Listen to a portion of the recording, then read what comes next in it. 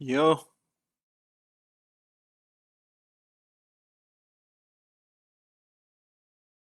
today we have TL Giant X and Fnatic Koi, I think.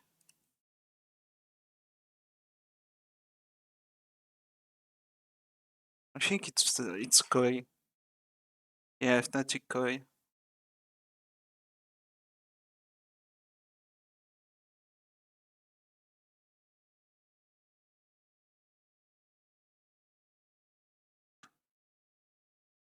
And beat Liquid and go, okay, this core has Up. something to it. Because last year, they made it to champions. Like, going and making one change after making it to the champions, you must have bigger problems than that. I think the problem is anybody from the outside, like us, looking in, we could just see whatever we see from the results, but we don't know what's actually happening. Maybe they have really good results in practice, maybe that there's issues internally with players in terms of role clash, personality clash. We don't know what's actually happening. We don't know if there's disagreement on playstyle or on comps or on They've game got plans. Pipson. Like, They listen to Pipson. I can well, tell you that for free. so, maybe it's a problem of like executing the ideas, and maybe maybe the style of the players that they have is mismatching with the style that they want to run. We don't know. They're the only people that do know, so they will have to make those decisions, and we just have to sit here and watch and kind of like have this surface level speculation, but that's about the most we can do. I just want to update everyone at home. We do have an audio issue on stage at the moment. Our league officials are working on the solution, and match 1 between Giant X and Team Liquid is therefore just a little bit delayed. But don't panic, it is coming your way. And in the meantime, obviously you guys know what to do while we're waiting. Spam the chat. We want to hear from the fans who's going to win, Team Liquid or Giant X.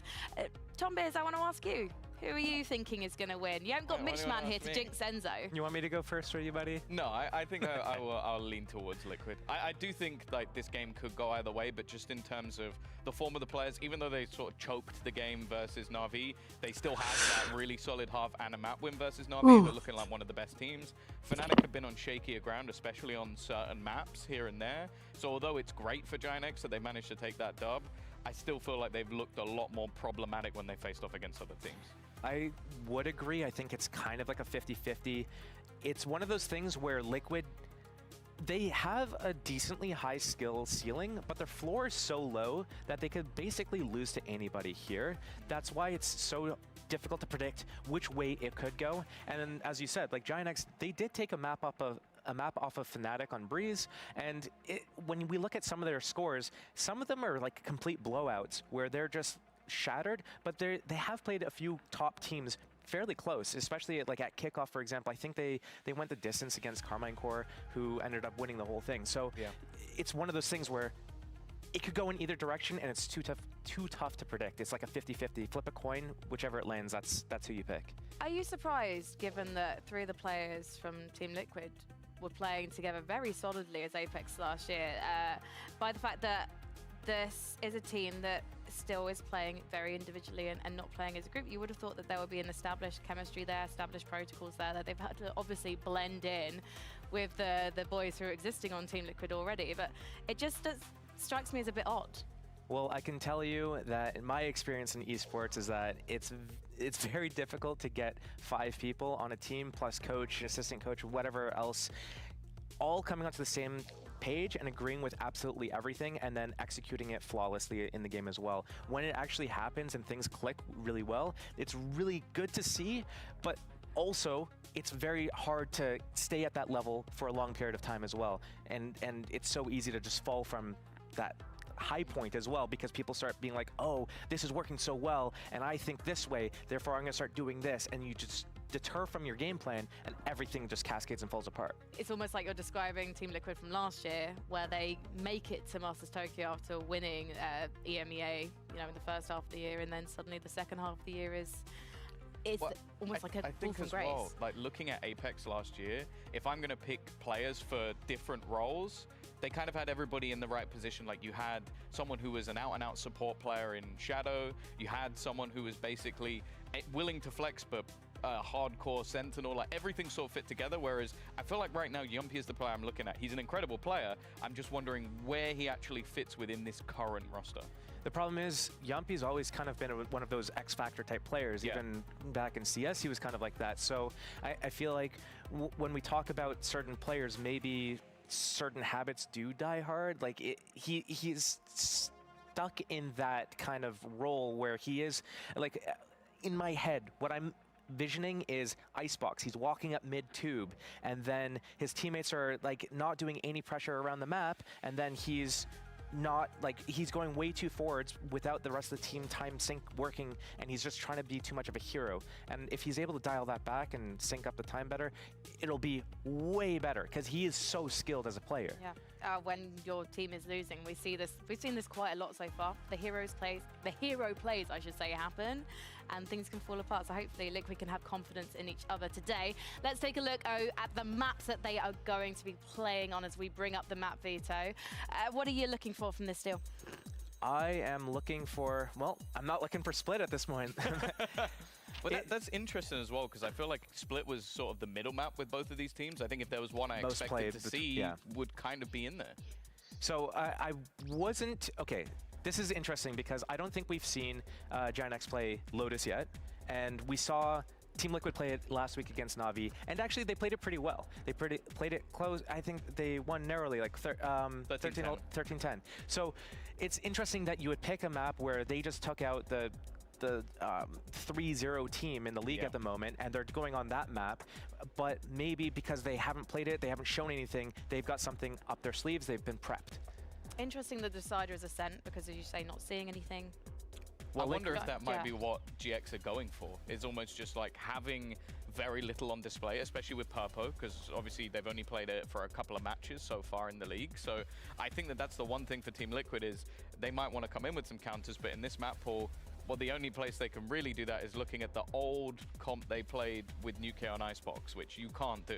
Well, the flip side of that is that if you're running the Viper Yoru comp on Ascent that Liquid ran last time, it's very difficult to get reps against that to be prepared for it. So even if Giant X goes and looks at it, it's like, oh, they do this, we're going to be prepared for it. Unless you get reps against it, you go in with a theory, but theory and practice are very different things. Yeah, you have to be an incredibly strong team as well to be able to maintain your own game rather than trying to counter everything that's being thrown at you.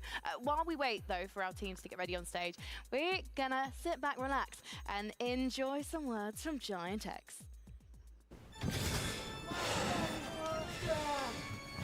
Wait, it's 10-5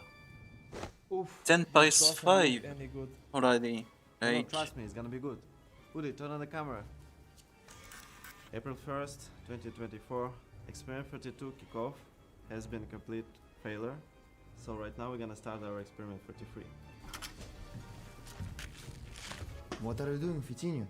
Be careful. Wait, what is this? I don't know, but we need to replace it. Relax, Fitinho. What are you doing? You're gonna break it. Cloud, help him. Now? Yes, look. Udi, increase copying by 10%. Okay. Hoodie, what are you doing? Healing over here. Bro, it's not Valorant. Increase copying 10% right now. Guys, you don't think he needs something? Yeah, he needs aim. He needs to shoot headshots. What can be up? Sorry, Cloud, I will need this. What the Bro, trust me. They were all glasses. But we need them. Lil Peepson gave it to me. I don't know, I feel so bad now. And what now? Guys, we're losing what the fuck is happening? We need to see him up. No, wait. I'll do it. I've got some good lineups. Come on guys, fast! We need to do it, we need to try! Almost there. Hurry up, hurry up! Now! Woody, what did you do? He's dead! Guys, what's happening?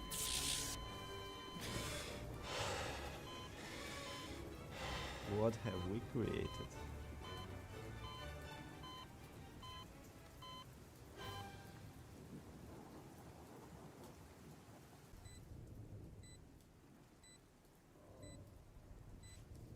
Bro, tú no tendrás 3 corazones, ¿no? Suena como un pulpo. All that creativity from our friends at Giant X have inspired me. Yeah, And you, I thought not I would me. get you to do some surgery of your own. Given that we have Clove coming out next week, I thought I'd get you guys to do Riot a favor and design the next agent after Clove. Are you kidding me? Oh, that's what we're doing. No, you've both got tablets. Tom, I've entrusted you with my notes. You don't Okay. even want to know how many different notes I have on there. My whole life is on that thing. So get drawing, and Oh, let's have a Josh, you can read. do the same. I thought we were going to say something like, oh, look how good they are at creating these memes in the, you know, the content stuff. Surely they're going to be really good in the game as well. But you guys are so great at creating memes. I'm literally wearing a jacket version of your shirt, and he's a All right. Teletubby son. Well, I guess I'm making a plaid man. If I only knew how to draw, though. I don't know how to draw, so... He's not one for the art of suspenses, Steel. No, I'm not. Sorry. So you're making a plaid man, but think about the class of agent. Think about, you know, Yeah. gaps that could be filled right now. Think So about am I how to make drawing the ISO agent tenable. or just creating the abilities? You have to do some drawing. So yeah, draw the agent, make them look cool, Done. and then the abilities. Was It it, is a hairy Mitch agent. Man with like a, And It's so Nick. it's going to long be beard? it's going to be a sentinel that blocks off certain areas with his hair. Wow. Okay, I'd love some ability names, please. Tangle. Tangled. I like tangled. Tangle. Like a kind of So, brambly thing. Yeah, it's sort of like a trip, but it's more like a little fence. And if you walk into it, you take damage. That's good. Okay, so that's a little Yeah, bit of area now control. don't ask That's any some more side control. questions, 'cause I I've put run 200 out of credits on ideas. that one. You can come up with a name, come up with 2 more abilities. Oh no. Meanwhile, Josh taking the homework Stress. incredibly seriously. I've just seen a preview. Yeah, I think I'm good to go. I call it the Stick Man, and it's... Have you somehow been lazier than me? Yeah, a little bit. Well, I mean, I was rushed He's for drawn time, a right? picture of himself. Oh yeah, because this took me like 15 Yeah. minutes. So I drew. This is the. This He is drew the, himself. the Stick Man, and he's got stick-related abilities. So he can take off an arm and throw it at the So is enemy, it a and duelist then? and it does a little bit. Yeah, sure. Yeah, if And you like want. that it only Sure, it does yeah. a little bit of what now? Damage? Yeah, a little bit of damage on the Just a little. when the stick hits, and then it also concusses them for a little bit. So it's a little bit Okay. between like a stun and like a 50 damage I like that. nuke thing. Yeah, and then you could take off the shoe and throw the shoe like a. So he's Just got, throwing He's little got chunk 2 of or something. projectiles. Yeah, 2 projectiles. So we're really laying into the projectile thing. And then the last thing he can do is take off his other arm and use it as a shield, so he can block damage like ISO, but better. So you have kind of recreated ISO in a way. Well- What's the ultimate ability? I have an idea for one of mine if he needs more time to think. Okay, I have an continue, ability Tom. He can, called if he dies, he comb. can regrow himself. He can regrow. That's his ultimate. Wow. I He have an regrows ability himself. called comb, and the comb combs the hair away from his eyes for 15 seconds. For those 15 seconds, he can see through a single wall. There you go. Is that a game-changing ultimate ability? Because obviously you've got Not an ultimate, you've I got just said neural an- fair from I just said an Cypher ability. where you can actually You just see go like everyone. this, and for 15 seconds, you can see through a single wall. I think seeing through a wall is quite a strong do ability. you think that this is a? Can you shoot through the hole that you've no one created asked for me yourself? to Like, do you think- reinvent the wheel. No, like, but we I'm have asking you to plenty make of a recon viable abilities agent. in this game. But that ultimate I didn't is say that an ult. ultimate? No, I okay, said that ability. just feels Put very words in similar to my mouth. Cypher. Okay. When you're Well, looking through the wall, can you shoot? No. It's just purely strictly info. It's Yes, just it's like It's like a purely cipher cam Yeah. that can see through reconnaissance. walls. Exactly. Okay. But it's called comb. Cool, 'cause comb. Brilliant. So we got 2 abilities from you Yeah. now. Brilliant. Now I need Okay, another so we few got minutes. Tangled and Comb. Come I'm up with trying a to make couple mine more. hair related at least, not just Are you projecting he on throws us? his shoe. Like, come on, I'm putting effort in here. I need a name for your agent. The stick man. Oh yeah, of course. Yeah, sorry. It was such a memorable name. How could I forget? While these I don't two see are you still... drawing anything. No, because I gave Tom my Oh, tablet. you can have this Fine. back. Okay, you know what? I'll draw on the cue card. In the meantime, just a reminder, we've got an audio issue on stage. League No, officials this are is the working on a show. solution. No, Tom, you haven't finished your homework yet. Match 1 between Giant X and Team Liquid is therefore delayed, but we are gonna bring it to you as soon as possible.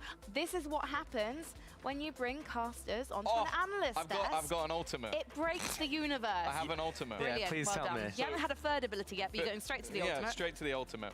The ultimate is that for a few seconds, or no, for 30 seconds, all the hair disappears and there is a blinding light from the bald head that is shown. And as he walks into any area, anybody who sees him is immediately blind. Does that only work on like outside maps like Breeze, or would that work on like Icebox A side as well? Anywhere. I've got a name for that ability, but I want to know if you've got one for it first. I do not. Go ahead. Wigging out. Wigging out. You could just call it bald buff. And one of the voice lines could be, "It's a Hellraiser." No, I messed it up. Hang on. Just can production cut away from me? Production cut away from me. Like to Tom. To me, ball blinding light. Okay, cool. Ball blinding okay, right. light. Production, I'm ready for you. Okay. Okay. Ready? Okay, go for it. It's a Hellraiser. No. Okay. No, I like balding light. Balding light. Fine. Yeah. Hair razor could be one of your. Anyway. Hair razor, yeah. Yep. Okay, cool. Come up with some voice lines. Voice lines? Yeah, we need voice lines. We need a geographic thing. Like, I'm where's getting your royalties agent from this, right? Because I think this idea is going to be stolen. The problem Yeah, with mine exactly. is I'm very cautious about doing any sort of copyright infringement from a company that has a very famous movie that has a tree-like character that is basically a stick. I actually don't know what movie that is. There's some children's book with stick characters. What about where your agent's from? Could they be Canadian? From the ground. From the ground. Are they like, I actually literally just realized the stick figure that you're referring to from the comic book universe only says 3 words. I'm going to go with Ireland for no specific reason. Island. Yeah, I mean... An island or... No, the country. Where Mitchman comes from. Oh, okay. Yes. Yeah. Oh, Ireland. But for no I thought you specific said reason. island. Like, okay. Can you give us a voice line? Can you do the accent? Nope. Absolutely no. No, I cannot. Okay. I would need someone from Ireland to do that accent. Yeah. Ireland. I wouldn't want to offend anyone, you know. Me doing an Irish accent has never happened before. I would love to hear it though. Well, we'll have to get Mitchman maybe to record some voice lines for you.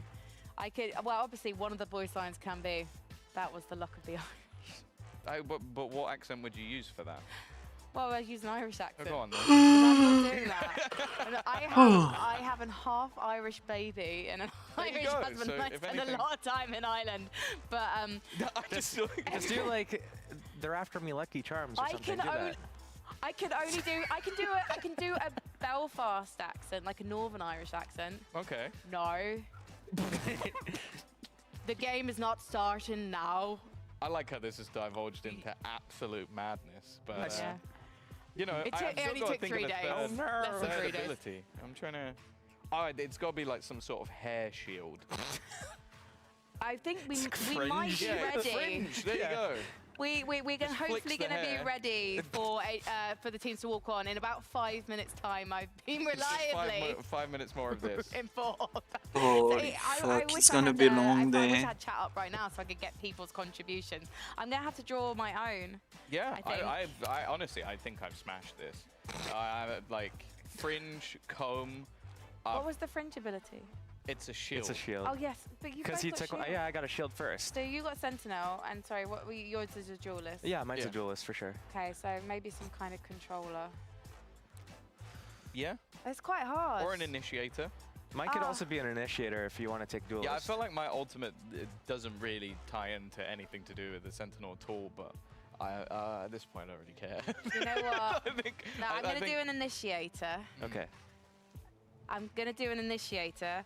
All right. And oh, it's actually really hard. Yeah, it's almost like I'm putting trying someone to under keep pressure. keeping It's these kind of two difficult. under control while I also create the don't worry, next don't worry. amazing It's kind of a agent. one-sided assignment, isn't it? Can we just solo cam Frankie for the whole of this? This is my Yeah. Okay. default, Well, should we I just think, leave? for this entire weekend, which is talk about Clove.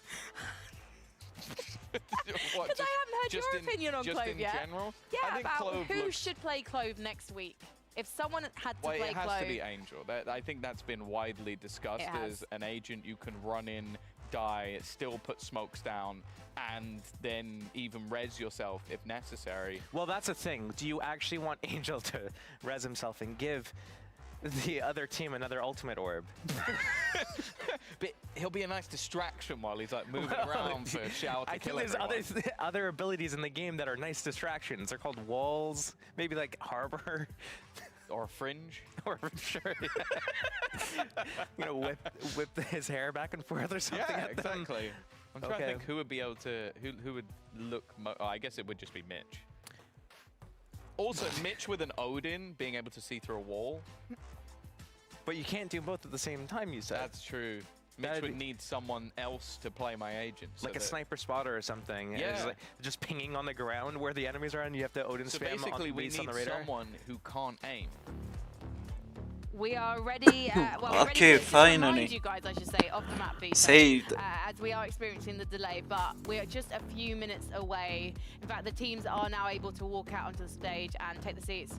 We'll do our final checks, strap everyone in, and then let's we'll check be able to that the get things veto's still the same. underway. Yes. just in case anything's changed Well, there. well, why don't you just give a TLDR of what to expect for anyone who's just joined us? TLDR is Lotus. Liquid played it last week. GX, we haven't seen Liquid beat Navi on it. Should be interesting to see what happens. Team Liquid, if you want to talk about Icebox. Yeah, I think ultimately it's a map for Wow. them to TL great picking with their new defense on competition, but they've been Lotus fairly when it's comfortable on like... it. With The Harbor only and time Gecko. that we've actually seen It's it actually played an was attack-sided with UK map. for Giant X. They haven't played with this new roster, and the last time GX they played it, picking they won was defense on against Fnatic when they were Icebox running is one of the control-less comps. okay, It was like a because Phoenix, Icebox in Rage, Europe is Chamber, a Icebox defense-sided comp, map. which just didn't work at all. So we really don't And have then much data Ascent there. is probably I'd say the if you're most going like off balanced pure map, paper, so... the first two maps do favor Liquid, but as you But said earlier, you GX can only pick, assume that an pick insane the amount of work defense. must have gone in behind the scenes for the side of Giant X. I must say, if it goes to Santo, it's gonna probably go in the So favor of we'll Liquid. see. But yeah, Lotus, Liquid's kind of doing the same thing that they did last week against Navi. Liquid, And no Yeah, both Viper. teams are actually gonna be I don't coming in like with it. That sort of, well, at least on the other side, it's somewhat of a default comp. Like it's the old like Fnatic comp, right? That And were then running they have all the way like through Sova Giant X. Breach, yeah, no when I look Fade, at this no comp and I see the Gecko, Cypher no involved with the Killjoy, Sova no and the position in the race, Viper. it kind of feels like it's a mismatch. I really don't like that pacing, because with the Liquid breach in the race, comp. you're expecting to go really fast with it, but then you have a Sova that's a really slow initiator. But the Sova actually And then we have the combos classic really well with the comp for breach, Giant because with X. his drone, you can target stun someone, and that could be the goal that they're going for with her. Well, guys, I think we have waited long enough, so let's see who's going to come out on top in this mid-table matchup between Giant X and Team Liquid. Yeah, thank you, Analyst Desk. I know that was a bit of a brutal one there, so unfortunate, really. I was gnawing on some cables, so glad to see that finally affected you. Tried to hit it yesterday, but it happened today. Yeah, it's just a little bit delayed. Yeah. It's like 24-hour Classic, lag, basically. classic. Yeah. Yeah, call it striker. Anyway, we're about to hop into game. We have kind of covered everything on the desk, but a quick reminder of what we're up for. Lotus to start, Giant X's pick, Icebox then following, and then Ascent third if necessary. Now, Mike, these two teams really need to change narratives, change opinions, get on the board a bit here. This hasn't been a pretty season so far. Yeah, I think call it what it is. It's been pretty difficult viewing at times for both of these rosters. I guess to start with Giant X, now we're looking towards some sort of that comfort now with Purpo establishing himself within the roster and you know, everything kind of coming to fruition around him. On the side of Liquid, Don't choke. Well, basically, we're looking back towards consistency. Yeah. And unfortunately, historically, that's always been an issue for the name, not necessarily these individuals on the stage. Interesting start here, actually. Liquid try and set something up outside of B, but Giant X seemed pretty happy to sit in the buy phase for an extra 20 seconds or so, just waiting. Yeah, gonna see what they eventually commit towards, because it does seem rather indifferent, doesn't it? Maybe a little aware of what Liquid might be doing. I don't know if there was any indication early on, but you can see the intent here, right? You can see what they're waiting on. Yeah, I mean, it's Kiko to try and take contact here. Obviously, the stun and the paranoia to follow. Enzo nearly played in here. The Sheriff, but just misses the timing. We'll have his recon back up now. Scanning ahead. We're going to send it out immediately. Yeah, actually, that getting destroyed now. We'll raise the flag for Liquid. Rotation should come through. Yeah, slow and steady progress so 30 far. seconds left.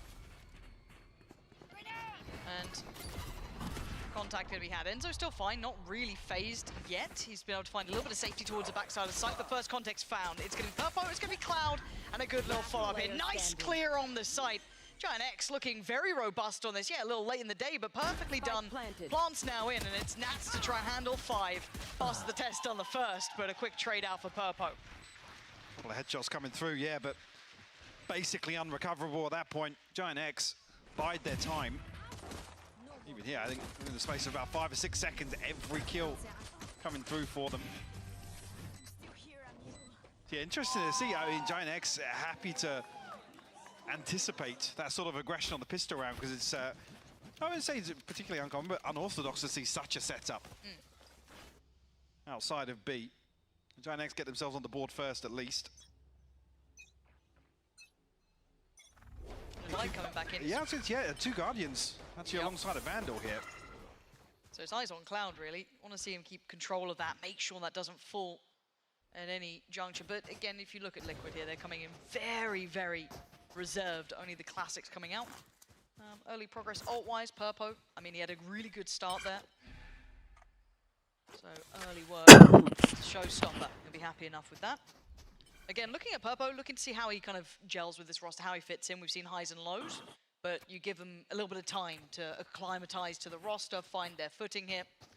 And obviously, I want to see how he looks played in a little more. So that young talent certainly has been looking excellent throughout this opening season. I think it has been kind of the talk of the town that, you know, the newcomers, the rookies, be interesting to see how well Purpo kind of fits into that as well. But looking like Liquid going for a stack, and it was all a bit of a ruse from Giant X. They can take the walk now. They've got pretty much the green light to go towards A.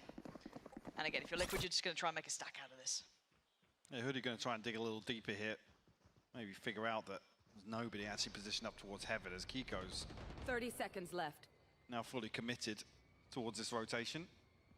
It's a wide open sight for them. Hoodie catch a couple of audio cues here now. That's nice. Should be fully aware now of what it was. Got to be a little cautious of the flank, obviously, not knowing if they progress. They still have the utility invested on the back lines from Fatinho, so should keep them somewhat safe. Hoodie does need to overdo things here. Does a lovely bit of chip damage towards Kiko. And now it should be par for the course. Hoodie can make these sort of moves. Again, just that ghost, outdone by Mystic's positioning. So not exactly the upgrade he was dreaming of, but it's what you're going to get.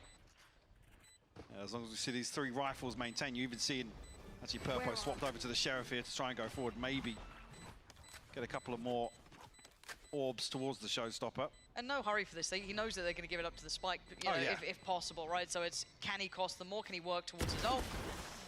Well, I mean, another step, yes, but not exactly, you know, the maximum reward he could have gone for. Even just going forward and dying, to be honest, getting one more worthwhile in that situation with the 3 rifles maintained. Giant X, a clean start here to Lotus. And what are we looking for in your mind when it comes to Giant X? Because we try and talk about like mid-table teams, right? And I think a lot of people put these 2 names somewhere toward that. Are you looking to see how maybe Purpo's fitting into the roster? Is that going to be enough of a solution? Yeah, sure. But yeah, like I said, top of the map here for me, it's just about comfort levels. Obviously, having, I don't want to say forced to make such a roster change, but also with some of these role switch-ups, that's the key thing for me. People slipping onto different agents, picking up different roles or different positions on certain maps. It's the comfort factor for me. Questions that do come about with a roster change, and obviously it is more noticeable when it's somebody picking up the reins on a duelist. Tend to be the front. They're looking for fast-paced. Now this looks far more committed than the previous round, where it was just a simple test here. Purpo trying to be the first in, but Mystic manhandling both. Purpo gone. They're going to lose a lot of that punch to the front line now. Oh, and it's quick work from Mystic. Feeling confident today, and rightly so. Bonus round not looking so likely now. An ace could be on the cards, and he's up for it. The turret not even going to be in question. Beautifully done by Mystic. A big start for him. Looking sharp today. Well, clean for the first 2, but Mystic showing a bit of his own prowess here. Beautiful opening. I mean, the shot to Cloud. Come on now, what's I thought that? he was already on top of the box there to catch that one. Lovely. First round, he has a rifle in his hands. I think he said, lovely round, Yeah, Giants. lovely round. I can't wait until I see you again. Let's play round 4. the Riot voiceover at the end that comes on the subtitles. Okay, so a little bit of a different start now for Giant Enough of that kind of C-lean didn't really work out. First real buy round for them, and again, Purpo only 2 away from that ult, so that could be on the horizon. Now, Mystic the one to get his first and foremost, but not particularly something that's going to be game-changing. Enzo, that's got to be straight through the wall there. I'm curious, actually, if even that's on the back of a dart to take that space, because there's no challenge coming forwards towards Rubble. So just walking up ADS here with the Odin. Have Kiko in support, but he will now slip away towards B as Giants. Spike not committed just yet, still trying to poke and prod around the map, and Enzo's found a second again. Mitch is fuming that none of these kills have been caught. He's furious. Oh, hopefully we'll be able to see the replay on the second one, because again, look at where the death marker is. Yep. They said a wallbang in the kill feed, but I thought that's just a wide swing by Enzo. Oh, and they've lost out on so much here. Well, they lose a ton of map control off losing the double lurk, but being the Killjoy and the Viper as well. Kiko spotted them. That's the paranoia triggered. Mystic's already here as well. Gotta be cautious though. Doesn't want to give them a chance. Keep in mind, 3 of them can still do some serious damage, and Purpo's actually slipped ahead. Kiko with a fantastic bailout. Good trade for Redgar, but again, Liquid have this on wraps. Keeping control of those extremities means this map feels so small, so few options for Giant X in this round, and Cloud now with 10 seconds. I mean, the door's shut here. 10 seconds left. He's just going to try and hold on to this rifle. Liquid looking to punish a little further. I think Cloud is going to be noted on the retreat here, and not enough time, I think, even here, 3 seconds ticking away. Oh, Cloud. They went for a challenge, yeah. Easy, Tiger. I said there was no way they were catching him there. Get all the way back through. Yeah, first here, just blind Straight through spam. the wall. Okay, the second's pretty unfortunate. Oh, Little actually, bit no, of a shoulder. yeah, at Okay, least, yeah. it's shouldered onto the angle. Oh, it would have been pretty unfortunate if it was just another blind spam, but yeah, I mean, at that point, that sort of round, that slow burn, there's not a lot of options because you remove basically both question marks. There's no flank utility, and also then no kind of denial of information behind this wall over towards A. So Pace change here, though. Yeah. Udi. Real clean with that. Kiko's not going to be happy losing his head early, but the vast majority of Giant X was still eyeing up, dealing with what's in front of them here on that B site. They've taken the space. They might be able to get a plant. Just with this ult on top, securing at least one side of these approaches. Just a tag, though. Maybe just a tag for 4 HP. Lucky to get away with his life here. Spam coming through once again for Enzo. No connection just yet, but Purpo will fall now. But Cloud doubles up. And that's a Mystic. What do you do here? Mystic go on walkabouts, but it's a long, old route, and I don't think Nats is all that fussed. I think they're going to have to relinquish this one. Giant X, I mean, yeah, the ult on top of that fabulous shot to start with, alleviating some of the pressure on the extremities, working wonders, converting this right on back. Liquid won't be happy with this. No, definitely not. And with what was brought into this round, Showstopper not necessarily finding a kill, but enough damage. It's a thrifty conversion here for Giant X. Mystic and Nats will hold on to their rifles as said, but again, funds still there or thereabouts for Liquid behind this purchase. I think Kiko toying with the idea of an operator, actually.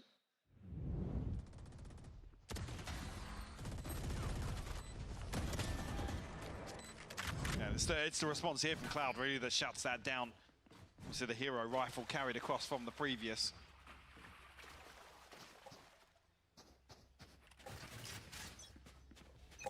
Let's see if maybe Giant X can keep this up now going into the natural buy.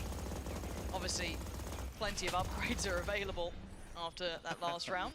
And yeah, I guess fight fire with fire. Yeah, Hoodie's a little pissed about getting spammed out previously, so looking to catch the angle on the spam the other side. Very slow early rounds coming out from Giant X, so the only real pace change we've seen was round 3 where Mystic was able to find that ace over on C side. They have been somewhat testing B now. I feel as though that's been kind of upped in the priority list, but Yampi ready to try and slow them if they can, but I think you're right though, it's the lack of commitment, right? The spike still left by Spawn, still testing on the extremities. Purpo's got to be a little bit careful here, because it looks like they want to take that space back. Yeah, I mean, they definitely do. With obviously the Omen and the Breach, in terms of these lanes, they become very, very awkward. When you look at the utility available for Liquid, which may be why Giant X are kind of tiptoeing around the map, maybe. Ooh, gotta be careful that's required, but yeah, Enzo definitely gonna get overwhelmed here with the Odin. Good for one, but look at the rotations. Already gonna have 2 players here after that. Clear on B.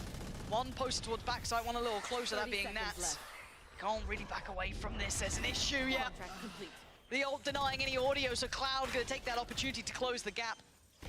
Mystic did manage to make it out of dodge, but Cloud gonna hold the ground here. The plant is now in 4v3. Kiko, Yampy, and Mystic gonna try and play this one back through.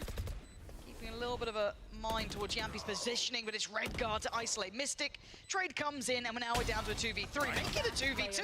Nice attempt from Kiko, but now it's all on Yampy. One right, one left. A fair fight on the first. What is that target looking at? Yeah, not him. Fatinho, though, eyes on the prize. Giant X stabilize here and get another on the board. A little bizarre to see Liquid after the Nightfall, kind of half in, half out. Mystic obviously retreats all the way up into the smoke in heaven. I'm sure if Nats maybe thinks there's a smaller window here, or he's expecting somebody to push through the cage, because then Mystic's stuck inside the smoke. A little curious.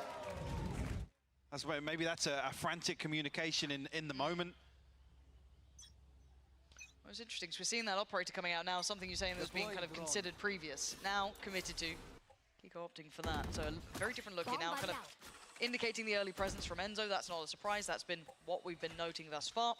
But again, Giant X, I think you said it very well in that previous round, that we are seeing them taking this very passive default approach. Try and deal with extremities. But again, you are starting to see pressure now from Liquid. Look at this, both sides of the map, Mike. We've got Mound and Rubble Control being fought for. Kiko on a real knife's edge, and Purpose found success on B. Almost a nightmare now scenario for Team Liquid. Yeah, because, I mean, posted up this deep, only one satchel left. You know, as soon as he shows this operator, there's going to be a second player swinging onto this. Oh, so diligent.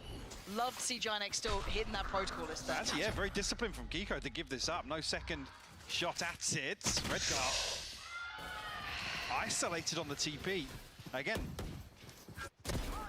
to look to try and pressure the backlines here, but Mystic, actually Hunter's Fury going to come through and connect as well. So much information free-flowing. Liquid levying that early damage so well. That was beautiful, Lauren. Enzo working that like an absolute champion, teeing up Mystic to build off the back through the small door. That was a bailout from Enzo there, because that looked like Giant X could have then potentially flooded the site. Absolutely, yeah, and you're absolutely right to know the Hunter's Fury, because they either sit and tank this, or they move into Mystic, or they swing out into the open outside Rubble. There's no correct answer here in the moment for Giant X. One enemy remaining. Really well handled by Liquid. Lovely. Again, Redguard, tough. I mean, I love the reaction to try and get into the backlines. You know that it's a deeper setup towards Rubble, maybe reading one, potentially two people, but he's just out in the open. He's not tucked in to drop there. And gets punished before any pressure's really mounted on Liquid. And I kind of like the, I guess the conditioning Liquid are doing. You're burning a lot of that early utility. But Giant X, if they do want to try and clear these spaces. Now we've seen it. I don't know if they've noted the mount control that was considered last round, because we saw them go for it, but I don't know if Giant X really actually explored that option. So again, to clear even just this part, it's either a body on the line or it's utility. I love this now. They're trying to bait them onto this angle with the Odin. I think maybe not expecting the operator was there previously, but there was no spam, so they're almost trying to bait them in on the previous round, and here, baiting them in with the Odin. A little surprising, though, because Enzo was still showing utility in the last round. There was still that presence of mind. I'm a little surprised, but regardless, you're going to take it every day of the week. If you're Kiko, you're happy with that. That was a perfect set trap. And now an exchange of space. C taken over, but the rest of the map now under the Liquid banner. They should note this is going to be all in. Door on the swing, and it's going to be Kiko on the look. Does he spot anything out of place? No one. Having a little bit of a glance. You could see the temptation maybe for Cloud there, but again, Paint Shell starts to come through now. The pressure needs to start mounting, and soon. Fatinho's the one to dig out first, but he's playing so deep this. Actually, Boombot hit to clear him as well.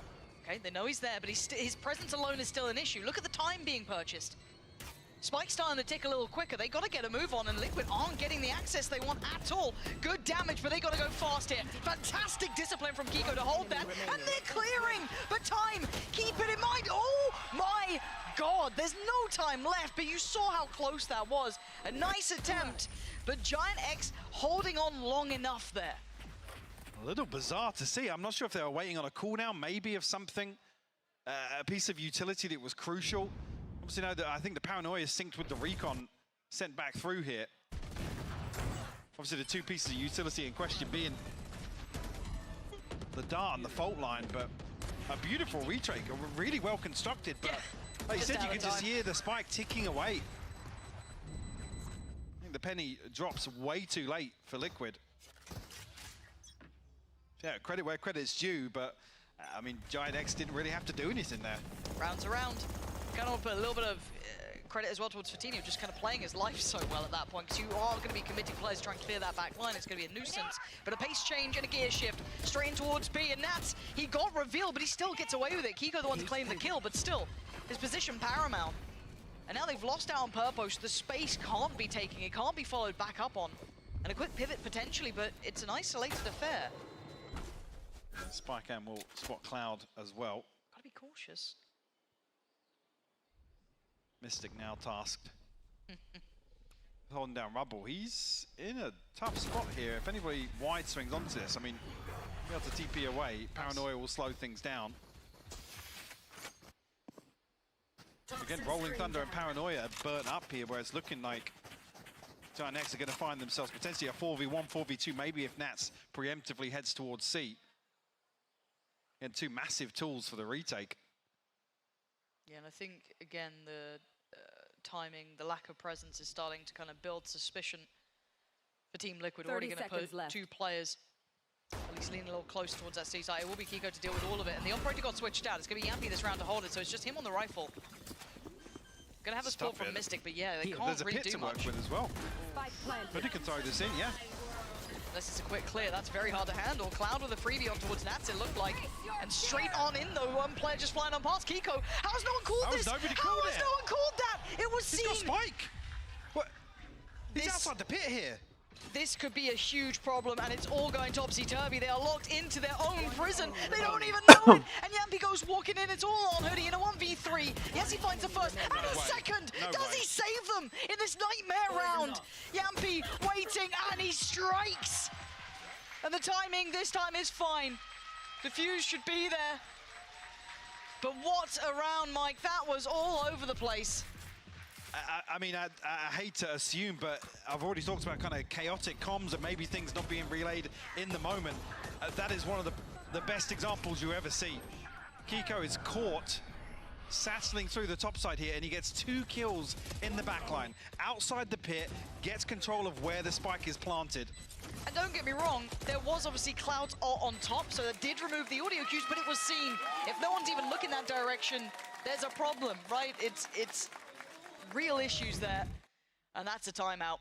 That's a Giant X. Hit the brakes. What is going on?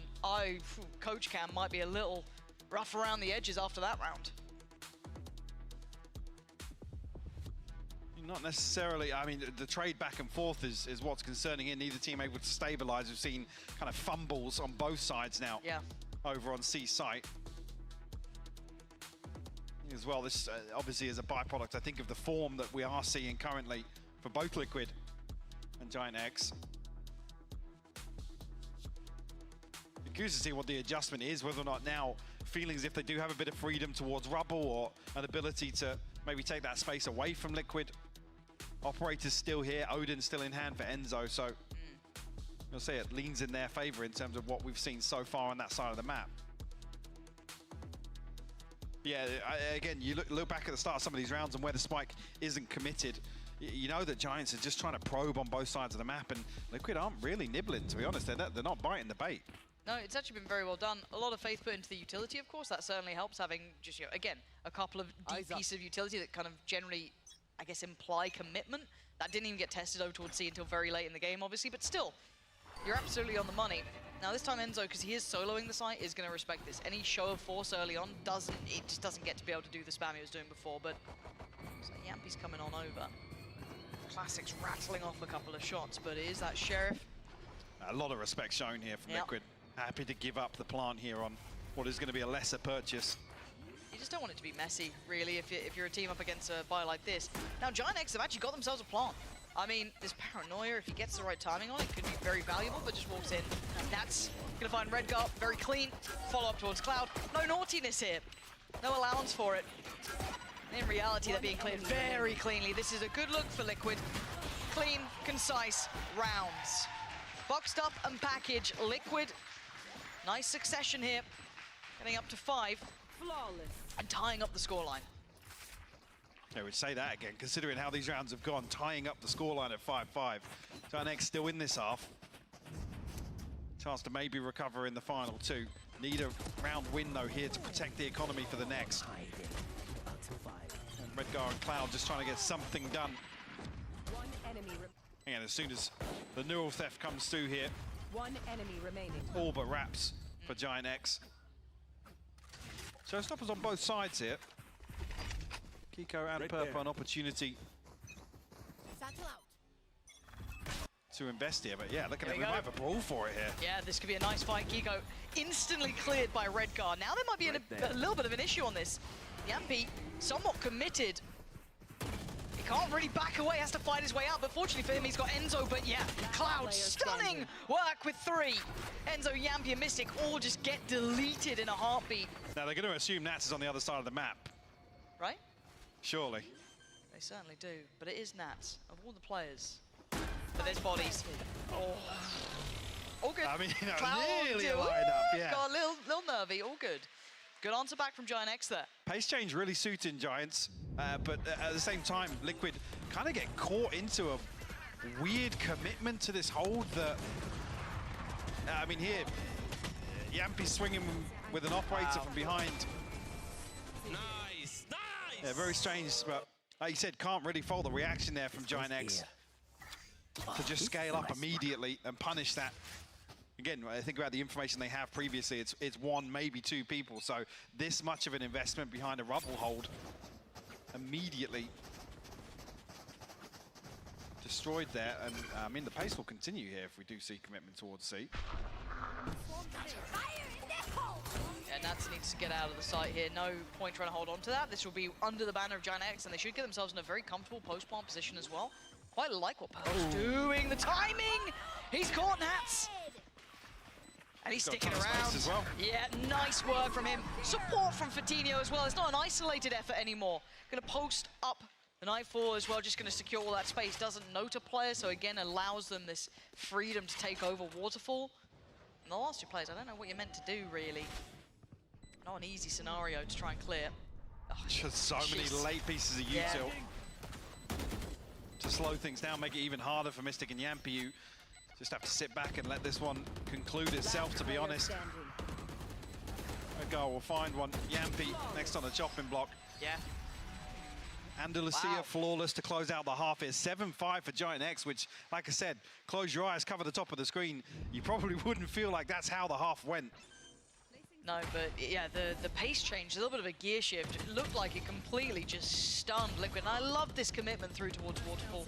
And it wasn't just Purple, you had Fatinho there by his side. Really good look on that. So closing out in a nice flawless round, gonna keep that confidence rather high. But again, it has been a bit of a back and forth affair. But on the side swap here, Mike, what are we looking for Liquid on the attack? And what are we kind of eyeing up for Giant X? I mean, Kiko's already stretching his legs a little bit in the first half here. He's going to be the power player for Liquid, obviously, in the second. See Enzo and Yampi, how they can set him up, put him in motion to continue delivering here. I'm looking at the minimap, it might just be straight play towards B here for Liquid. I mean, no presence shown on the other side, but yeah, wide open B side, and Liquid able to thread the needle, find that. Now my curiosity down the line will kind of lean towards Nats and what he can do there, but beyond that, they have... It's getting weird. Where's the spike going? It's getting really Where's the spike weird. going? Why is the spike there? Down, defender spawn. You had B. That wasn't enough. Right. I mean, maybe not feeling safe with the pressure from the door outside C and that pressure coming through from Mound, but now spike ends up in the defender's spawn. Don't see that very often.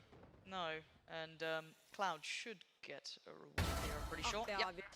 That's standing. Gone, Enzo gone, and that's going to be Liquid kicking themselves. Didn't love that, Mike, if I'm honest. No, like I said, I think that this is just absolute paranoia that there's going to be a flank coming through. They're going to get shot in the back and concede basically the spike at the point they try to plant it on B. But I mean, just the logic. Yeah, It there's. I mean, I understand the logic, but again, stand and handle the flank. Commit to one Sure. side or the other. This almost seems like a roll of the dice to get the spike off-site through fear of losing it. And again, it's like, in my mind, logical steps being the fact that you haven't had any contact towards B. Yes, you'd maybe consider the extremities, but also there's as every other chance, they're sitting deep towards CT, waiting to play back in towards B. You know, it's again, walking into that potential blender felt like too much of a risk for too little of a reward. So I won't be happy with that, but again, we move on. We shift forwards, and they're gonna have to suffer through this round as well, considering how clean that was from Giant X, who already got themselves Guardians galore. See if Liquid can maybe get a plant, get involved a little. Tap the spike, obviously will draw out the spam. Already 4 members of Giant X here though. I'm trying to deny that as best they can. The swing on from Hoodie and Cloud is perfect. Oh wow. Yeah, Nice. on the clean-up duty here. Happy will find a consolation, but Hoodie will find 4 on the round. Big. Giant X, beautiful conversion after, what, back-to-back flawlesses, really. Yep. The first one to set things in motion here for the second half, and they could already start on the back foot. Really tough now. Lose this, double digits for Giant X, upgrades coming through. Yep. Have a little pocket play maybe for Giant X in this round in the bonus. Bonus To on. be, you know, offsetting Liquid. I'm waiting to see. It looks like there's a stack, and it looks like Liquid are on the other side. So this could be a bit deadly. Now, generally, Enzo has gone through the protocol list of clearing this, but timing on this could be pretty important, and Cloud is unaffected and played in just perfectly. Cloud just bringing down pain. Giant X couldn't ask for a better start. They looked so well prepared for this. A commitment of 4 players towards this as well. Cloud able to punish. And you still have the have Killjoy someone with this side. Yeah, full walking into the utility. Killjoy setup now. You're going to set off the mollies here and still find a kill. Enzo Spike down. got out here. Spike has to be retrieved now, but already the reinforcements are here, Lauren. They're running low on numbers. Yampi needs to get this plant in, or maybe a pick if possible. If you're being honest, they need to get a couple of kills, and Fatino's not having it, not allowing it. Still on Nats with 4 HP and 4 to find. Oh, And need it's to hit Joe, one evil the- player. Yeah. It's This gonna round, be bonus for it Giant wraps. X. I don't even know if he can survive in this. They've got I mean, 2 upgrades. Yeah, 30 seconds. There's plenty of time to hunt him down as well. 30 seconds left. So, again, they've all now got a, well, they've got another rifle now out of this. It's just Purpo who's on that Guardian. Yeah, that's going to try and find some damage to the economy, but Nah, won't not even gonna get the happen. first. Hoodie. Another kill, double digits on the board. He's encroaching on the Viper's Pit as well here. Giant X looking way more decisive on the second half of Lotus. And Liquid struggling to really get on the board. Yeah, in this early stack, I mean, Cloud being completely unaffected, it couldn't have gone better. Yeah, I mean, they're not caught by the fault line, not spotted by the drone coming through, just sits under this one way. Nice! This is my fucking side. Nice! This is your what? It's my site, I think. I must, yeah. I love If they can swear, can I swear? I love how it's like censored completely off the I know, as well. it's why I want those like buzzers, you know what I mean? But it just does it incredibly wrong. Like if we could just bleep things out but just completely miss it, I'd be wildly happy. And someone who's not going to be wildly happy is the people on your screen right here. Couldn't ask for a worse start. You've got 3 rounds, right? You're struggling. It's going to be rough. So Liquid have got to come up with a solution here. For Giant X, they're going to be over the moon. Again, close out strong, and then you got that nice beginning, clean work, and it felt like Liquid were red in that round. Again, yeah, a little bit of, you know. Oh, you know what? Yeah, I've had a we're lovely update, transitioning. Michael. Michael. Yeah, we're transitioning into. Oh, good. The stage has gone red.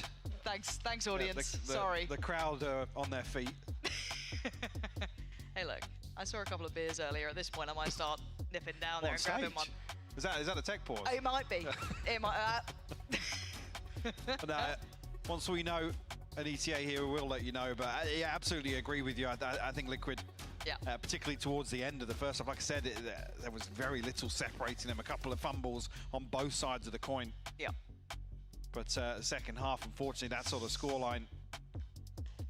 Giant find themselves starting on the right foot, and now it's just a very small window for Liquid. It comes down to basically one buy round until you concede a map point, and it compounds a problem, doesn't it? Yeah, you're up against it for 7 rounds then. Yeah. Well, we wait and see. Hopefully we can find out what the tech pause is, then we can speculate on it some more. I reckon audio issue for Liquid. I reckon it's come back around. Yeah. No, it's not inside, it's just what happened earlier. But they all have headsets on, so I don't know. Because like normally you can kind of tell who it is, who has like the headset off, you see the admin start getting closer towards them. But no admin's closed in. Cloud's having a nap. Cloud's having a nap, yeah. I mean, that's the method.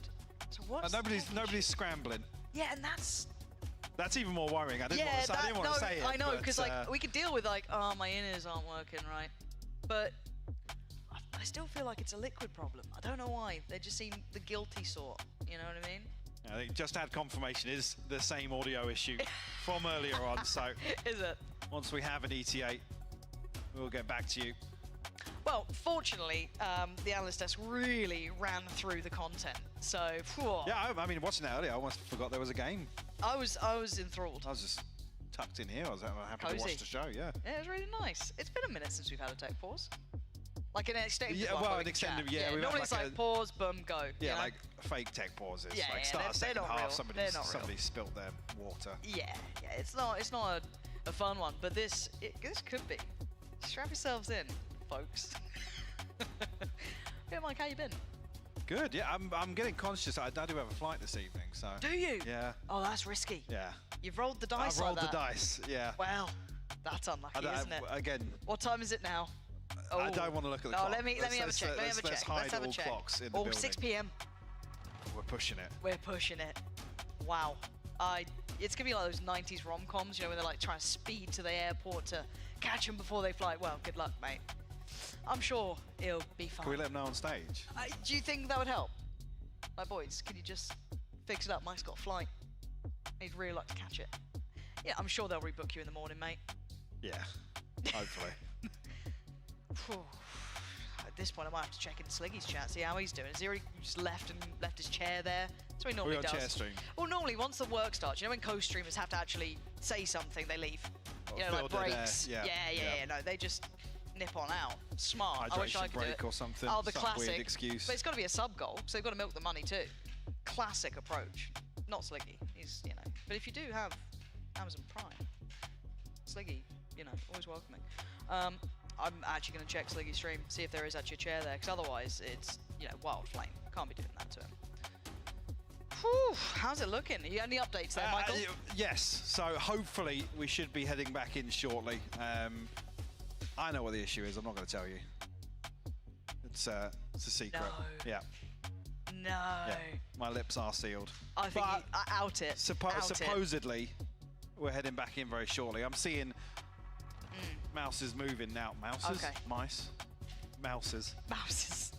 Okay, well... Yeah, people starting to move around in game again, so usually a good indicator. We should be heading back in. And also, Sliggy's in his chair, so the content's coming. So we should be good. Just had a quick check. Oh, so he knows when we're coming off. Yeah, obviously. Well, coaches are coaches, right? Yeah. So he gets the inside. Yeah, he's still wired into bacon, I guess. Bacon is actually just his shadow government. Yes. It's actually still Sliggy. Bacon's just an imposter with just an earpiece in. Bacon's not real. Relaying everything. Just like Jackson and Jessica. Yes. We're not real, neither is Bacon, just an extension of Sliggy. Yeah, as I said, everyone's a bit, oh, what's this? What's he got there? That looks like the hand warmers, I think. I might be making that up. It's headphone case. Oh, is it? Or earphone I couldn't case, really see. sorry. Open it again. Is he implying that's... Well, no, because it was liquid side, wasn't it? Well, what if they have one? Now I'm feeling like I've been lied to. I've heard it might be going into a timeout as well, so we really extend it. People started moving in the lobby. And they stopped. Now they've stopped. But I think they're going into a liquid timeout. Didn't Liquid just call a timeout a minute ago? Well, no, that was a tech timeout. So, again there, thank you. Thank you. The crowd goes mild for a Team Liquid timeout. Love that. Do you know what? Shout out to you guys. You're pulling your weight here. But it is just normal timeout now, hopefully for Liquid. Music change as well. Yeah, really, tempo's really shifted here. Back in now. Yeah, tempo shift from production. But yeah, it should, you know, well, it should be good. lots to consider from this time out. Like I said, it comes down to, I mean, on a nice edge, really. There's looking like we're going to have investment from Liquid. Come through here in round 4 the second half, and that does make it, I guess, yeah, if you want to hedge your bets and try and make a go of things here. Like I said, with a 7-5 scoreline, you lose pistol, the follow-up, and then the bonus. It's a really awkward position to be in. It's severely unpleasant. Okay, seems as though they are happy. Oh, clap of the hands. There we go. I don't know if that was a good one. You know what I mean? Just like that. Well, you know, it's like you're about to leave for an evening, just like the slap on the legs. Right, Kiko's going to be bringing in a Sheriff and its Guardians to round out, but again, really the concern being what lies behind this purchase. Well, not a great deal, I believe, is the current standing. But thankfully, we are back underway. There we go. Oh, good. Didn't even have to really lean on the fill, so we're fine. Now, hopefully, Liquid, after their several timeouts, one for actual tactical purposes, it actually has value for them here, because they need a bit of something, because it's been a little bit sparse coming through after the end and the start of this, at least on the half. Again, early looks towards rubble. But those Guardians are no subtlety. No, we know the economy is not sitting comfortably here, but I think once Giantx hear this as well, oh yeah, we'll spot the shoulder. Oh! Enzo with camping down the second. Could have been nice, that. And like I said, yeah, once you hear a couple of these Guardians ring out, obviously... that's... Wow, this... Oh. Oh, ladies and gents, we are in for a Holy ride fucking today. shit, man. Yeah, okay, quick update. One, I've been told production, the next round's on them if they get another tech pause, which is crazy. That's so nice of you, production, to be doing that. I think we might have a lobby remake. Yeah, so... No it's looking vertic like we pause. might have a repeat of the same issue. I'm not sure if that carried across into the round, but once we do have official wording, obviously we'll let you know. Yeah. Obviously nobody wants to be stuck with a red stage for too long, but here we are. Here we are. Just checking the time. It's gone 6 now. Don't be yawning, Enzo. Don't be yawning. So yeah, official wording, we are going to replay the round. Apparently the audio issue did carry across into the start of that round. Obviously, that's the official wording, so just got to wait for obviously the lobby to be remade. So you might be stuck with us for a little longer. Yeah. As things start to dry up now, in terms of conversation. Well, Michael, I feel as though we can talk to each other normally outside of game as well. Oh yeah, no, I mean. Oh, you were like looking at game-centric yes, conversation. No, there's nothing to be talked about here. Yeah, I think that one's kind of wrapped. So I guess we divert, right? Yes. You packed. Absolutely not. You know me. You know me by now. Oh dear. Which is why I'm worried. I was about to say, you need a nice little hour to get your stuff shuffled together. Right. Well, usually it's Mitch that bails me out of this sort of situation. Mitch has helped you before. Good story that, but for another time. We could. No, it's for another time. Yeah, I don't want to spoil here. Well, once we obviously get our podcast going, we'll divulge that information. Yeah, no, I mean, well, could always start talking about Icebox if you want. I'm clutching at straws, but you're bringing me nothing. I was going to say, there's very few times I ever want to talk about Icebox, to be honest. Can they get out of the map pool already? Well, please. I never thought I'd say I miss Haven. I'd say it every day of the week. I miss her terribly. Do you miss Pearl? Anyway, we're ready to go. Thank God. What good timing to get back into Lotus here. Yeah, let's not discuss maps. So do pick things up, obviously, scoreline at 10-5 still. Obviously, coming back in, Liquid in a similar position in terms of the purchase. And we'll see how it goes this time around. Different setup this time around, though. Giantx looking to try and deny some of the space outside B. Again, Fatinho on his site, as he calls it. His what site? His site. Beep. Okay, it's a very similar beginning, if I'm honest, as well. Yeah. Very, very similar. Purpo not going to get the same reward, but patience being shown on the other side this time. I thought maybe, but Purpo obviously catching Enzo shouldering in the previous, but it looks as if Giantx were going to be very proactive outside B here, but maybe just reinforcing that hold. The trade will come through, though. Mystic and Fatinho finding kills. I felt like it's potentially blind as well. I don't know how much information they were able to see on each other with that fiber wall covering it off, but kind of trading out omens. And looking like they want to kind of imply they're leaning back towards B with the owl drone coming in from Enzo, but we can see where they're heading. Heading over. I think that's going to be Hoodie. Yeah. Seeing on this one. He can maybe get one and back away. Let's see what he can get from here. Good stall, but two have slipped through. So Sight is going to be pressured now. Hoodie. It's got to be good for it. Yeah, gets his one, gets away. That's all he needed to do, particularly. As Nats, Enzo, and Yambi still trying to at least secure some safety for this plant, but it doesn't feel comfortable yet. And you can see why. Straight back in, they want the fight. Purpo gonna find one, the trades are there, and Hoodie stays alive, stays standing, as was Cloud, but it's 11 for Giant X now. And you were worried what was behind this purchase. Yeah, looking at a similar situation, you only really get the same purchase again.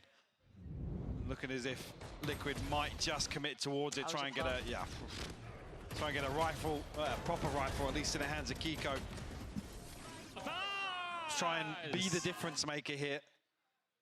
It's Giant X, 4 in a row. Liquid, and if you hadn't had it, and we have a timeout. Liquid. Holy shit. What do you reckon this one's for? Check on the audio issue, I guess.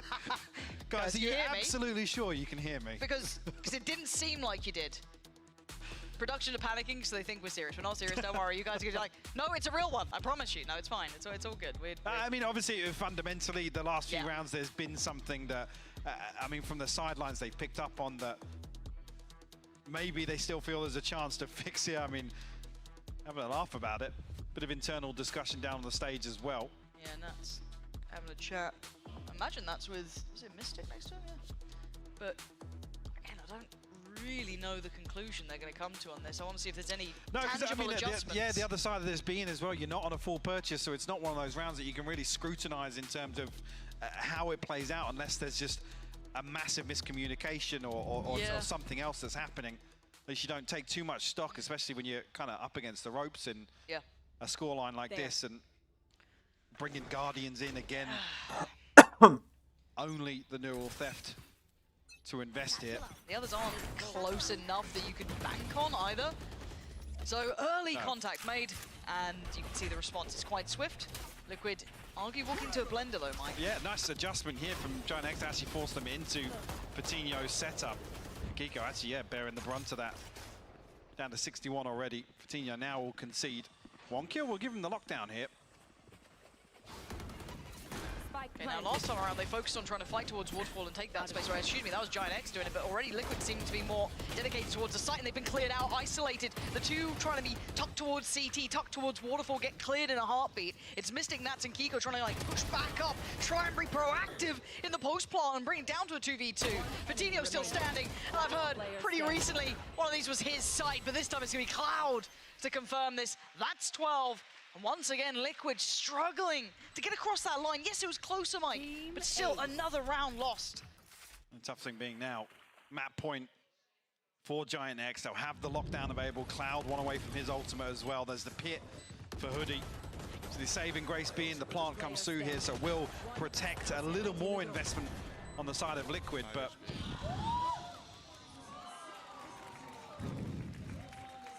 very fine margins. But nonetheless, credit to Giant X. 5 in a row for the second half, and counting the 2 from the previous as well. It's been really good to see them in this, looking like they've got a really nice beat on the game. A very slow, hesitant start to this map as well, so it's really good to see them stabilize and really take control towards the back end of the first half and solidify themselves in the second, not allowing anything to slip through their fingers. On the money, and the difference of ults is pretty palpable too. Neural Theft and the TP for Mystic and Nats, and then on the other side you still got lockdown there with Patino. You got the pit for Hoodie, some real impactful ults. Enzo's gonna get his online, so there's one bonus to this. Where do they go now? Catch. Rotation towards Rubble, obviously going to be well read by Giant X, you can see on the minimap. Cloud also on his way this direction. And they're not going to spot anything out here, so no confirmation here for the stun. I'm a little nervous about this. There's a lot of bodies on this. And yeah, Purpo gives away a little bit of his position here, but he's going to stick around. The stall coming out was enough that gives him a little bit of freedom. But here we go. Here's the problems. As he gets closed down on this, it's Yampi and Kiko in unison going to find two. They start making their steps towards the site. Purpo stands tall and takes down two on his own. Bring it down to a 2v2. Now keep in mind, Fatino's a million They're miles full away. info. Hoodie's Got the lockdown. Exactly. Hoodie's a little vulnerable, but playing it safe. Not going to be affected by the neural theft, but they're going to know where they are now. They saw the cam, it's clear, they know. Hoodie. Okay. He's trying to actually spread out here from drop. The lockdown and the pit invested at the same time, but it's not going to force Liquid off the deep sight line necessarily here. Can they spam the plant from here? They can. I think it's just inside the pit, but again, the lockdown just not forcing them deep enough on tree. No, you're absolutely right. It wasn't going to force them away this fast. They still get eyes on the prize. Now with the pit going to be dropping, Mystic isolates one, and the problem is it's Hoodie left. Down low, and Mystic still alive and breathing. They hold on for another go of things. Liquid making it count when it mattered. Big round to secure there. See investment there from Giant X in terms of the ultimates as well. It's tough for Purpo. He finds two crucial kills to kind of stop anything from kind of spinning out of control here. Mystic the one to secure, but again by a very fine margin. Doesn't necessarily give Liquid any further comfort carrying on from that. I think that's reflected in the purchase. One away from the Rolling Thunder, showstopper available here. And again, a similar start though, but the trade out, Cloud is going to be challenged. Great read by Nats to close the gap, but it seemed just so lost in the source. Cloud assuming no one was there with him. We've seen that duo working middle. And now, C-Site, going to have the spike down. There's Fatino, Redgar, and Hoodie. And the switch up of position means that this time Fatino's very far away again. Ah, that was not pretty. No. Enzo comfortable on that pickup there. A kill way ahead of the curve as well. That's a save. Kind of, yeah, makes this almost an instant pivot towards saving these rifles. Yeah, Cloud caught a weird interaction there. He's sent the ultimate out and ends up looking back behind himself onto B site. Again, maybe wouldn't have had an impact on the round otherwise, but I always get worried when I see somebody just instantly turn 180 degrees. Looking like maybe a mouse issue, but... Don't say anything. I mean, that's unfortunate. I'm conditioned to think now. I've been hurt in the past. Yeah, not necessarily any further comfort for Liquid, but it results in a second round nonetheless, which they'll definitely be happy about. I do see a pause. It's only a normal one. It's a tactical. I got very worried for a second. Yeah, I was waiting to see it in game. It is a tactical one coming in from Giant X. So maybe starting to, want to make sure this doesn't slip away, right? These two teams, I still feel, are in somewhat of a fragile state where they aren't fully where they want to be. Again, Purpo coming in, Liquid still trying to, find their footing here. That mid-table ability to lose games is so high. Well, I'm glad you worded it that way, because I was about to say, again, one of the things you come into a series like this is really judging a team's ability to close out and really capitalize on the advantages they've created for themselves. You don't want to see this go the distance. And again, I'm speaking very candidly here. You don't want to see this now drawn out into potentially a 13-11. Dare I say, in overtime. This would be a big win for Giant X to close out comfortably and maintain this deficit. And I Advantage, sorry. Yeah, no, but I kind of like the fact they are pumping the brakes here. 2 rounds is enough. I'd say the first one, round 18, was scrappy in essence, so it could have been a bit of a coin flip, but it was one out in that 2v2 at the end very nicely. A lot of ults came into play there, so that removed it from the hands. But this round looked a little bit more stable. Again, good test from Liquid, and they've passed it here, right? So round 20 coming up, though. We do still have that ult with Purpo there in the pocket. On the other side, they're starting to get some valuable ults really coming in. Yes, and building up actually a bit of a cushion, which means they can, I guess, fly a little closer to the sun, play a little more risky. Adjust the playstyle ever so slightly, and not have that fear of the finances to be the one to really hold them back. Nonetheless, it's still a 5-round gap. Should I write 5? Yeah. You know, 5 chances. No, 5 chances to close out. It's the other side. Sorry. Come on. Yeah, it's gone now. Oh, it's gone. The moment's gone as well. Yeah, that happened with the second technical timeout, but here we are. Coutinho potentially to be tested once again. Coutinho now. Yeah, early test here. Going to be forced away from this, but there's a lot of a response. Look how close by Giant X are. Now they've got to be very careful because we've got a lot of ults coming in. Now the counter ult going to be placed in there, dodges one, and he decides to post it behind it. It works out. A 2-for-1 trade out though. Team Liquid hold numbers. They also hold site control. Not completely, but well enough to ferry that plant into place. So Coutinho, Redgar, and Cloud, now with limited utility, just that paranoia and a TP to play with, close the gap. Now Cloud just going to cycle back some of his kit, but you already see them slipping in that smoke. Cloud's in real danger here. And oh, Kiko, sharp as ever, catches Cloud and the follow-up. Suddenly, Liquid looking lively. And Coutinho's gone. Team Liquid looking much better here. That is fantastic from Kiko to convert this, swinging it back in their favor. After it looked a little dicey. Yeah. Giant X trying to get ahead of the curve. A little bit of a pre-take coming through, and a weird exchange here, but both showstoppers still landing. Not necessarily on the desired targets initially, but... Yeah. And then unfortunately, I think Purpo's just way ahead of the spacing on Giant X here. As soon as they hear the showstopper, they tuck back into spawn. You can see Coutinho just tuck into the corner, praying that he's not found. Unfortunately, then the window just, it closes for Giant X. Yeah, financially it's doing the same as well. Guardian Sheriff's coming out here. They're feeling the pinch, but they're getting proactive. That's their answer. But it's going to be Nats on guard duty, keeping this in track. Yeah, he's felt that pressure, I think. Yeah, he's certainly going to know it now with the Prowler being sent, but maybe not expecting Purpo. Yes, he does. Camera in place. Should spur on the rest of the hit here from Liquid, knowing that they do have not necessarily an open site, but a non-stacked site. Nope. Drive to the back of the head. Getting blocked.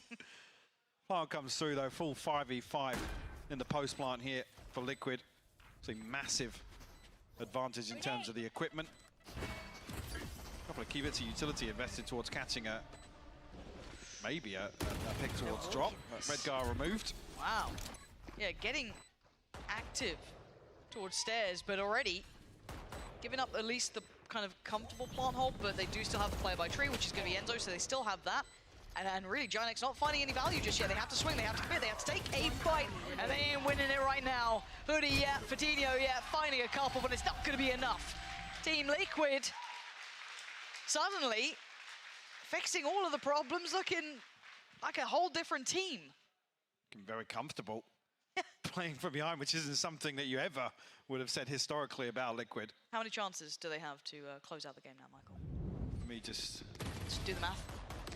3, I believe. 3. Underline. I've got to wait for the replay to be done. It's very valuable information here. 3 more. Just confirming as well. Yeah, see, as you can see, 3. You're it's welcome. like his tradition, obviously deeply rooted Bacon in the actually Liquid relaying coaching that. staff. Yep. With the in-ear. For now, though, buy back in for Giant X. Liquid maybe feeling like they found a weakness here to exploit. Yeah, back to this again, but Coutinho's here now. His setup does get cleared quite quickly, so they should have access. They're taking a little bit of chip damage, but it's fine. Plant is there. Now you see the pain shell, though. That could remove Enzo from this. Gets to keep his... Yeah. Wow, only for a second. Plant did come through. Coutinho finds another. Liquid now looking a little on the ropes here. Nats, Kiko, and Yampi gonna need to bail him out. Need a couple. Kiko's good for 1, but there's an army facing him of 3. Nats still holds, but only gets 1. It's on Yampi in a 1v2. The original Iceman. What can he do now? Gonna post it in. There is gonna be a time limit on this. He can't do anything. Yampi. See over the top of the smoke? I don't know if he can. Oh, he can! Yampi keeping cool as ever. I'll never doubt the Iceman again in the Nice Red Bull clutch. shots. And as soon as you see that smoke's dropping, the next question mark being, does he have line of sight? Doesn't even matter, finds both with relative ease here after things look a little dicey for Liquid. Isn't that a couple of key of these close quarter engagements? Yeah, I mean, both headshots landing here. A big clutch to keep hopes alive here for Liquid in map 1, who have clawed their way back in. Yeah, kicking and screet. Thank you for letting us know, audience. Appreciate you. Wow. Just when things were getting exciting as well. What's this then? Things you love to see. might be the longest regulation map I think we've ever had to cast. Oh, no, Michael. Regulation, not before overtime. I don't know, we've had some nightmares in game before. Oh my god, we're back in. Yeah? Yeah. Are you sure? Maybe, the clock's not moving yet. Yes, we're back in.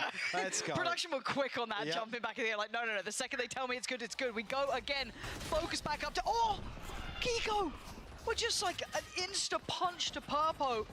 Puts him right on his back. And now we've got Enzo with ult, we've got Kiko with ult. A little bit of a glance towards A and going back to this C pump. They want to hit this site. And this time around, difference being, it's not off the rip. They found the first blood elsewhere. Kiko commits into the danger zone.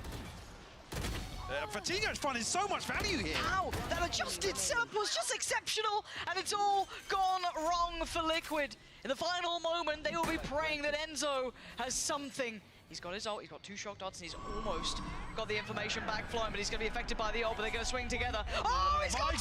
Holy fucking shit. When Liquid need it most, it was Yampi before. They just jump in front of it. We're up to 11. What the hell I can't was believe that it. round? Look at that. That Watch is it again. one of the most, I mean, a beautiful opener from Kiko. But unfortunately, I think gets caught in the nano swarms. Then the alarm bot takes effect, catches him. Then he's vulnerable. He just gets eaten alive. It's not often you see an Odin 1v3. No, you But really it's don't. Enzo, the man to find it. And now the Giant X Mentor has to be absolutely cooked. It's on the ropes.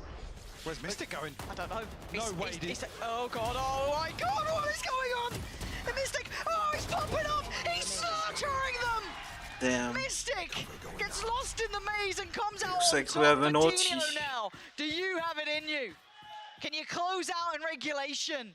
Or is this the moment the Liquid take us the distance? One comes in.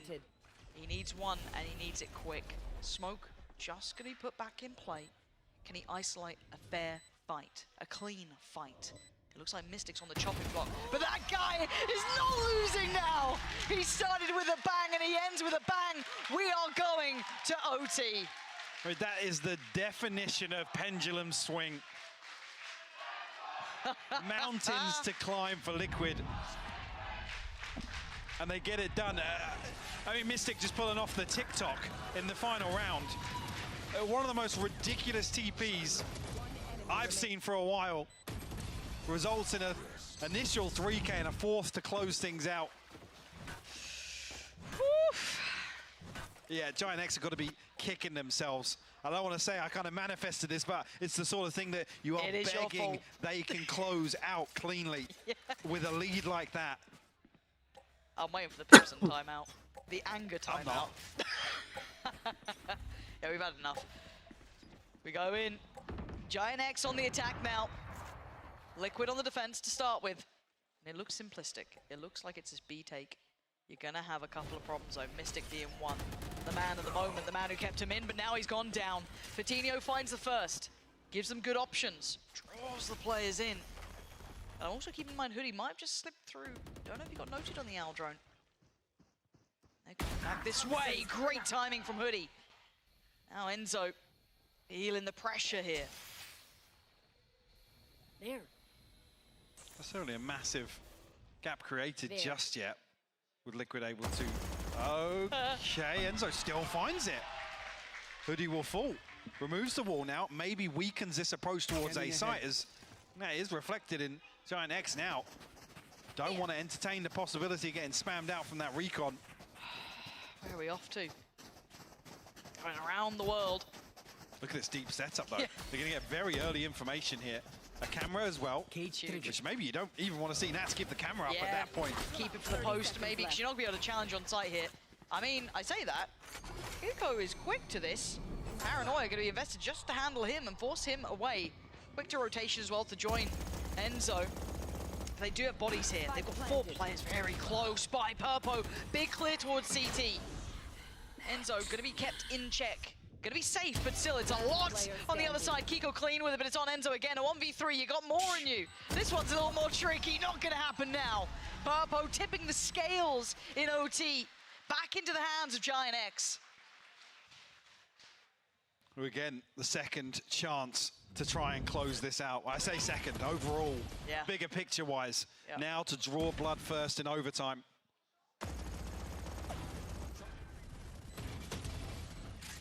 An opportunity to convert this now.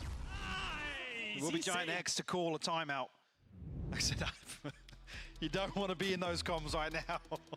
Can we get a Pipson cam? Can we get a Pipson cam? Pretty please, cherry on top. I mean, they did win the round, but that's never changed anything before. He seems okay. Oh, a little bit animated.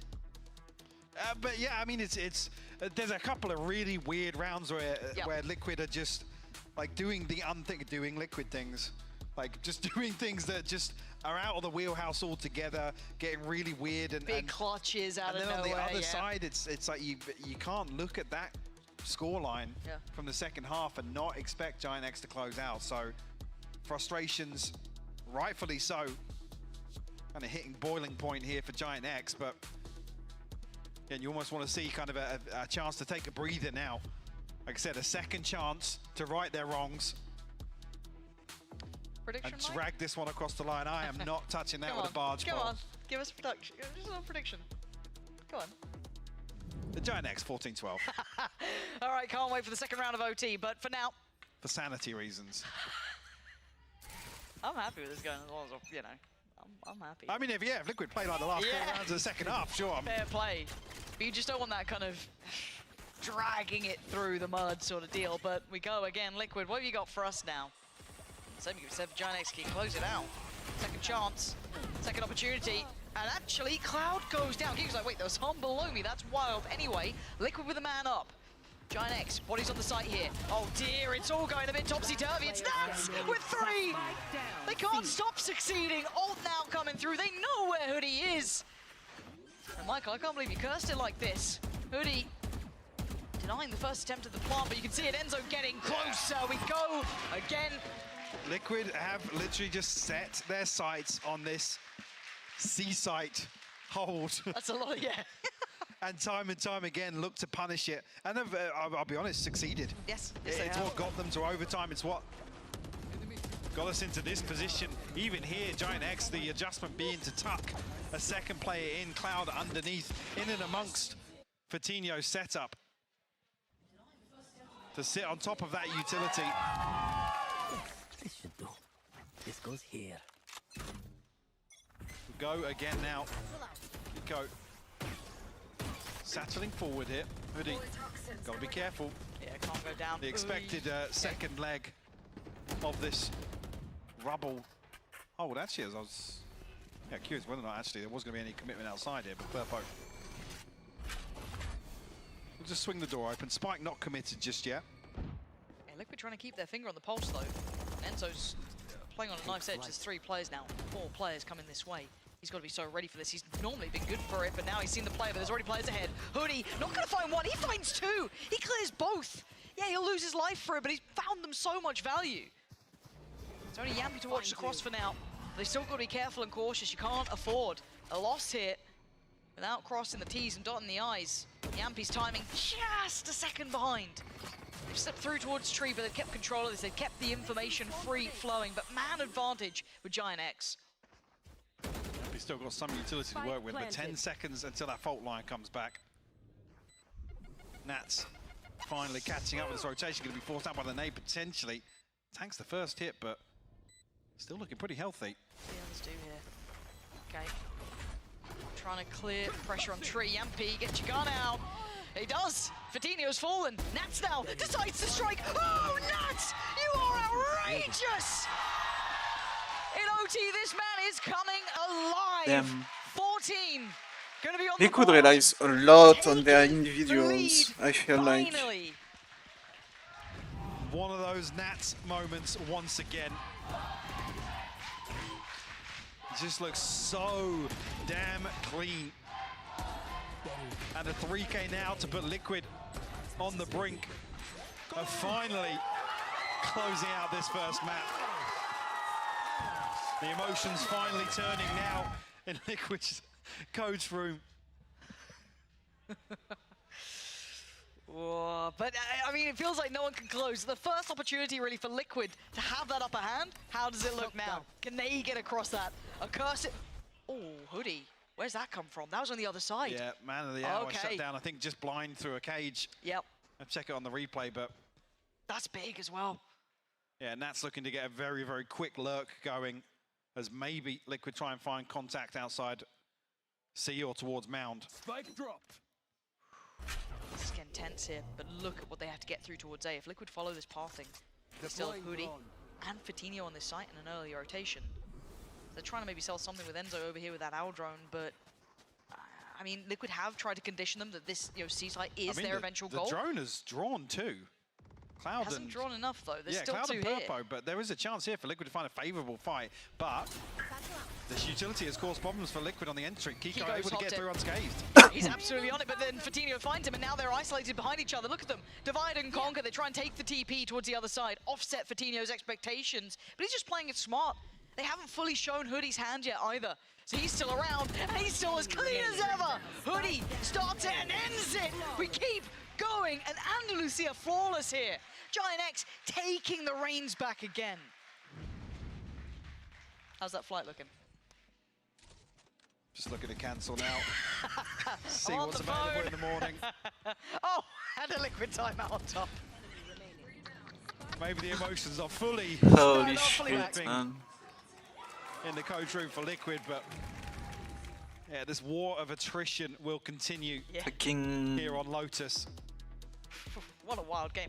Do you know what, did you see that tweet earlier from like Tom? No, I just wanted to fucking overtime game with like 20 minutes late. Scoreline or something. Full of tech balls and shit. Like, holy fuck. I mean, I've said it. It was gonna be a long day today, but Someone did tweet out a picture of a solid I was sat here watching 20s. the warm up. Yeah, OT. And we've got it in the first map, Well, I but mean, it's... we're halfway there. Whoa. Don't. No, not now. Why not? now. Why, is fun not allowed anymore? No, serious. Holy. Somebody close out Lotus. This is serious. I'm glad they've just removed the timeline. The round timeline's just gone now because... Doesn't exist anymore. Yeah. It's a watershed issue. It's been removed from the screen. Oh, good. I feel like that UI's up quite late. Oh, yay! It's back. tech balls. Yeah, Thank you. That's what's happened, guys. Oh, it's horrific to see, isn't it? Giant X fans are in tatters. We go again, though, Team Liquid on the defensive side and Giant X on the attack, but you can forgive yourself if you got it the wrong way around, because Liquid are taking the fight to Giant X. Straight up the gut, straight up middle. They're going for a crunch on this. Audacious plays from Liquid, and it might just work. Fatinho, the one to fight back, though. Giant X, take the challenge and take it further. And once again, look who's left alive. And a 1v3 with an Odin. Yeah, we've been here before. We might be here again, but there's a lockdown on top of it. Truly living up to the name. The killjoy in all matters, but a moment to find a little bit of respite. In the corner, gets a chance. I mean, it's come through pretty early on. Oh. She's throwing stuff at the site. But it has Bloody hell, taken a lot of Enzo. time away from Enzo. Similar position to the other. Clutch. Oh my god. Oh. Oh my god, oh my god. Don't do that. Holy shit. Almost. They take back the lead, Mike. 15. 16, the golden number now. And a really weird, I'm not sure how much we'll see on the replay here, but again, just such a back and forth here. Purpo falls, Mystic still finds that kill somehow, and then this pinch is actually beautiful from Fatinho and Hoodie.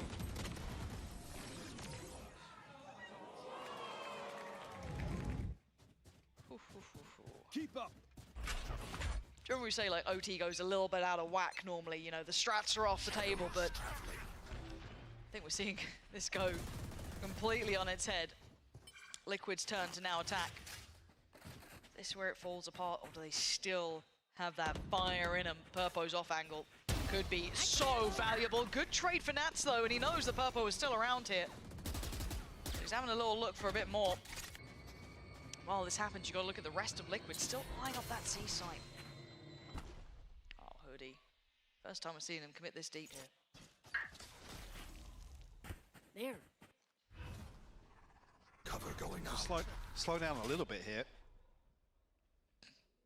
Liquid try and find some steady footing. I think Enzo maybe considering showing presence on the other side. Yeah, the drone will come out, but there's nobody actually to confirm. Deploying drone. The other side of this, you're almost hoping he can go forward and find some utility. The other side, I think Liquid going to show too much here. Look at Purpo. They've not seen this position used before, and it's Hoodie. Lines him up and knocks him down. This could be the round. GIANTX so close to converting. But the two men who kept them in this, the ones that clutched up alongside Nats was Enzo, it was Yampy, two of them. Key clutches that got them close to OT before Mystic was the one to knock it out of the park. They still got it in them. You're going to need one of them to over-deliver and then some. One away from the ult for Yampy, but he's only got 10 seconds. He needs to get this plant down, he will. Let's get it down now, yeah.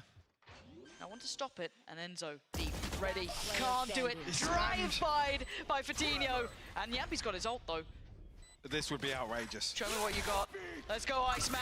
Another chance, another time to shine, but he's been sent away by a Boombot. Perfectly kept in place by Purpo. And now he has to fall away. Again, new angles, new opportunities. What can he give us here? He needs a clean one. It's not going to happen. Fatinho. And it's going to be GIANTX. Up to 16, GIANTX go and finally get the victory they were chasing for so long. A sigh of relief from the GIANTX camp. So they dragged this one across the line, but I mean, bloodied, battered, and bruised, Lauren. That was a battle.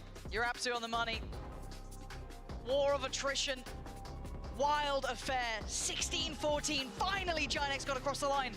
But don't forget, that was only map 1.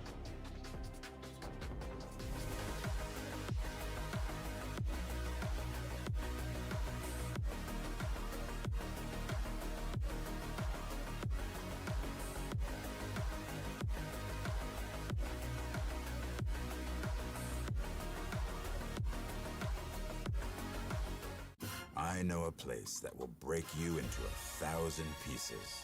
Stay away from them. Stay away from Lorca, Paco, and Picasso. Don't ask about Lola. Ay, Caballo Grande. Ay, Dolor de Nieve. But in spite of everything, it occurs to you to visit Andalusia. Don't say I didn't warn you. Be careful of the Andalusian crush.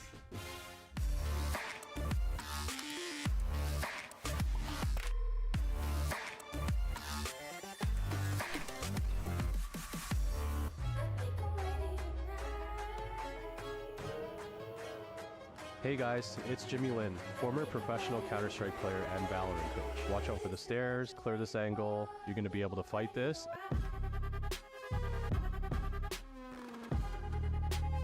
Meow, meow.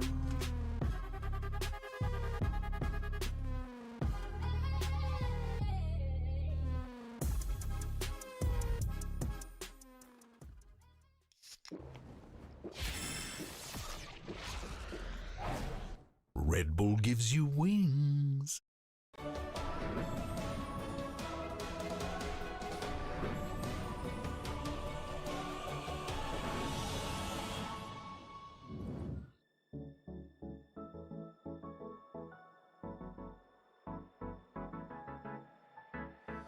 Let's do something crazy. Get a bit wild today. Cause we don't do this every day and we deserve it. Life is so amazing. Nothing is in our way. Baby, let's fly away. Do you feel it? Is your heart rushing the way my heart's rushing when you take it all in? Baby, this is where we come alive. Do you feel it? Take the world by storm. Just you and I can't believe it took so long to realize what makes us come alive. Oh, what makes us come alive? Let's break some rules. No, we don't always have to be good. Don't always have to do things that we should. We'll feed the fire. Let's see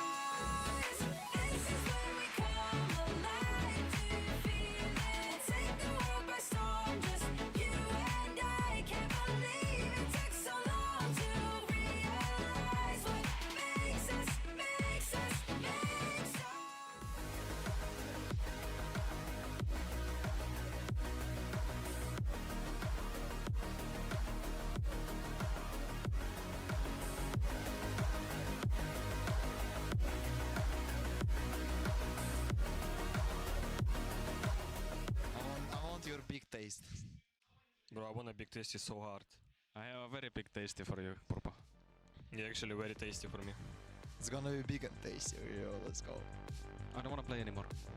This is my smile.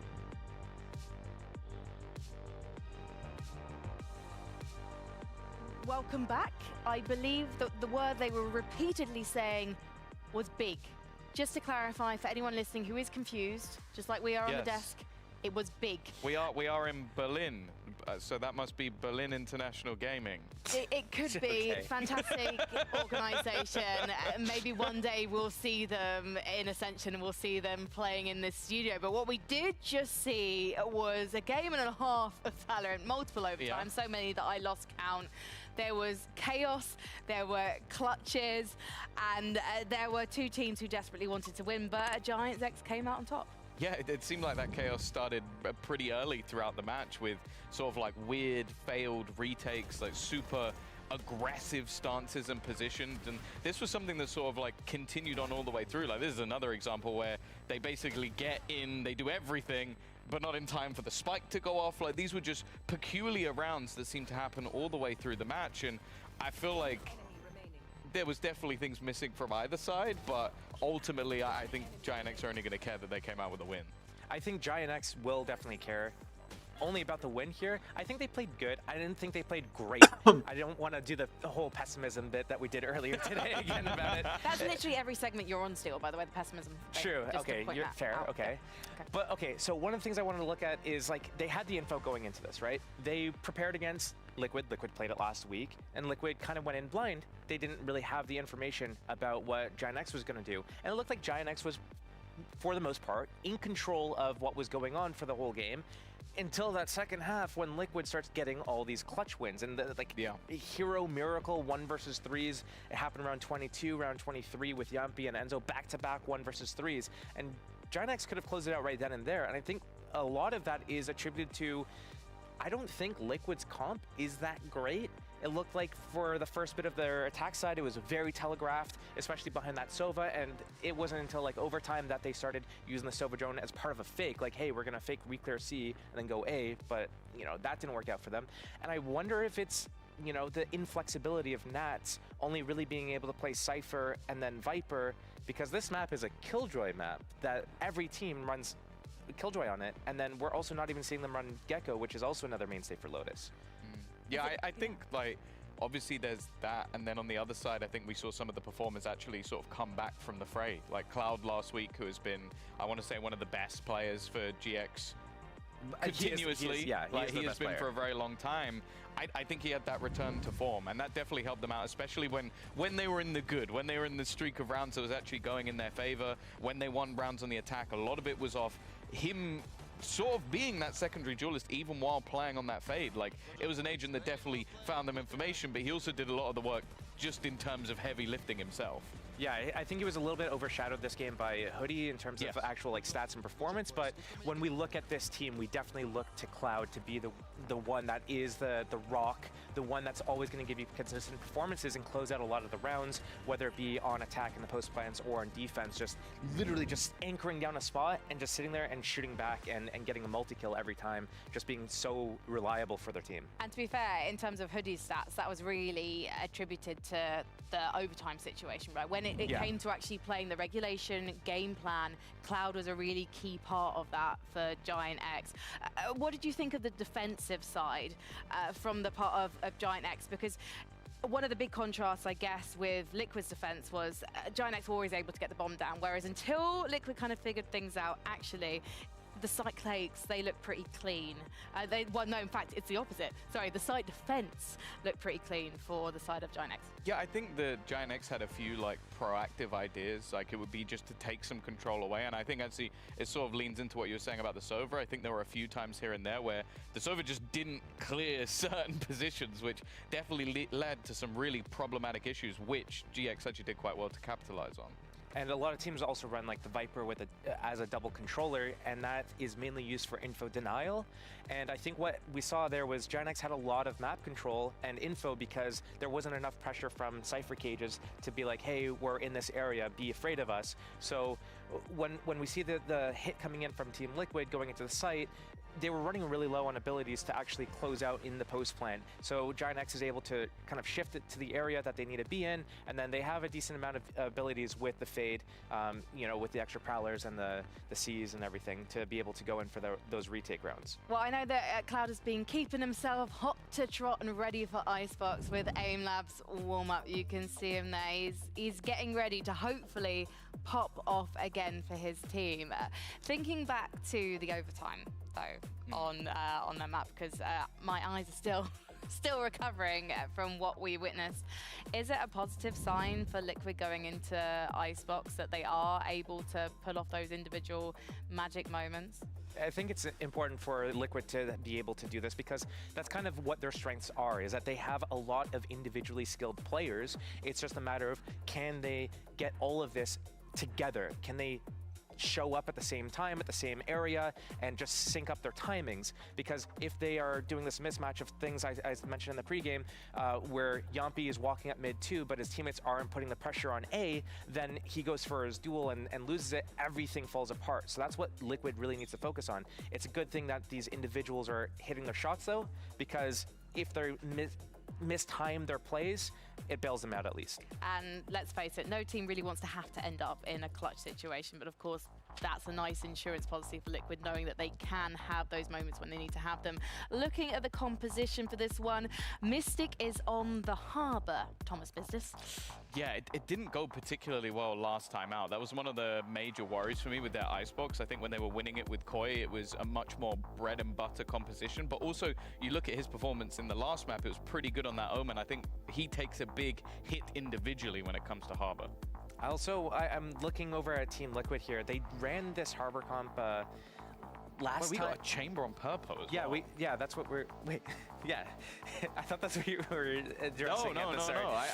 I was looking at Liquid and talking about so the Harbour. They do have the Harbour, and I did they have the Gecko last time? They're switching to the Sova now instead of the Gecko, if I'm not mistaken. Cloud was playing Sova last time, so he wasn't on Gecko. Yeah, Sova I believe is being brought in, but also onto Yumpy, which puts Killjoy onto Enzo, which is again is weird. Yeah. But also it's a completely new comp coming out of the side of Giant X as well, who are moving completely away from what was bread and butter other than the Rays. So there's a lot of new stuff coming out for both sides. Yeah, Giant X bringing a whole new look to the stage, but will it be enough for them to get it done in a clean 2-0? And more importantly, will the stage be turning red yet again as we head back to Pampok?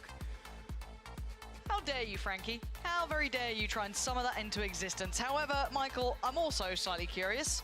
What's Chamber doing here? Yeah, well, what's Chamber doing here? But again, what are these rolls on Liquid? Just to hit onto Liquid again. Yampy's got playtime on Killjoy, and Enzo's, you could argue, is sort of a specialist on Sova. So that's the one that kind of sticks out for me. Again, whether or not the rolls in application look a little more comfortable, I'm absolutely there for it. Purpo though, bringing out a Chamber, that's almost an alpha move here to try and make things work. But hey, I'm happy to see it. Yeah, show us a little something. Map 2 underway. And I don't know what to make of this. I just want to sit back and watch, which is a really bad thing to say as a caster, but it is just a little topsy-turvy, isn't it? Liquid on the attack, obviously Giant X then on the defending side. Let's see how Purpo looks on this, and well, how Liquid look on some of these new adjusted roles. Lovely pop flash though. Need to close the gap on a couple of kills. Who took respite behind the wall. Mystic again from the back lines. How does he keep slipping behind people like this? And well, this is all a bit weird. I mean, Spike held in kitchen, yes, but Hoodie maybe just think he's going to catch a timing over on default here, as now Yampy and Nats left to try and recover this, but Purpo will find Yampy, which puts Nats into the 1v2 now. One snake bite left. Oh, and they're just going all the way around. That seems aware of it. Yeah, seems aware. They made great progress, but still a headshot. Oh, this is... What was that noise?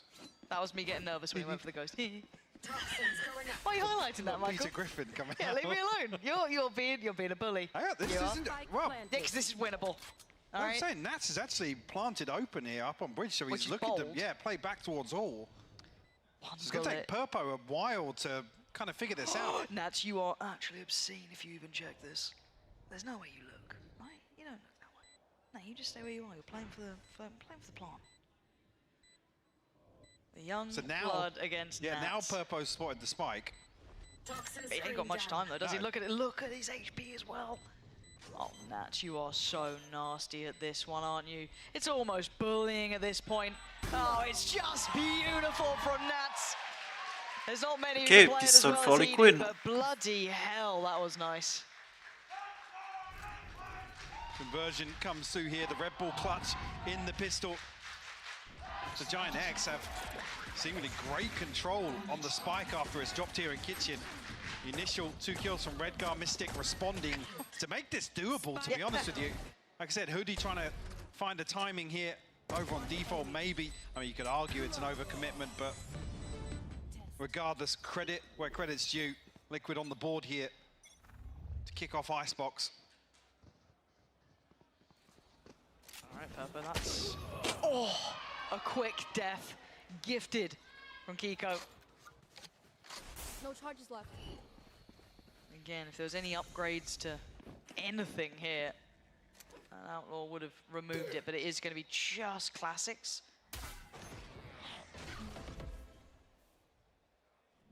Now, Big info on the back of that, yeah. The knife confirmed presence here. I think maybe 3. It should be at least 3 there. So I don't think Kiko got noted, but everyone else who was behind him probably did. Mystic playing outside of it really nicely done, actually. Liquid doing that really well. Holding them at arm's length. This looks like it's been worked on, to say the very least. Looking refined here in terms of this round 2 execution. Well, that carries across to the buy rounds. Yeah, unfortunately, Purpo TP available, but again, I don't think he knows anybody's drifted onto this deep angle. So punished here to open the round. Rifles coming in now for Giant X. Like I said, see if Liquid's control, the composure will carry across here into the buy rounds.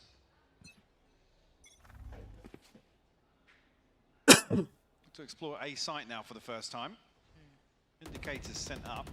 No confirmation of how many just yet. The Cloud and Hoodie.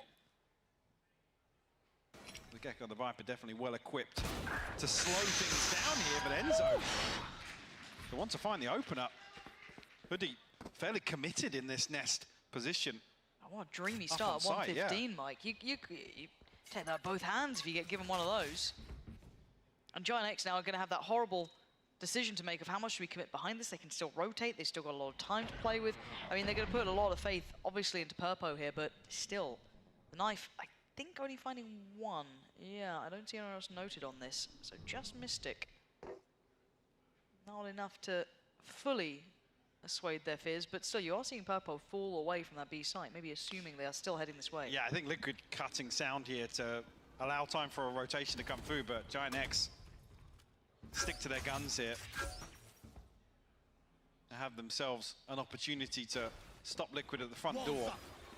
30 seconds left. Cloud and Redgar still do have the utility to play with, so there is a little bit of something. Top? Where is it?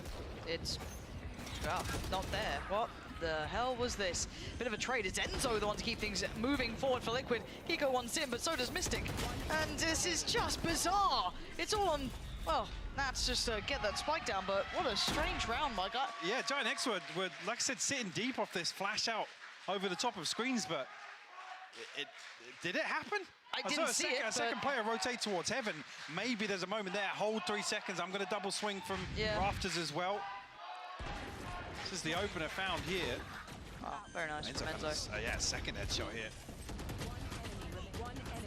I think maybe it's on the back of Fatinho actually wrapping back round towards Heaven to have a second swing on that, but Liquid able to thread the needle, get ahead of that play. Like I said, that A site hold just crumbling. That was a lot of noises, so that's all players noted, it seems like. You can see on the other side that maybe Cloud wanted to try and do something. Find something. He's not going to get much for it, though. In this round, again, you're looking at maybe just kind of pulling at those threads, right? You get a little bit of an angle, you try and play it out again. Yampy, not going to be vulnerable to that just yet either. And it's going to be Hoodie if they do continue on this pathing. Not going to be phased by the first, and he's actually been able to evade most of the utility coming through, so he does get a fair chance, at least one. Not going to get the follow-up though, but a good shot towards Enzo. Now Giant get themselves in an even affair, but obviously no recoverable weapon just yet either. This is a problem for Coutinho. Oh, the flash was divine. He'll be thanking Redgar for that, but can only still make one of it. They are still going blow for blow here. Actually, you know, the double fragment and the mosh pit coming through, but Redgar caught here. The flash takes full effect, but no swing from Cloud on 6 HP. Purpo not in a position to punish. Tries to adjust for Nats on top site. 4 on the round for him. And 6 HP, a chance to find the You have the lab comp for Liquid. And a weird freaking comp for... And now here, making sure none of those threats came to effect. Fabulous work finding all those players. And for Giant X. They played the Sentinel comp with KO Gecko. In their hands. With the Gecko instead of the Sova. Deeper set pieces on the back of Redgar's flashes. And but instead of the Jet, they play Chamber. And the Dizzy. Well handled by Liquid so far. So Giant X going to be coming back in on the purchase now. Will be a tour de force available. But I don't like that comp. What are we making of it's the like so far? Have you seen Chamber stuff to set up. No. Killjoy, you have stuff to set up. Viper, you have stuff to set up. And Gecko, you have to play in a way where you can pick up your shit. So you have to play in a way where you can like safely pick up your stuff and shit. So it's another like setup style, play style. I mean, none of that scrappiness seems to have carried across. And like it's too much. I feel like it's too much. Set pieces to kind of absorb site hits. A little bit of anti-plant sprinkled on top as well, but it's like the Deadlock, the EG comp where they play Deadlock and shit. And here on B, at least, I mean, nice flash over the top for Coutinho to find an opener, but I think once Liquid realised that some of these I think it's too much. are in effect, they can adjust very early on in the half and kind of mitigate that risk very easily. And also to add that, Nats is 9-0. He has yet to die, and he has been winning them so many moments. So, again, you're seeing him in fine form. Kiko the one to take a little bit of first contact here and a little bit of damage. I'm not sure if I just heard Purpo pop the ult, but I thought I heard it comes through in this one. But, to say that, Coutinho, find the burst a second as well. Nats, though, yet to die until now. Hoodie joins by his side. And now it's Kiko and Yampi. This position's nice, but it's red. Hoodie really heads up work. They're not allowing any of those access points to come through, and Redgar, quick to the case. A response has been found. Just off the back of that timeout, Giant X answer back. Does Purpo get an upgrade? I think he comes through with, just the gun. And he did pop the ult as well. Yeah, he did. He sits at 5k, and maybe just wanted to get the operator online for the next, fully confident in the round victory, I guess, ahead of time. Knew something we didn't. But again, Coutinho doing really well. Yeah. Good to see the timing on this too, not allowing that any more of his nonsense. So, everyone answering back. Doesn't spiral out of control early on here. Ooh, early aggression though, reading that they could be considering that ult. Hoodie very close by, as was Cloud. So, good little read there from Liquid to ensure priority towards that. And they're going to work quickly off the space they've been given themselves. Kiko quick to it. Cloud could be in danger here. They've got 3 players pretty close by to this, and Kiko chomping at the bit. Coutinho might be ahead of the wall though and could potentially pressure. He slips the net. Oh, but he's been caught, and Enzo finds Hoodie. It's just Cloud on the back of the site now. Attack's not going to be enough. They need a little more. The plant's in, and Kiko's control in this. Liquid instantly righting the ship after what was a bit of a...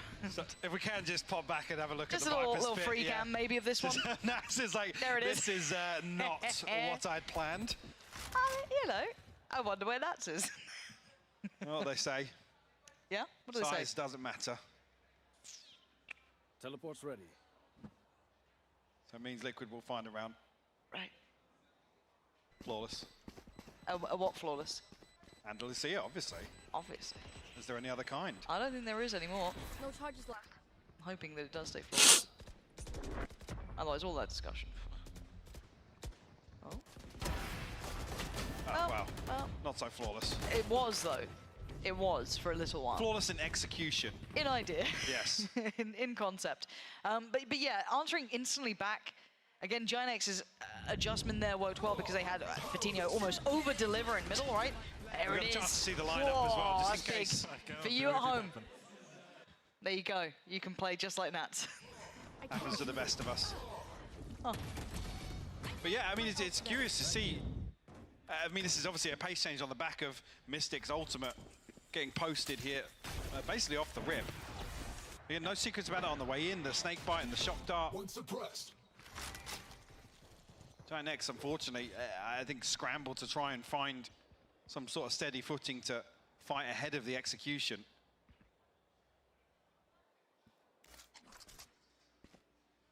Take flight. Oh, drone going to be sent up. And it does catch Purpo, so I don't know what your plan is now. I mean, the closer Liquid get, I was going to say, yeah, the less comfortable this TP feels, tucked in behind default. So it's a very small gap to close down on. We did take the TP. Not making any subtlety of new positioning, but again, they have all responded. We do have, I say all, 4 players here for the defending side. And a pause for thought for Liquid. Purpo able to reset onto a deeper angle here. Again, Liquid cut sound. Come down to the last 30 seconds of this round. 30 seconds left. Still no nothing. Play back in, yeah, no play back in yet from Giantx. The Hunter's Fury gets posted, but a trade. Yeah, 2 but for 1, actually, yeah, Mystic doubling down. There's no comfort there, right? It was so hard to find comfort, but we are going to see the lockdown coming in as well. 15 seconds left. It makes it a little bit more dangerous. The HP, yeah, is low on Mystic and Enzo. Snake bite still as well. 8 seconds now, and the Marsh going to come through. This is actually getting really dangerous here. Cloud going to find one. Hoodie could be on for this. Live. Yeah, just live. Oh no! Did he fall too fast? Unfortunately, commit. Just let them try. Can't get out of that. Here with the snake bite and the mosh pit, I don't think maybe they're not banking on finding a util kill, but it's actually on the spike as well. Quick reaction from Liquid to dig a little deeper and convert that. So I think it's what, 2.5 seconds left on the clock by the time they find this kill. One enemy remaining. Spike down B. I said Hoodie just so committed there. It's rough, but that will be a 6th for Liquid. Giantx back down on a broken purchase as well. Ults here, yes, but necessarily want to see the likes of the pit invested here. I guess initially, even just a visual check, like those comfort questions in terms of the roles being switched up a little bit, not apparent so far in the first half of Icebox. Looking pretty well-rounded. Again, the big test for Enzo particularly being on the defense, if we get a decent amount of rounds to really gauge that. So far, the only real committed player towards this is going to be Nats, kind of taking a walk up tube. Everyone else just sitting on back. And now look at the space that Purpo's been able to get, right? Clearing this deep. You should run. Adds validity to the stack here. I wonder if Nats can maybe apply a little bit of pressure himself, but it's actually Purpo to find Yampi. Trying to fall away, that was at the back of Belt. So that's going to be something to keep in mind. Yampi, with the adjustment of that window there, now finds great deals of damage, great deals of success. He doesn't need to necessarily even get the kill. He's teed him up here. Done so much for them. Hoodie trying to patrol himself, and Purpo just feels a little late to this. Nat's already slipping away. Kiko, yeah, that's probably not the player you wanted to go down, but they still at least find Kiko on the trade, but Mystic is there, brilliant from him. The man with probably the most viable weaponry here, but look at these positions, really disconnected from each other. That would have needed a real belting shot. They do some damage, but again, if you look to that round from start to end, Nat's in the position, the lockdown there, he was set up to do so much damage to Giantx. Just a strange investment here for the pit to come through as well. So just banking on maybe it being you know, a split towards A, or not as many people scaling up onto site just yet. Certainly on the defense, you never really want to see the pit invested in a lesser purchase like that, unless Hoodie's, you know, rocking an SMG or a Judge or something to try and make it work. Yeah, 6-round gap now. Giant X to try and recover as Kiko. No secrets about this on the way in. No, but it's quite curious too, because he's completely going to put Fatinho. He's past the turret as well, Yeah. which has got to be a consideration. And the timing on this is horrific. They're going to feel so Fatinho's not uncomfortable. Well, then he's dead. And Kiko's getting, yeah, much closer. This split is gorgeous, actually. He's working really well off the ult from Mystic, too. Yeah, Kiko's cleared it. That's the site's theirs. Beautiful combination work there, Mike. Oh, will come through. No chance for Giant X to try and deny this now. 3v5, one being an operator in the retake here. It'll require massive overcommitment from Liquid to some of these opening engagements to throw this one away. Oh. Completely blind, just tagging up Redgar too. Mystic happy to stick around just to make sure that nothing goes astray. Kiko's just roaming. He's looking really comfortable now. He looks very good here. Again, kind of impressed with Kiko coming into this roster. He's been looking very sharp, finding his footing very quickly. Again, I think Giant X just want to keep those, well, that rifle and the operator in hand. This has been a little underwhelming from Giant X, if I'm honest here, Mike. This doesn't look like it's part of their map pool yet. It doesn't look, I don't know, I'm not loving the chamber. Haven't seen anything enough to kind of sway me towards it. It's just been a bit flat. I mean, again, the chamber comes out. It's not necessarily, we're not really looking for any major differences in macro, so to say, but we're just not seeing the value from it. It's the same as really when you look at somebody playing a Reyna or a Phoenix or something like that. It's very kill dependent now to really warrant, or unless you're finding value from the operator. Unfortunately here, you're not, because Liquid are getting themselves into post-plant situations where that operator then is going to struggle to find value once again. So unless Purpo's finding first bloods or really slowing down these site hits, it's really hard to justify, and unfortunately, not going to see many examples in the second half either. This is the sort of scoreline we're looking at. Yeah, a bit of a blowout so far. Now, I maybe Giant X off this timeout can turn the screws a bit, but 1 round to 8, I'm gonna be honest, it's not looking very competitive here, Mike. Which, you know, leaves me hoping that Ascent, which does seem very likely at this point, unless obviously something changes quite drastically after this timeout, could be a bit closer, because it's you know, such a stark contrast to map 1. Sure, and I mean, you could argue that obviously it's their pick. They had the majority of the preparation lent towards Giant X's attacking side, but like I said, with this sort of deficit, you're not setting yourself up to really excel or even succeed at this point. Just don't have a big enough amount of rounds to play with. I mean, again, even here, 8-4, you lose the pistol. Yeah. You basically have 1 buy round to get yourself back into the game. Not impossible, just improbable. Nat's going to have to give away a little at the start here. Now, it looks like they're going to, once again, prioritize middle. Giant X going to put 3 players to this. And it actually got them that 1 round when Fatinho kind of over-delivered in middle, but that was also when we saw Team Liquid leaning that way. Here, very different affair. So 4 players playing as a pack here for Team Liquid, pressuring towards this A site with a passive hold from Fatinho. He's not going to challenge this himself when they come for the 3-play stack. So again, taking a lot of space. Kiko's going to be rewarded here for his aggression. Audacious. And Fatinho there to greet him. I'm kind of curious where Nats is off to. He's off around the world. Yeah. Hopefully they can run the clock down. He's picking up the pace now. It's a little scary, because now they're going to speed up a little bit here, take back the kind of early steps towards site control, because they know that at least one of the players is removed from the equation, right? He needs to get into this fight pretty fast. Team Liquid are playing time as best they can. Yampi going to hold the cross, but they can't hold this comfortably. Now running out of that utility on the spike itself, Nats makes it to site. It's perfectly timed, if anything. And now he's going to see 2, 3, all play. Wait, he didn't see the person on the spike, but it's fine. He goes back for a bit more. How dare I down Nats in a lurk? The timing was actually perfect, keeping the players alive, burning the utility very well. They were able to weather the storm. So this utility really setting things in motion for Nats. Right here. Unfortunately, Giant X not able to capitalize on obviously the detain taking effect here. It's too big a gap to close. And then there's no chance for Cloud to retrieve that as well. They get a second shot at capitalizing. And now, unfortunately, Liquid hit 9. And for Giant X, like I said, if there was anything in the back pocket for the second half here, you just don't have don't get the luxury, do Yeah, you? you don't have enough of a safety net to really show what I guess. Well, I have to assume the hard work has been to rectify.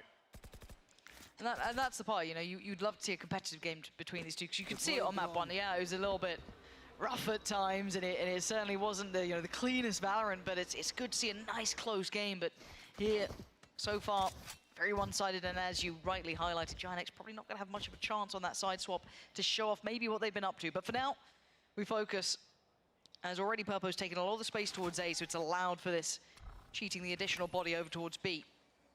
Scanning ahead. They start. Liquid begin the assault towards B side, but there's a lot of bodies on the other side. Redgar going for the safety of that knife, but it is going to be a reward. But the trades so far favorable for GiantX. Patino is here. He's the one who got the last round. He might be the one to get this one again. Yeah, excellent from Patino.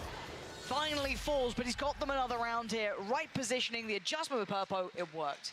I mean, Redgar out in no man's land, but still digs his heels in, finds the first, and I think actually GiantX collapse very well to prevent Liquid getting themselves into a post-plant this time around. Beautiful shots from Coutinho to set this one in motion. Even here, Mystic Core with the stun as well. So second on the board, but again, you're pinning your hopes on the curse here. Have you seen what they're buying? There's a double op on Liquid side. Yep. See Bladestorm available here for Kiko. So Enzo just looking to bolster some of the finances a little bit. The other side, no command and a lockdown for GiantX. I'm sure Kiko noted the reposition here, but he notes the peak. A beautiful adjustment. That's so good. Oh, that's actually filthy. Oof. That's a little bit of a punch to the gut for GiantX. Maybe looking to capitalize and build off maybe the back, get 3, you know, start with a little something, but now down to 4 players. Redgar still has his ult, Coutinho as well, but Hoodie's going to have his hands full here. Does have 2 snake bites. See an opportunity to do a little bit of damage, but he's fairly committed here. If he does get cleared, but actually takes out the Bladestorm here. That's huge. Lockdown is there.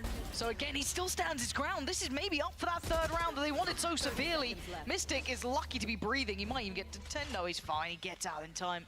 Back to the wall, though. 2v3. Enzo with the operator. And 18 seconds. GiantX have bodies to put at this. Enzo's got to keep him safe for this if they want that plant. Yeah, not going to get it. GiantX on the swing. And we're going to have 3. They've done the bare minimum to maybe weather at least a pistol round. Said have to set themselves up for success here. Said otherwise it's basically the 1 buy round for Liquid will be looking to punch the way onto map point. Beautiful hold from Hood, like I said.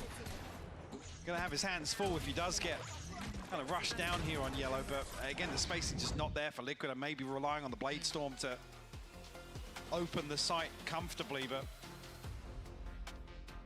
yeah, fighting chance at least here for GiantX. But it's got to start with a pistol. I mean, there's only so many ways we can say it, right? Because, as you said, even before we got to this juncture, if you don't get more than this, you literally get 1 gun round, and that's all she wrote. So you can't want a little bit of buffer here, but Kiko, they're pushing everywhere. There's 3 in middle, there's 2 up B long. They want to brawl, and Purpo's up for the challenge. He's up for the fight. Nats on the other side, and it's a back and forth affair so far. We're just playing deathmatch, but it's Just Nats alive. But should I ever say it's Just Nats? This man is dead this time. Hoodie gonna get things started. GiantX with a chance. I'm happy to brawl this out. And a must-win round for GiantX as well. Liquid looking to try and take the fight to them. I guess capitalize on that scoreline pressure. Oh, Coutinho. He's actually having a game, to be fair. If you looked at it on the first map as well, and this one.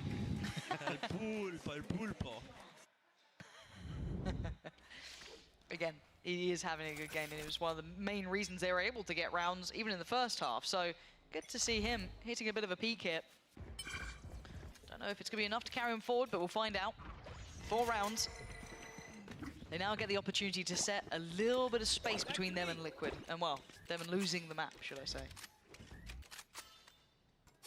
See, no investment comes through from Liquid here.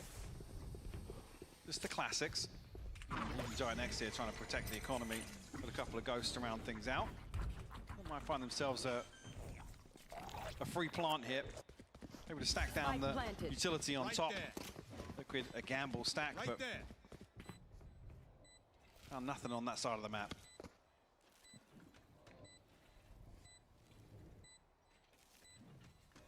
Actually, yeah, Giant X even, I mean, both pistols looking to wrap back through mid here.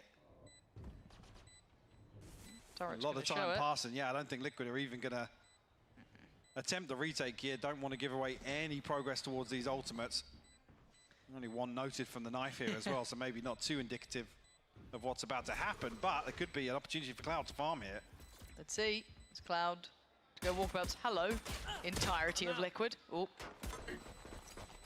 See if they go down to the spike. Oh, they got to scramble. They're fine. They went down to the spike in the end and actually denied Giant X from any opportunity to farm in that. An opportunity for Cloud to find all he wanted and more outside heaven here. But Giant X, like I said, this is the tick in the box we're looking for. Obviously, I would say a massive switch up in terms of composition. But certainly this is where you're hoping the strat book gets displayed a little bit here. We get maybe a taste of some of that preparation going into this pick. Okay. There's my buddy. Looking at the start.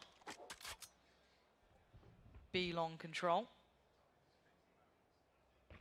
Here. Purpo. Try and get a little bit of a glimpse ahead of that coming through. No commitment beyond this. That little bit of contact at the start. And Giant X being very patient here.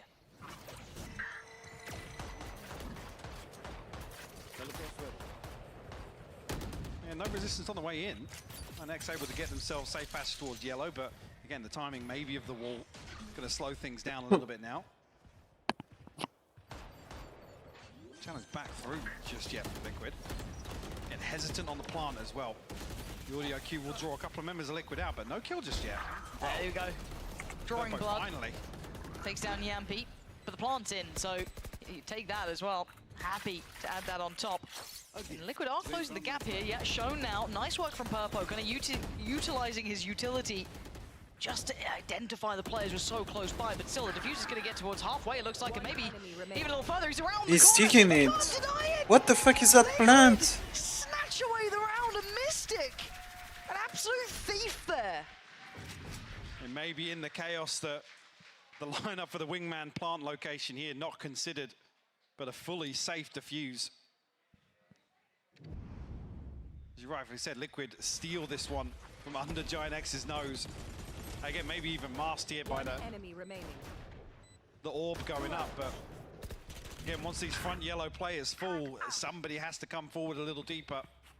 I mean, but tell me who won the last round, and then I'm looking at hopefully the buy. It's not great.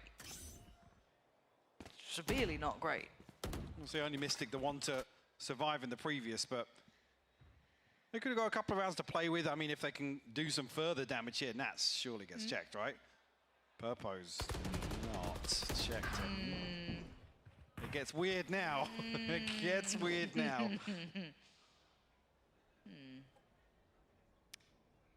Well, at least Purpo's off the top of the crate here.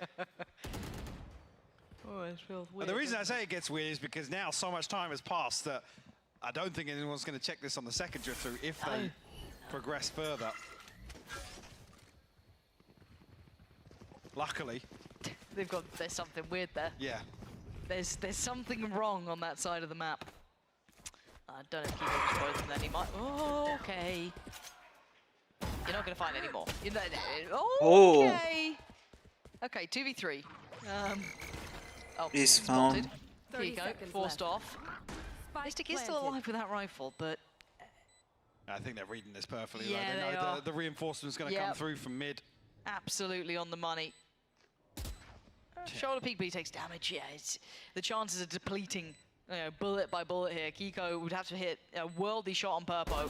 It's not going to happen. So Giant X eyeing up that 6th round now, and Mystic just wants to drift away with the rifle. Can't hold on to it once again. So 16 HP, maybe doesn't want to give potentially an orb to Cloud if he comes forward hunting. Even though it's just one away.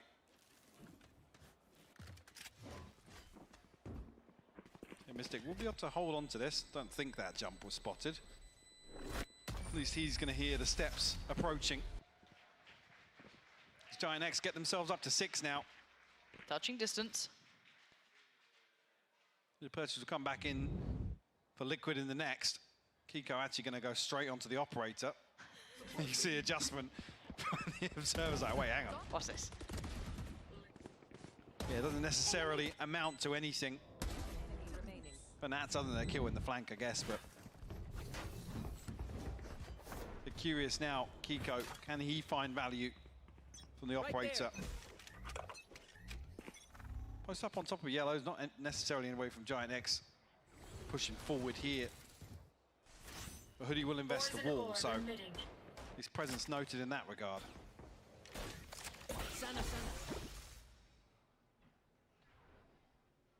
Here. Aldro, the next piece of utility to be drawn out. Gonna spot a little and not a lot, but not enough to really cause much of a reaction. As Purpo making slow progress here. There is still 2 players, nearly 3 you could argue with how close Enzo is towards this, and they even bringing over Mystic. Putting a lot of faith in Kiko. Again, he's got that operator, they can do that, so they are going to leverage that. That's why they're committing so heavily towards this, but Giant X have, I don't want to say side control because they don't, because it's a pre-take. They're already getting back into this. Nats wants in now. He's going to take down Redgar, old teammates now, and leave that Spike isolated on the site. And that 4th member coming across to rotate. You know they're going to commit towards denying this free plant from Wingman. Right next though, can they find their way back onto site? 30 seconds left. Between Nats and Enzo, yeah, it's going to be very tricky for everything to be unspotted, right? It's given away. God, that looked so close. Plant still not to be toyed with. There's still players to clear, and Nats still holding on. I told you there's no access around this point. Hoodie and Purpo needed miracles, and with only 13 seconds, there ain't much time to be praying for them. As it's just down to Hoodie in a 1v4 Liquid. Push up to 11. On the round to chip away at the finances of Giant X, but already with a bit of a cushion built up. But approaching map point now for Liquid. And beautiful adjustment here, like I said, when you have 4 players in a situation like this, and I guess no information or confirmation on the other side of the map, you have to commit towards this sort of play, denying the plant from coming down, removing some of that comfort factor that you do get from Wingman. Giant X, again, ultimates on the brink here. Lockdown and Tour de Force 2 away. Now does have his already. Again, ideally, we want to see Giant X hold Liquid at 11 here before things get a little more dicey. So the finances are concerning for a couple members. You can see the denial of space, but the flash through. Maybe trying to test that mid lurk again. It will be Hoodie waiting to see if anyone dares come through, but no one is. No one's really checking this way. I mean, Kiko might be tempted, but you're not going to see him probably slow push with an operator. So ult this time should at least give them safety on the site. Give them a little bit more control for at least a plant, but there is a window of chance where that could close. Yampy, Mystic, everyone nearby. And obviously the 2 almost kind of countering each other. Careful now. Yeah, denied on the plant. So now they've put bodies to this. Now is the pre-take time, and the patience pays. Kiko rewarded by finding Hoodie. Towards the site, though, again, that spike going down is just not happening. Liquid denying. Yes, a trade back and forth, but Nats has crept forward. He's still here to clear, and Purpo's been spotted. This is all getting difficult now. Team Liquid redrawing the lines of battle. The flash, the timing was outrageously good. Nats tries to just stand still and hope he wasn't spotted. But it's Redgar in a 1v1. Oh, he's got him. Redgar pulling it off and putting Giant X up to 7. Beautifully done. A 4K from Redguard, I don't see them very often, but a crucial one nonetheless. Keep Giant X in this half, in this map as well. They talked about this ult cycle looking pretty healthy for Giant X. That round victory's definitely going to support that as well. One off the lockdown, one off the tour de force, 2 off the pit. And the null command will be here at the disposal of Giant X. Here. See a back and forth exchange here. I mean, that diffuse on B side from Mystic really kind of altering the outcome in the next couple of rounds. Nats, though, back in this spot. Not again. Not again. Oh, this time. Yeah, they look at the difference. Wait, what? Yampi? No, no, they've got ghosts. They've got ghosts up against a full back. Fatino looks dead as well. You give them an inch and they've taken a mile. Liquid. 2 of these rounds are nuts that they've got in this half. The defuse against, was it 3 or 4 that Mystic pulled off right under their noses? And then that. It comes in a round where, as I said, Giant X have so many tools to try and convert this, to secure this round. Oh, I'd be fuming. Nats not happy to sit back and let this one pass him by this time around. Liquid crunch into B main. Yeah, I don't know either one. A weird fist bump from Bacon nonetheless. Bacon was having none of it, wasn't he? What's up, brother? At this point, we have ults. 12 to 7 though. You have 3 ults, and you'd probably quite like to use them. But Liquid have been up to weird things. They've been winning rounds that just feel a little strange. So now what do, right? You've got Kiko on the other side with his ult. You've got Nats as well. They're going to pop the ult that was spoken about, and now there's a double swing potential off the back of Yellow. Do they predict this? Totally different look here, right on the knife's edge. Mystic, he's fallen. It's all on Kiko, the one-man band. Oh, he delivers 2 fantastic kills, but Giant X still standing, still breathing, trying to operate with less. They've got 3 alive. The plant's still being denied. They're just not getting what they want from that. Oh, Nats has an angle.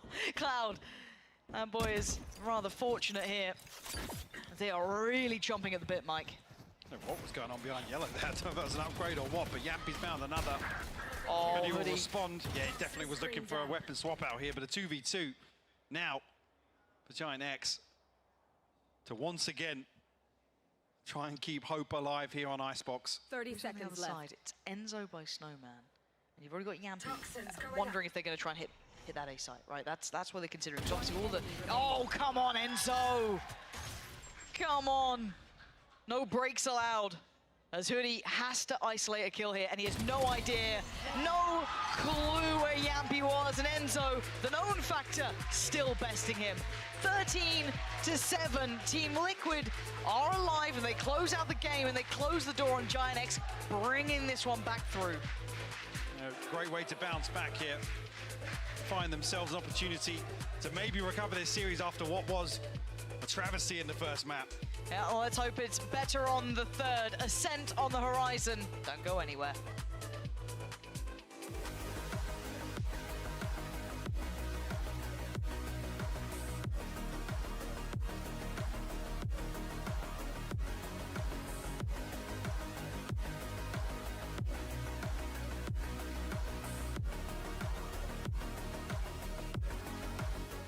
I know a place that will break you into 1,000 pieces. Stay away from them. Stay away from Lorca, Paco, and Picasso. Don't ask about Lola. Ay, Caballo Grande. Ay, Dolor de Nieve. But in spite of everything, it occurs to you to visit Andalusia. Don't say I didn't warn you. Be careful of the Andalusian crush.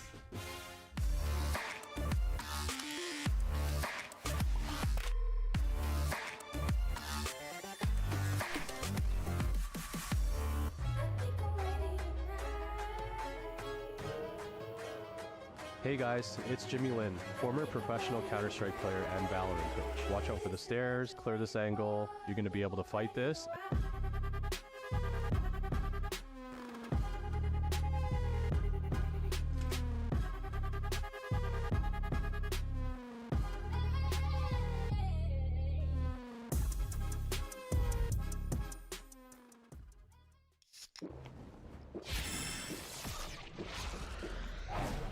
Red Bull gives you wings.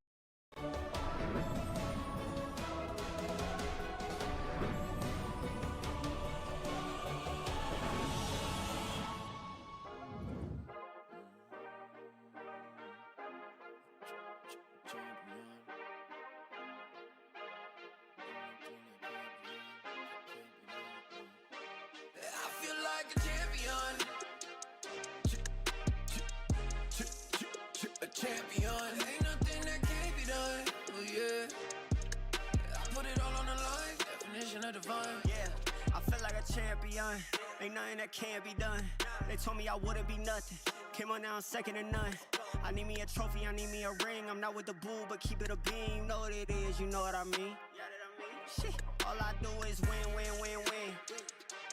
Haters wanna hate, they ain't make top 10.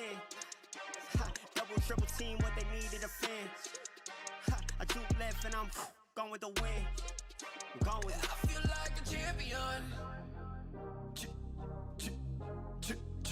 A champion. Ain't nothing that can't be done. Oh yeah.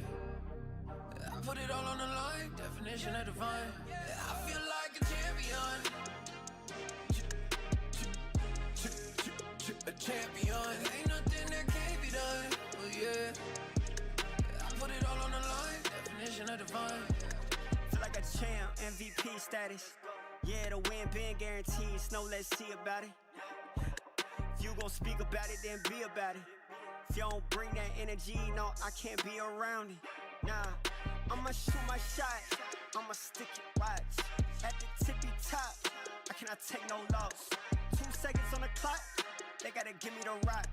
I got a game on what? Yeah, I got a game on lock. I feel like a champion. A champion. Ain't nothing that can't be done. Oh yeah. I put it all on the line. Definition of divine. I feel like a champion. A champion. Ain't nothing that can't be done. Oh yeah. I put it all on the line. Definition of divine.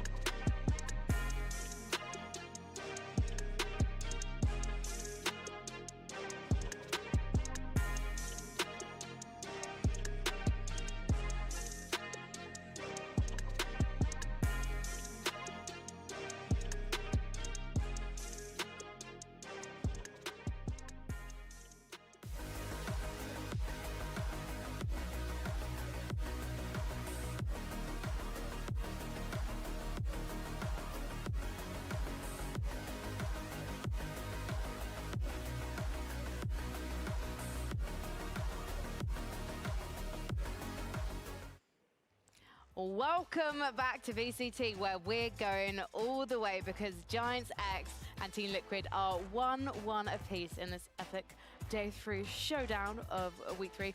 I'm Frankie, I am joined by Tom Biz and Still for one day more before we pack you back off to Canada. Yeah. Well. And we did, that's one of the reasons why, you know, Back we're off to going to Canada 3 with you. maps. Oh, not Canada, sorry, he lives in Arizona. We had this conversation. Oh my goodness. I didn't say where though. It's a big place. Oh He lives at number 253. He still lives in Canada is what I'm trying to people know I say. live in There we go. Arizona, that's okay. Thank you very much. Okay, let's actually talk about what happened in that map. Because for once, we're seeing a really nice, clean performance from Team Liquid. And the way that they are taking space, making space, it's looking pretty good, Tom. Yeah, overall, I think they're going to be much happier with this. I think they weren't too reliant on hero rounds. We did see it a little bit in the second half where they won a defuse in a 1v4. They also won with ghosts, but the first half actually came out clinical from them. I was actually impressed with how much more togetherness they had. This Icebox versus the other Iceboxes they played. They were doing a lot of these 5-man hits, and it wasn't until later in the half, like round 8 and then round 10, where, you know, they started to do the 4-1s, but they started off with such a strong lead, just doing these 5-man hits, whether it was A with the Harbor wall, or at B they had the Viper wall, and then they were able to stagger their Harbor wall on top of that, and they did such explosive hits, got into the site, got the plant, got everything done so well, that they're like, we're doing this, no problem whatsoever, let's start having Nats go on the lurk and trying to find value that way. Well, we found a lot of value from Nats on the lurk, but also Kiko on the lurk as well. Well, yeah, I know that you actually have a clip that you wanted to talk about with him, sort of being a little bit sneaky in middle. Yeah, I think there was a good round here at middle. They do a really explosive thing here. They have the Harbor wall go up for him. He dashes under tube. He's got the he positions himself. I don't know if they like plan this on purpose, knowing that the Killjoy turret's going to be in boiler and it's not going to be able in kitchen. It's not going to be able to see him. And then the rest of the team is basically going main together. Pop that Harbor ulti, and in comes that big flank from Kiko. He's able to get 2 people in the back, first top site and then back yellow. And I thought this was pretty cool because, well, I don't know how GiantX didn't know that, like, did they not hear the dash under tube, or hear the jet cloud burst, or see the Harbor wall going up? Like, none of those things happened. Well, you're running Killjoy and Chamber. Like, if you don't have info off one of that piece of utility, yeah, something's definitely problematic. And I feel like that kind of leads into the next clip as well, with the mega flank of Nats, which was just utterly ridiculous. It's like, it came in so late in the round that, like, you can even see on the map right now where he currently is. They've got the spike plant down. He is on the wrong side of the map and is going on the longest rotation you've ever seen in your life. Now, a lot of the success of this round comes down to the rest of Liquid's player buying time. Like, you have those post-plant lineups and all those extra pieces of utility. But ultimately, as you can aware, otherwise I wouldn't be talking about this clip, his flank is incredibly successful. And of course, from the side of GX, at this point in the round, absolutely no idea that he's going to be there this late.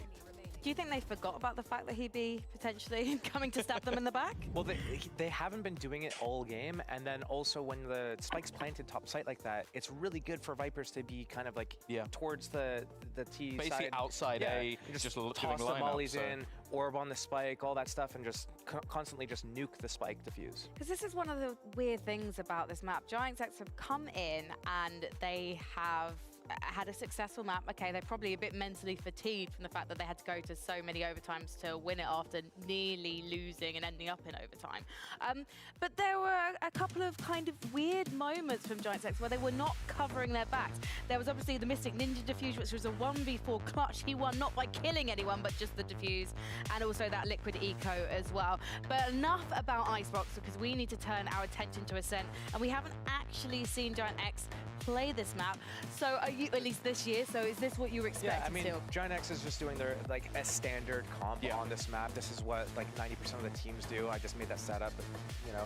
But Team Liquid's doing what they've done before, which is, you know, having the double controller. They have the Viper with the Omen, and then they use Yoru as their attacker. And basically the whole point of it is cut the site up with the Viper wall, get the Yoru past the choke, but it allows everyone to get past the choke. That's the main issue that people have I'm interested in the pick for Cypher coming in, because one of the things the Yoru is going to break down, you know you're going to have that coming, is Kiko should be able to bypass a lot of what Hoodie's going to have on offer. So I want to see what Hoodie has planned to almost deny that Yoru for having the success, because that's the one thing like this Yoru does. I feel like it's quite good at disrupting the default comps. On the flip side, I think it's going to be really easy to deal with the Cypher trips with the Soba shocks and everything, and then the True. Quinn. And the thing about this is we knew what Liquid were going to be bringing. Yep. Yeah. So it's interesting that GiantX, having built themselves back up, have still gone with this composition, but obviously this is an intent for the future, not just for Team Liquid. We are ready, though, to find out who is going to take this series. So we're going to head back to Pansy and Hypoc as we head to Ascent. First one, Frankie, you're absolutely right. We are now in the third and final map.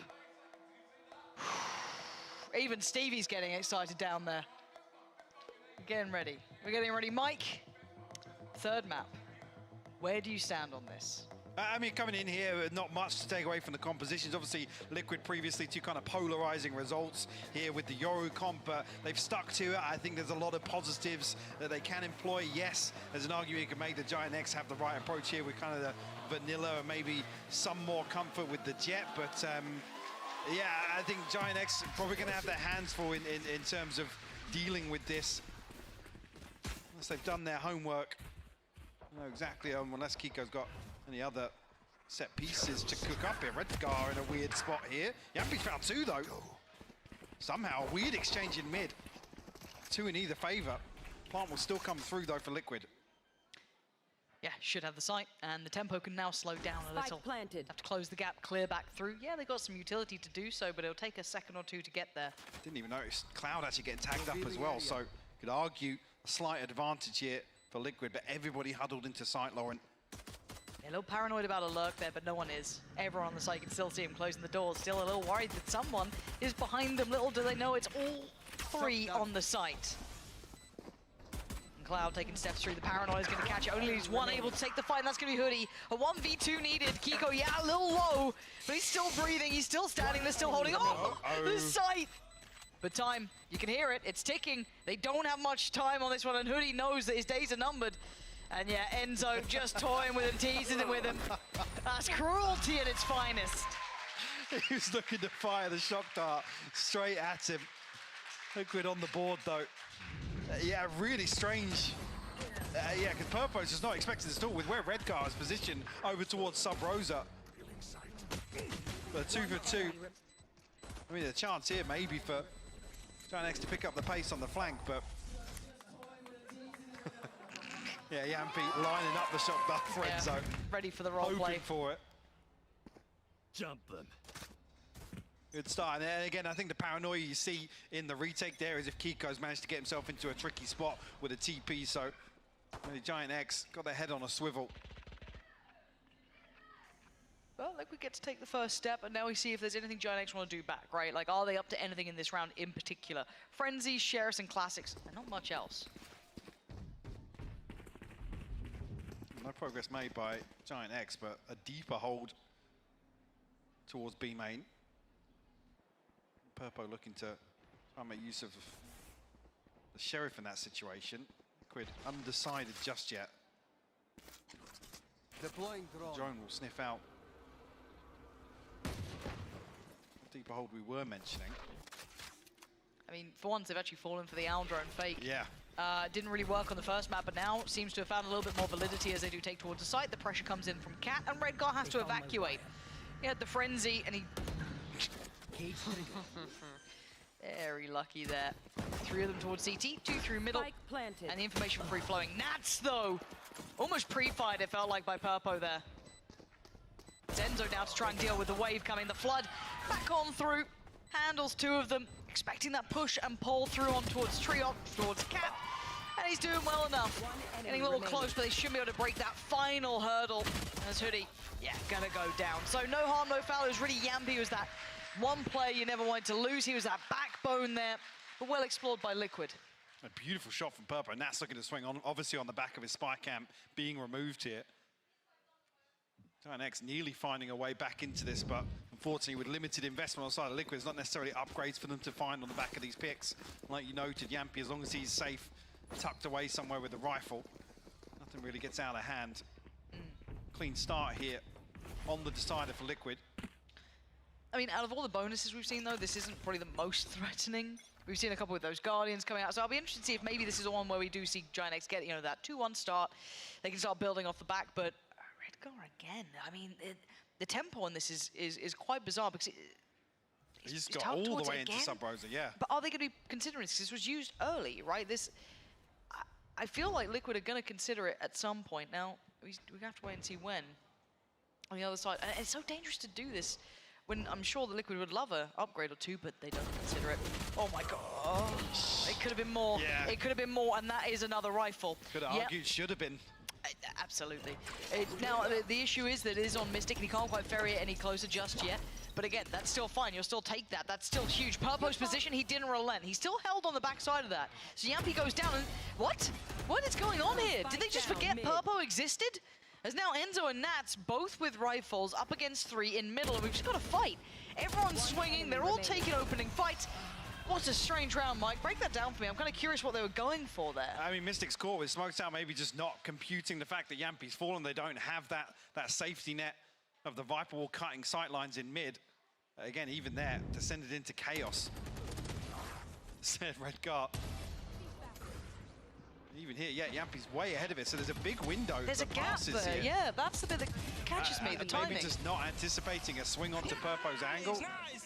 Oh, sorry, Purpo to swing onto that angle. Yeah. And for him to tuck himself in, but I mean, in that situation, he's always going to keep swinging that. So, yeah, a little bizarre, but... Not quite how I imagined Giant X getting that round, but a round nonetheless for them.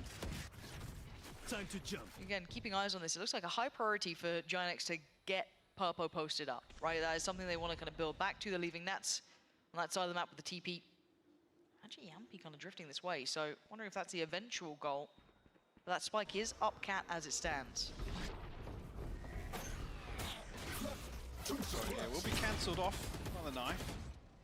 Tinho slow things down as well, dealing with the clone. Fast rotation across Purpo is probably hurt. It's huge. Yes! It's only one though. Dash pop, but not able to get away. No, but it's still going to be a split, right? They're still utilizing middle rather than cat. Obviously, that wherever the Aldrone is, they're not on that side of the map. Just call it that for now.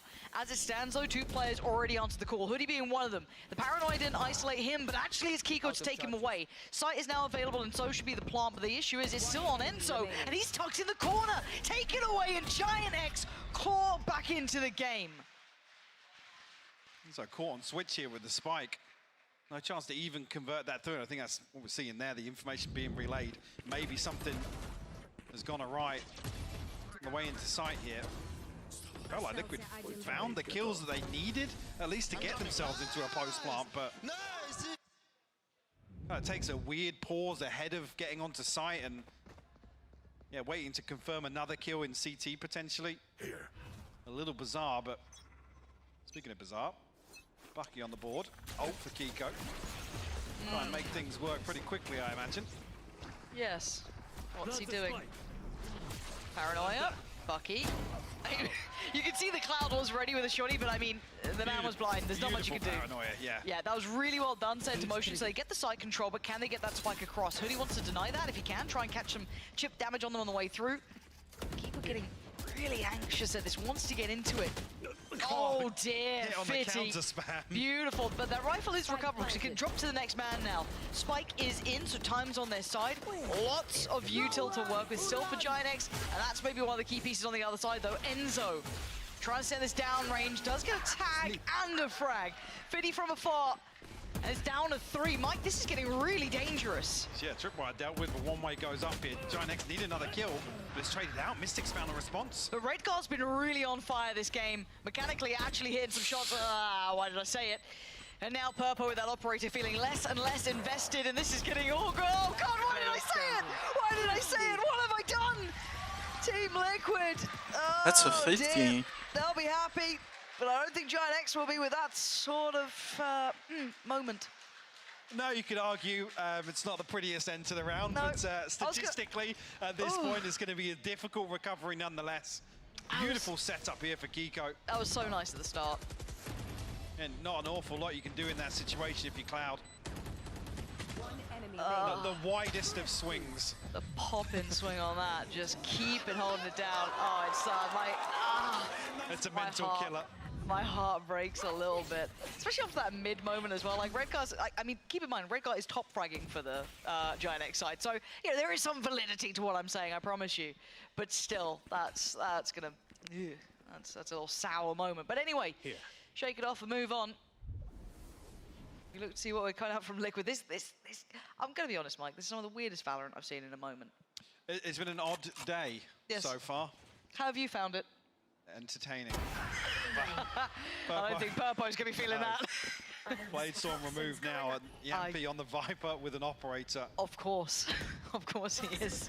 And these are the sort of kills that versus a Yoru comp you don't really want to see Liquid getting kind of dry engagements on the extremities because then they have so many options. I think that's maybe why Giant X are looking to prioritize mid. Maybe catch some of these the stragglers in rotation, maybe when they're trying to fake a sight and then capitalize on Kiko's TP. Yeah. Everyone's in the right place. Everyone's here. We're all in this together. That's big info. That's huge. Okay, nice stall as well. Hoodie's going to slow down Kiko. He can't break in. Now, with 25 seconds, how are you going to get on the site? I'm kind of interested what the plan is. Is it Enzo on the operator? Is that the entry point? Because it's still util. Doesn't feel good, no. No, Michael, this feels quite bad. This feels awful. As Giant X are going, well, they've got 20 seconds to try and take the say against all of us. And this is a perfect example of when Giant X can take this space away. Like I said, Redguard's position is fairly pivotal. It might look a little troll that he's just walking into mid every round, but he's there to cancel out some of these fakes. And then when you have Hoodie in a position to get into, or anybody on the side of Giant X, whoever's holding onto these sides to get into spots that Kiko wants to TP into. Late round, if you can stop him, you see here, it's actually just a spam. I think maybe he notes the TP preemptively. But that's when you can't, I mean, Josh was talking about this, so you can't split those angles off the choke point. If somebody's holding Kiko's TP constantly, it's not even as if you can really set him up with the paranoia comfortably. Because it's not red, so I'm not got worried. so nervous. No, it's not red yet. I just didn't see the word. Yeah, no, I know, and then I saw Mystic like relax, and I'm like, oh, but it's fine. It's a liquid timeout. I'm so scared in this game of being technical. Yeah, I mean, to be honest, the complete opposite is what we're looking for, right? Which is kind of fast hits from Liquid, but there needs to be consideration around it.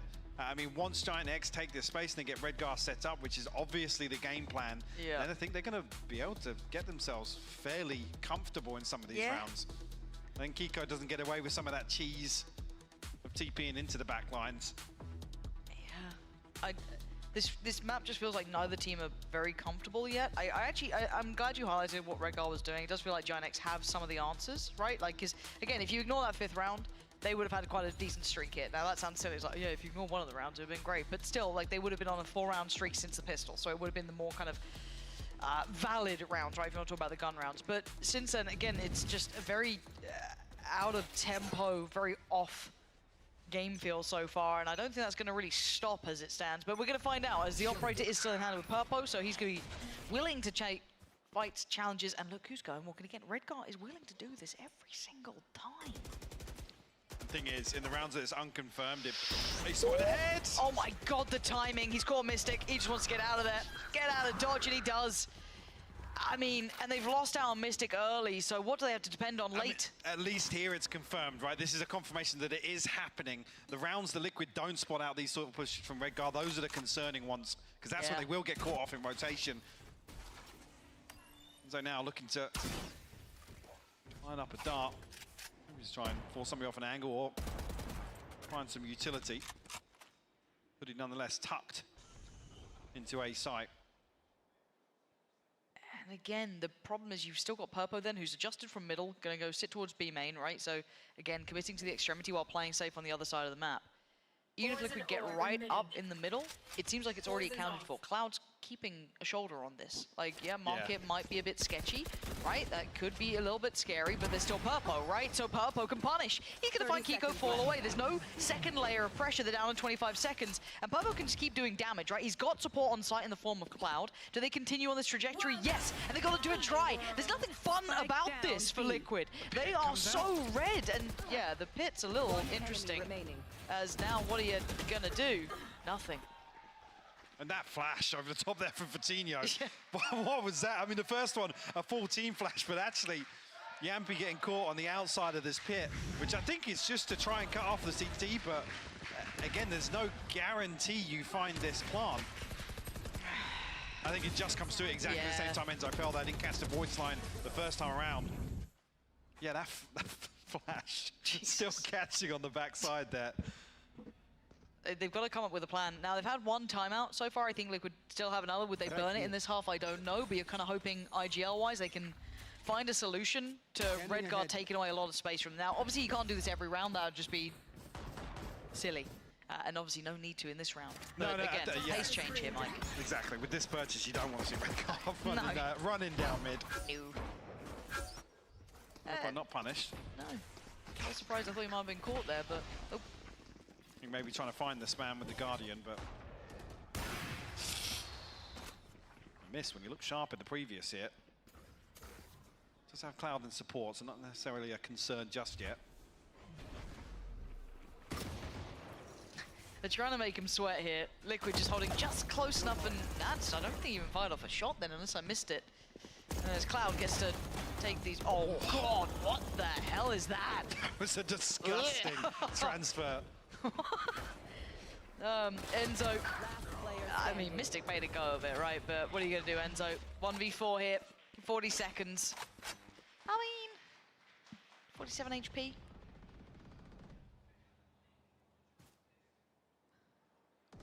A chance. 30 seconds Maybe left. to catch somebody. Well, nearly. Redgar. Of course it would be Redgar if anybody on the side of Giant X, but he finds the kill. Giant X find their 5th. Right, so here comes the interesting part, right? Have they found the solution? What's the next steps then as well for Giant X? You can't keep doing the same thing, but you want it to have that similar effect, right? Yeah. So you can't just keep walking Redgar down middle. So what do you do now? How do you keep track of any of these adjustments that they might be trying to run? Well, I think for Liquid, honestly, I do think the response is a little pace in the early round. Yep. If they're allowing Giant X to take this space, then ultimately they are limiting their options, or I guess the efficacy of this sort of composition. And try and work towards the ultimate once again for Kiko. They have the TP, the North F for Liquid, but... Look how deep Purpo's exploring. Yeah. Yeah, now it's not without a challenger. Yeah, I mean, they've got a good feel for the map, though. Yeah.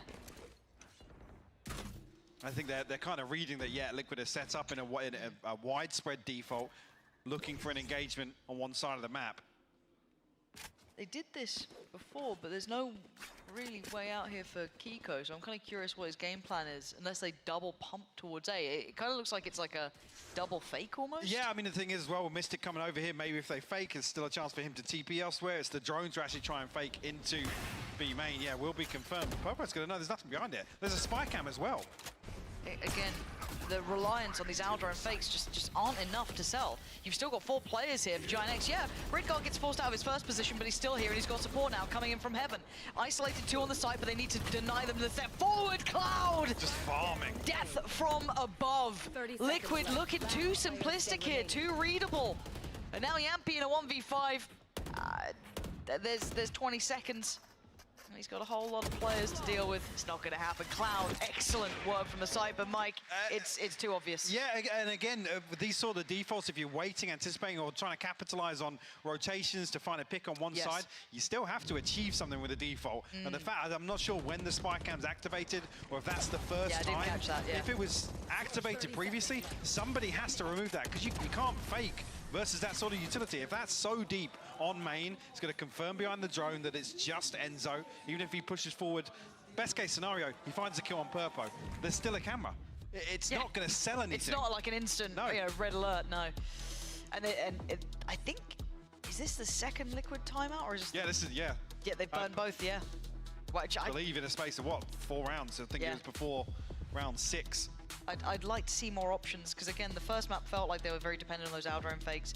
And again, if Giant X read into it in map 1, they're gonna maybe not consider it completely here, being like, oh, of course, every single time. But you know, there is gonna be that point in their mind that they're not just gonna lap that up. And as you said, deal with that utility that's committed there. Obviously, that comes with the caveat of you do have to clear Purpo, but still, if you want to sell this, got to do a bit more. It requires a much deeper commitment. You can't just sit outside tiles, can't sit safe behind, you know, the shed outside B lobby. That's not the case with this sort of round, at least. If you want to try and sell something, somebody has to commit to an opening engagement, not just kind of pray that Giant X will give you one. Yeah. And now the problem becomes the economy to boot, right? They should have a buy behind this, quite a decent one. They're going to have ults to play with, but they're going to face 7 rounds regardless. I mean, hey, look, maybe they can convert something there, but it's going to be very, very difficult to do so. So this is a good round to maybe kind of go through the protocol list of how they want to address some of this utility, or maybe just kind of keep it in mind, right, of what they need to be executing going forward. And again, a little bit of a split here. 3-2. Got that. Say Kiko. Got to be careful of that kill trip. Yeah, it's on such a deep angle to clear it. Very difficult. Punished, removed here. Spike not committed just yet. This is Liquid dipping their toes, testing the water in A main. Right here. Struggle to find much else here. 2 sheriffs, so a chance to find a pick at least. Yampy trying to scale behind some of his utility. Yeah, Giant X, I mean, look how deep they are. Purpo's the only one really committed on anything. He's got the dash, he's posted deep with an operator as well. Got to favor him in a round like this. Yay down. Not too worried about it. Maybe they can isolate him from that crunch, but the door's still in play, right? So it's like, there's his because it's pistol. offset of timing. It takes a long time to chip away at that. Yeah, spam in there.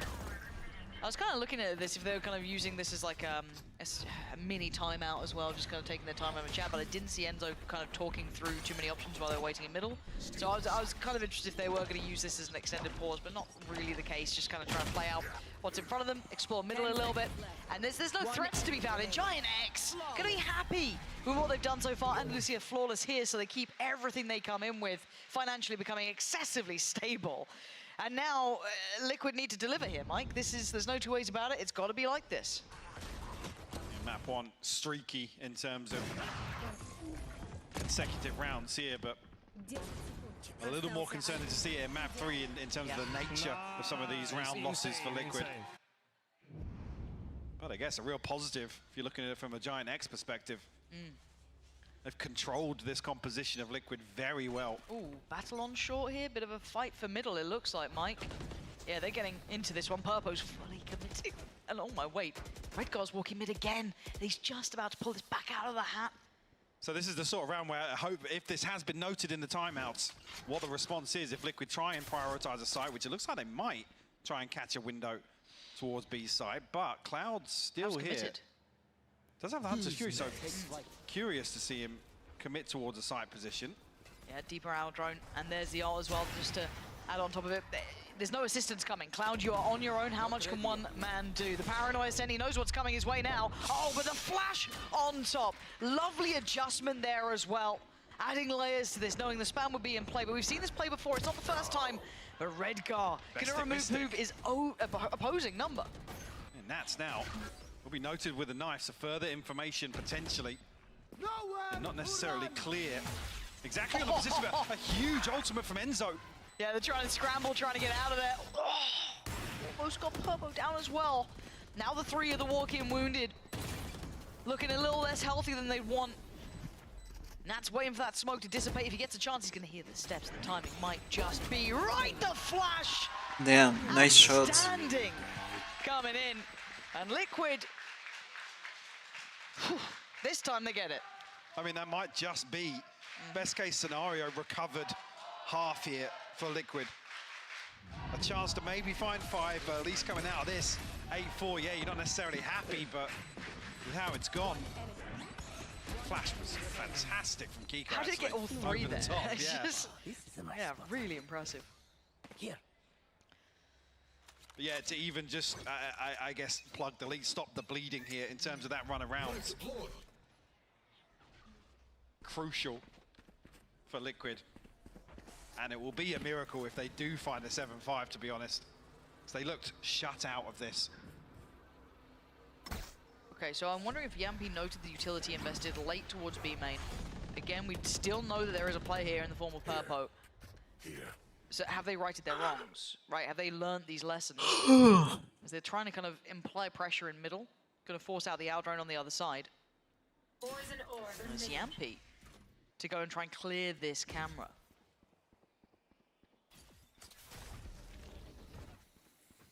It's a little game of chess between these two, the information game early. Yeah, Liquid is so cautious. I mean, this time around, not in the typical kind of 2-1-2 that they have been. It's like they were trying to get a split going early on, but maybe not liking the look of something. Kiko now going to try and... This is really close. Bye, Fatinho! Finds a swing so well and gets out of danger until then. Enzo on a trade.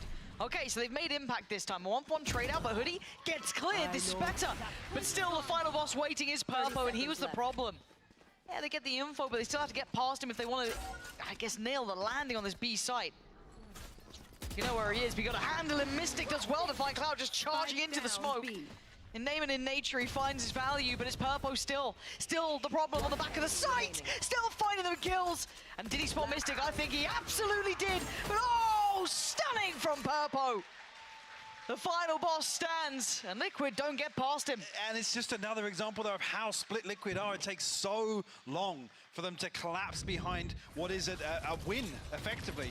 And I say a win, it's a trade. It comes to a trade in tree, and ultimately it's not Kiko you want to see fall because he's the one that can TP out, capitalize on the pressure elsewhere on the map. And then, like I said, it takes a full 10-15 seconds after Yampi dies to even descend upon B site. 8-4. It's not impossible, it's but... not, no, like I said, I still come back to the same thing. It feels like a bit of a recovery at the end here to even find one. Like, I'm because what, it was the clutching pistol. The straws, Yeah, because it was the pistol and then this. Oh, man. Yeah, sorry, but yeah, pistol, round 5 and then round 11. Yeah. Like... Whew. Ain't easy. Ain't easy. If you're a Giants fan, you're going to be happy with what you've seen. They won the kind of, I guess, the harder rounds to convert, the rifle rounds. They had a good beat on the game, but ooh, Redgar going to be left feeling a little bruised after that. Reeling on 64. Nat's posted up. This is very proactive, actually, from Liquid. And Enzo's got to be careful because he could get isolated here. If there's pressure felt on extremities, the normal answer is middle. I think Giant X, you can see them kind of considering that. That's the expected next step here. Trying to get Rats back into a similar position we saw on Icebox a few times. Tucked behind a box. And the only open segment is here. Now, yeah, there is utility, but once that's gone, it's game on, and they're going to be isolated towards main. The smoke actually going to kind of adjust the routing a little more, going to take him towards heaven, but Redgar's just kind of playing his life. Yeah, I was going to say, you want to just see him sit here. He's got the paranoia, so he can set up the rest of the team to retake this space if necessary. This is smart from Redgar. It's so well read. This is really, really well done. They're not going to clear this deep. They may consider it, but he's kept 2 players busy. That's beautiful from Redgar. A 1-for-1 trade out. They might have to be now careful of A main in the kind of, I guess, post-plant, but that was really well done from him. Heads up work, 3 players noted. They now know everything. They have the full information and full picture. Giant X shouldn't have too many surprises, so Liquid got to really turn up here with some shots. Get that information back on track.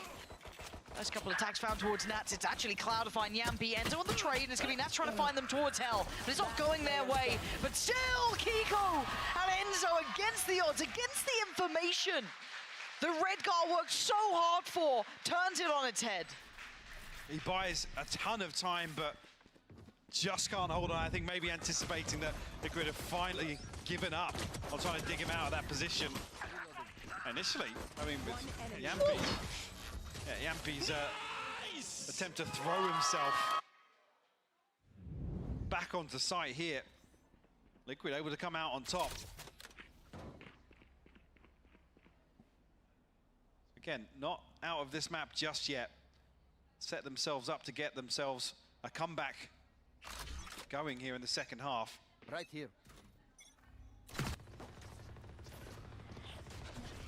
You know you're playing Cloud, yeah, Cloud almost blocked out there. By the way, you can see the moment of panic.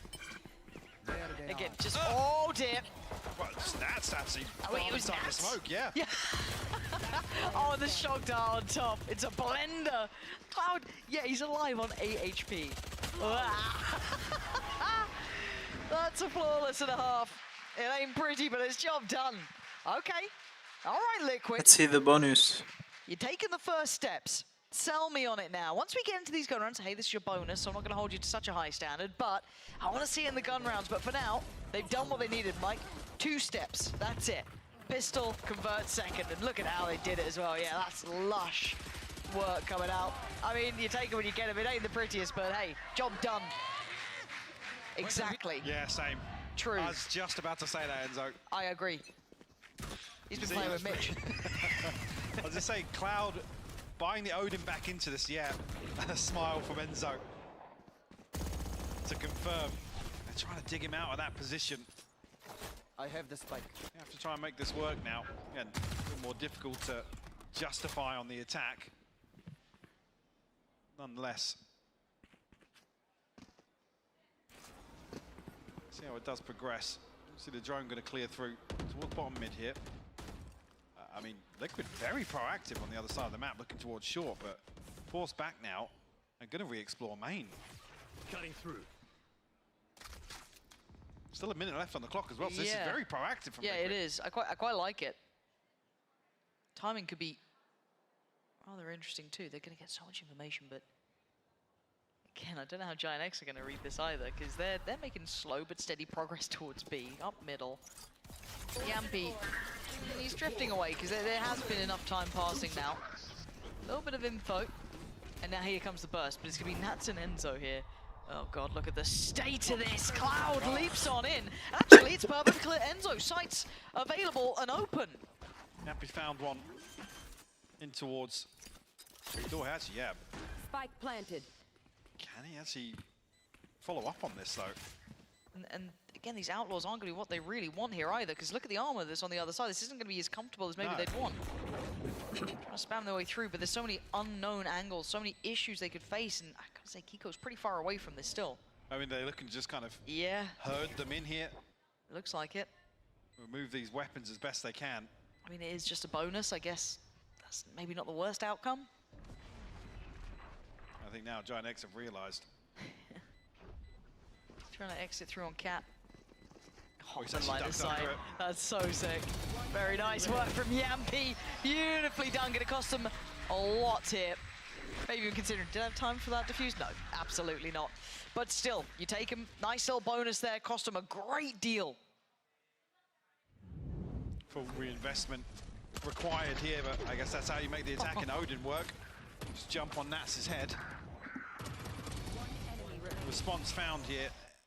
And, I mean, the purchase is not as bad, all things considering. One off the Hunter's Fury for Cloud as well. But Liquid have set themselves up here in the second half. 3 rounds left to find to close this gap.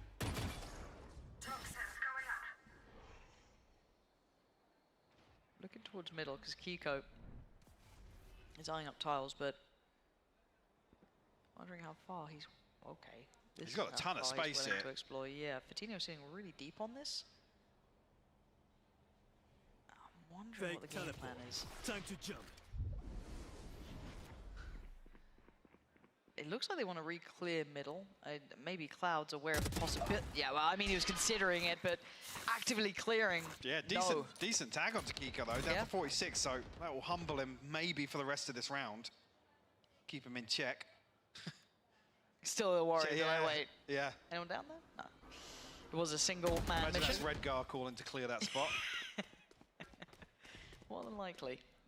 What do they do now? Down to 4, right? Like early damage. They're not finding any easy pathing, but again, very patient from Giant X. Walking towards this trip though. Just outside market. That'll be confirmation. No charge. 30 seconds Spy left. cam to confirm numbers on the way in here as well. So yeah, going to be tough for Giant X to continue pushing forwards here towards B. 20 seconds.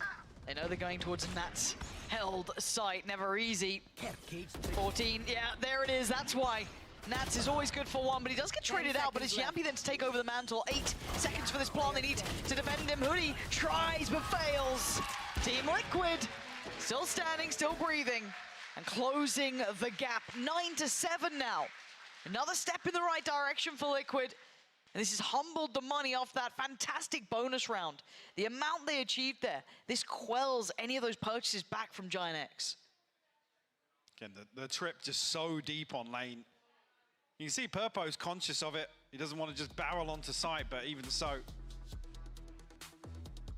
you allow Nats to sit comfortable in those sort of setups. He's usually going to punish. Well, the timeout will come through from Giant X now. Moment to reconsider their approach potentially. Again, it's been fairly clean Valorant from Liquid in the second half here. It's not an awful lot for Giant X to really take away from this and identify as a problem or something to target, troubleshooting wise.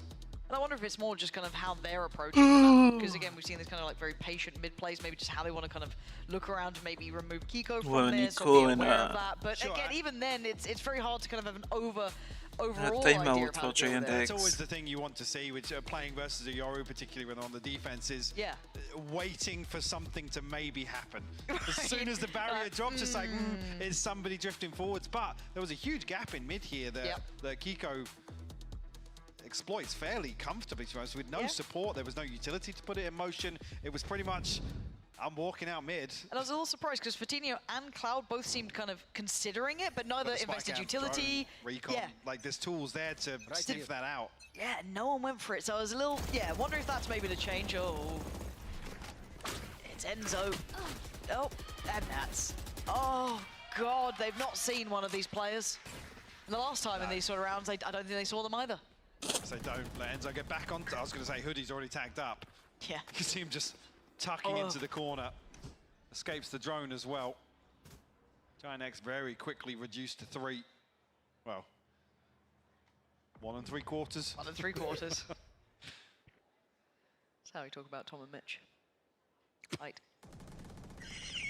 I don't know why I'm blaming him today. It's because he's not here. I just, blame Mitch a little bit. There's too much Odin. You just think of Mitch. Yeah, it makes you want to like be upset and take it out on Mitch because I think he encouraged it if anything. But again, there's no real easy avenue forward here for Giant X, but they're going to try what they can. And Yami's position is basically wraps on this round. The second, it's so good.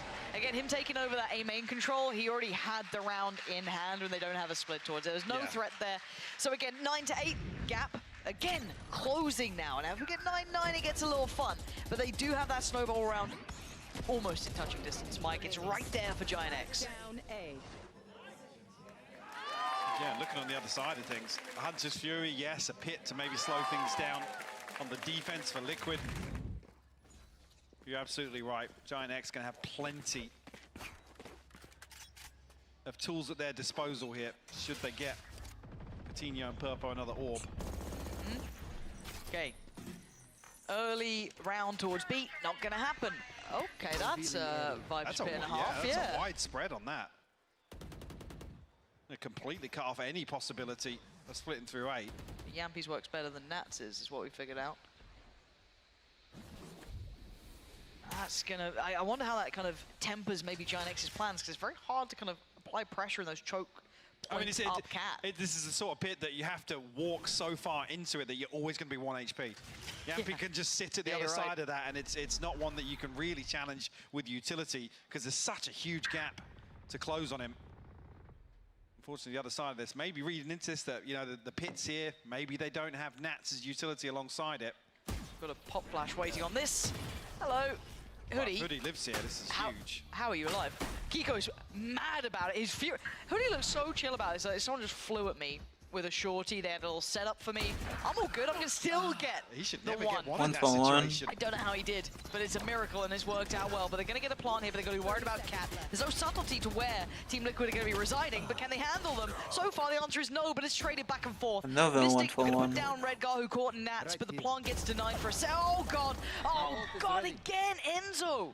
He's such a nuisance to play up against and drifts away. Now as well. And you can hear it there. He gets the tag on Coutinho. Oh, dearie me, this has gone from bad to worse. There's not much more they can do. 6 seconds now. Just put a body to it if you can.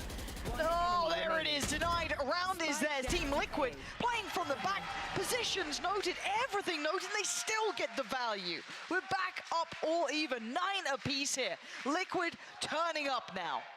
Almost a little bizarre that Giant X find success at A site.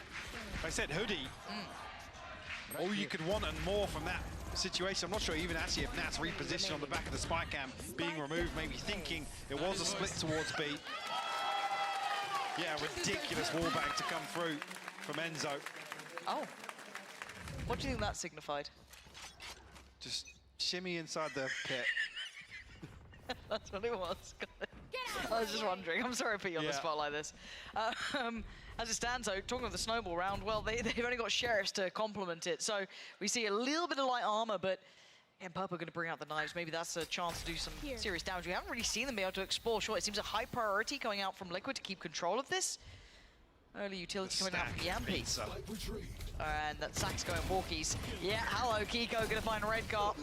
And the trade out, yeah, Cloud gonna claim one back, but they need a couple more, and they're not gonna get a couple more. It's just Fidinho, and wow, Liquid taking matters into their own hands, being proactive there. And that's 10, double digits found. But until they're across the finish line, Mike, I ain't saying a word. Yeah, I don't even want to talk about the score just yet. I don't care if it's 12. Comfortable second half, we'll leave it at that. Yeah, that's fine. They've done the hard work, though, getting back into this decider. Considering how the first half went. Kiko now will pick up the operator, so another spanner in the works. Okay. Maybe something to throw off the early round protocols here.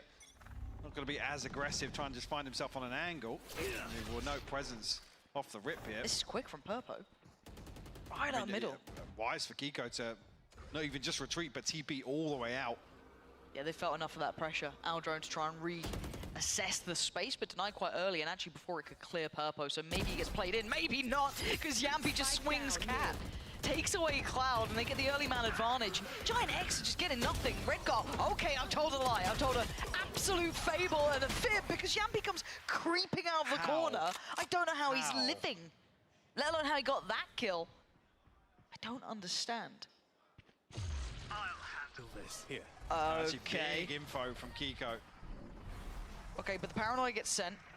We've got a 3v2 here. Spike is down. Ults are coming out everywhere. This is a game of information, back and forth. Kiko top middle, trying to hit that adjustment, and it's great. Redgar's gone down. Flash off the back, but it's all on Hoodie. Notes the one on short, knows there's one towards top middle, but he can't get past Kiko. Keeps him down, readjusts well. Very unorthodox, but it works. Yampy gets out of this corner after the fragment gets posted in, by the way. Yep. And just hits him with a full running.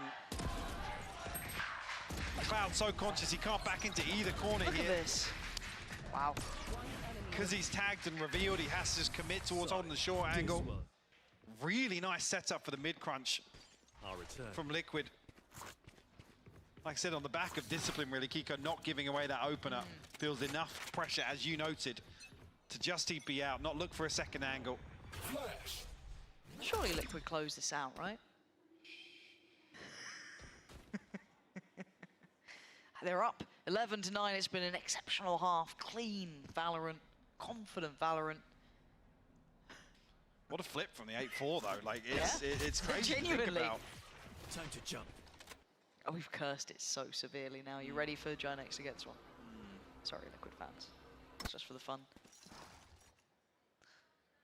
And a little bit of an adjustment here. No presence in middle that's been noted early.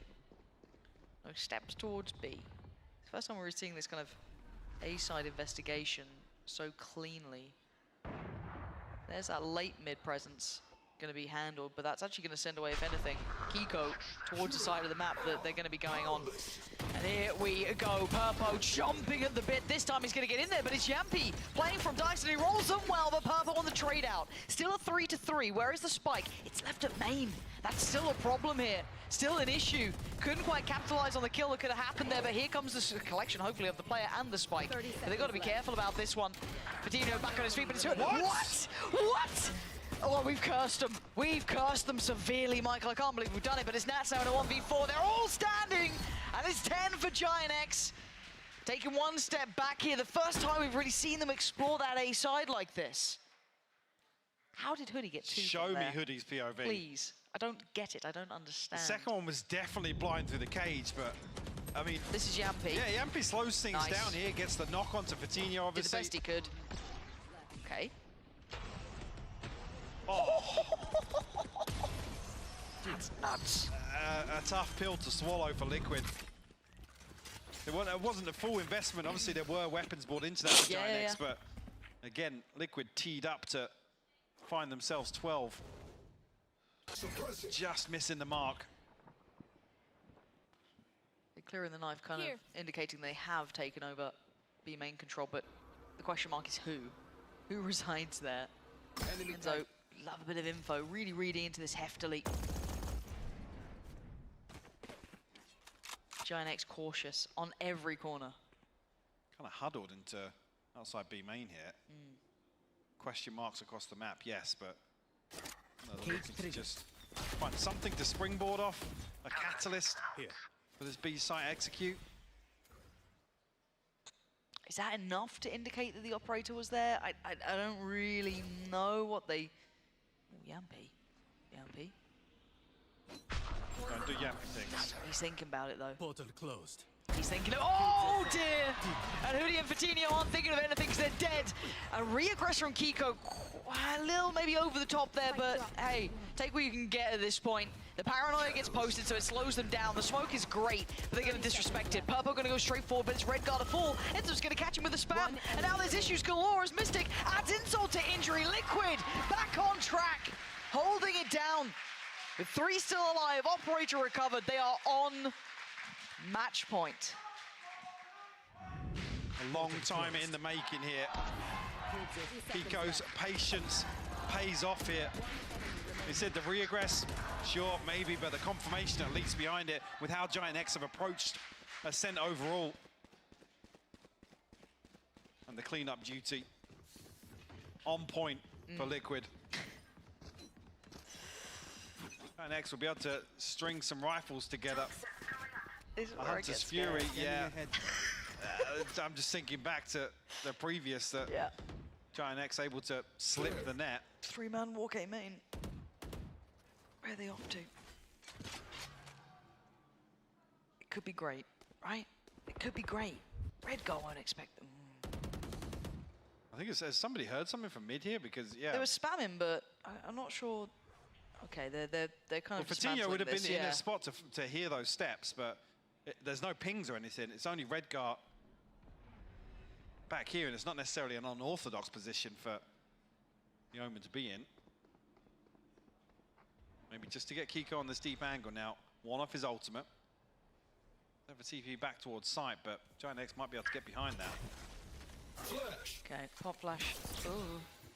Doesn't land. Cage trigger. It's all a bit wonky, isn't it? It feels... Oh dear, no! Kiko waited so long, but so did Redguard, and he waited a little longer. Yampy, you gotta be here! Nice shot! Maybe he is! Purpo's gone down, he knows they're coming from short, he's got them too! But is that enough?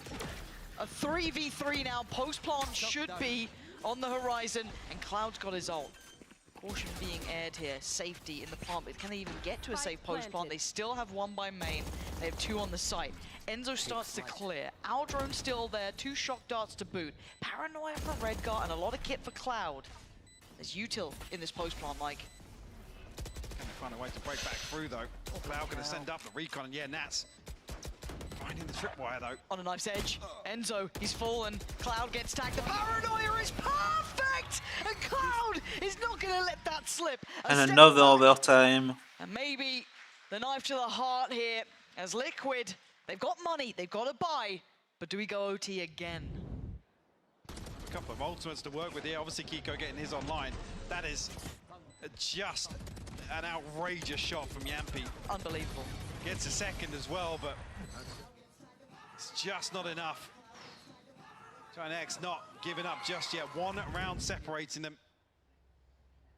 Full purchase. Ult, Kiko's is there. Pit's there on the other side. Oh wait, Hoodie's on. What's just happened to Hoodie early on here? Well, answer right back is that he's being hunted down on the other side too. Cloud gonna post it through, catches a tag towards Enzo. But Hoodie's on 12 HP. He must have been spammed here by Enzo potentially. I don't really know. That's a heavy loss. But this is all not where it's heading. Again, straight towards A. Yampy sat in his pit. And I mean, that's his on the A side. He's got his setup here, and already Kiko's on this side. The difference being this time around, there was a 3rd member. Kiko going to confirm a ton of information. Now slip back on towards site. Do they continue? They've got 50 seconds. Again, Operator, Phantom, and obviously 3 members noted now. So Giant X going to try and find some sort of a window towards B. Drop the spike. Oh, B main seems off the menu, doesn't it, with what Enzo's been doing? So maybe quickly up middle already. Mystic seeming to consider that one. He's having a little look here. Nat's ready for it. He knows what they're doing. The information is there. The slowdown, 30 seconds now. They got to commit to this. They got to make their move. They got to get towards the site. But on the back lines is Enzo waiting, watching. patiently looking to do the damage. Good flash to force him off the angle, but Mystic unaffected so far. Could make his presence noted. Mystic can find all three. They try and come to his side again, and Enzo, the unknown element. This is the time they close out, surely. It's all on Cloud with 10 seconds. I don't know if it's enough, but he's still going to make a damn good go of it. 5 seconds now. Enzo just needs to live, and he knows it. He keeps his heart beating, and Liquid. No second overtime. Danger zone, 13 rounds. They do the Holy job. shit. We mentioned map 1 being a war of attrition. It lasted the entire series here. Right down to the wire. A 13-11 victory here in map 3. Again, I got to come back to some of maybe the concerns you have coming into this series about what you want to see rectified for both of these teams. Maybe not the sort of performance that you'd hope for, but a real barn burner here to go the distance, Lauren. I got so nervous though, Mike. After map 1, after the previous performances, I think Liquid there started to feel that pressure towards the end of that round, but good to see them recovering, keeping composure. And yeah, I don't know quite where to place these two teams bigger picture now, but it looks like, yeah, Liquid, a couple of steps in the right direction here today, a couple of nice looks. Gotta say though, for me, Yampy in that final map was nuts. Enzo as well, a couple of players really stepping up, but early maps you had Mystic absolutely popping up with some insane clutches to even get them out of Lotus. This whole series feels like a saga. Sure, yeah, and I think coming back to the initial objectives we talked about for both of these teams, Liquid, we're still looking for the consistency, right? For them to set the bar and maintain. I don't think we're there after today's series. On the other side of Giant X, I mean, just to know Purpo looking pretty comfortable overall. Obviously, the comp on Icebox, maybe that is just a comp issue. Didn't like that. But overall, slipping into this roster, the synergies and those small kind of tweak works that I guess you want to see progress week by week. I think for me, ticking the box there. No, I'm absolutely with you as well. I'm kind of enjoying how he looks, how he's been approaching the game so far. An explosive little player. I'd like to see what he can do once he finds that comfort, right? We've seen the mechanical capability. Let's see how it blends further down the line. Again, outside of that though, happy to see Liquid on the right road. I'd like to see what their next couple of games are, to see how well they might suit the opponents, how is it uphill, downhill, you know what I mean? I think with traditions and the history of Liquid as an organization, not necessarily this roster in particular, we're looking for those improvements, right? And for it to be trackable, for us to be able to come back to it and say, yep, they fixed that issue. They've gone to next, and obviously last year, map pool being one overall where the consistency was just never there. So again, early on, we're still tracking that. And speaking of tracking, I just turned around to keep my eyes on who is ready for that interview. It looks like Yampy is down there with Frankie. Yes, Yampy and Frankie are here and ready to talk about exactly what went down in that series. There are so many happy Team Liquid fans waiting to hear. You should be a happy player, and their fans are very happy because your performance on that decider of Ascent was nothing short of epic. But let's go back to the beginning, a mere 4 hours ago, because the veto, slightly unexpected. Did it take you by surprise? Yeah, I think we didn't expect maybe them to pick Lotus, but I think it was a good veto. We were surprised, but we were happy about it, so nothing. Yeah. So what happened in the first half of Lotus? It felt like it took you a while to adjust to what Giants were throwing at you. No, it was, the crowd is full here, so we just wanted some entertainment for them. So it was completely under control, but yeah, we just wanted some entertainment, a long match, so. And then Icebox clearly planned from you. There's been some comp changes. You've been trying to find out what worked. You dropped the Gecko, kept the Harbor, and also we saw you on the Sova. What happened there? What was that decision, given that you've got Sova God Enzo in your team? Yeah, I don't know. We decided to change it because the Gecko is a little bit too good on the map, so we just wanted to give some respect to other teams also. And I think the kill choice is Enzo's calling style. He can take a little bit more time, that he doesn't have to beat the pack, so that's why we changed it to me. So it's less about you and more about Enzo? Yeah, of course. and then Ascent was all about you. Yeah. So let's actually take a look back at some of your highlights if you want to check out the screen over there. And before the cast was through to us, we were actually talking about how the pistol round in particular was a big game changer for you guys, the shift in momentum. You were very emotional when you won that pistol. Talk me through what's happening here, though. You just pointed at the screen, impressed with yourself. No, it was nice shots, I guess. Yeah. I mean, this was all the Kiko, you know, his flash helped me there, so, you know, it's a team game. But why so emotional after that pistol round? Did you feel like if you didn't win it, then the victory would have slipped away? Yeah, I mean, not slip away, but it was such an important round, you know. I tried to have that fire and ice thing, that I try to be calm, but when there has to be something to hype, I try to yell, and like it was just emotions, because it was like a 2v3, and it was super important for us, and I think that was the turning point of the match, that we could believe that we can win it, and yeah, it happened, so I'm super happy. It's incredibly Finnish of you as well. What's really impressive is actually the turnaround on Icebox, because any team who have just lost after multiple overtimes would maybe feel a little bit put out, would maybe struggle with their mental, but you guys didn't. Tell me about how you brought things back. I mean, we learned from last week. Last week, we were on the opposite side, you know. We were leading first map, and then second map we were leading 10-2, and then we lost the series. So I think it was a nice learning point from that, and we never gave up on anything. So I think I'm super proud of the guys that how we managed to do it today. You should be incredibly proud. Yampi, I'm going to let you go and celebrate with your team. Thank you so much for talking to me. Thank you guys, everyone who came to watch. I appreciate it. Thank you. We're actually going to be Navan Anatta with Mystic after this break to get his take on what went down in this Epic Series 2. So do not go anywhere. Mystic, Fnatic and Koi coming up after this break.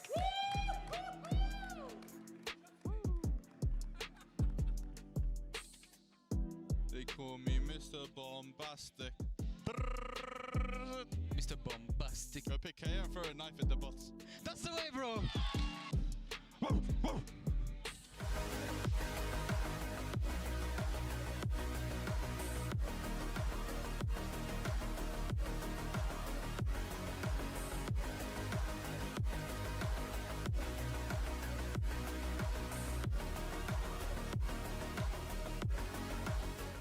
I know a place that will break you into 1,000 pieces.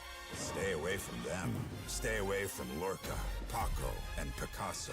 Don't ask about Lola. Caballo Grande.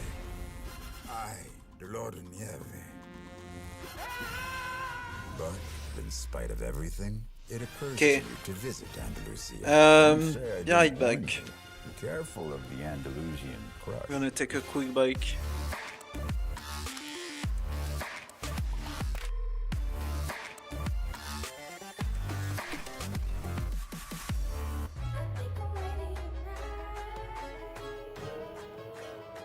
Hey guys, it's Jimmy Lin, former professional Counter-Strike player and Valorant coach. Watch out for the stairs, clear this angle, you're going to be able to fight this.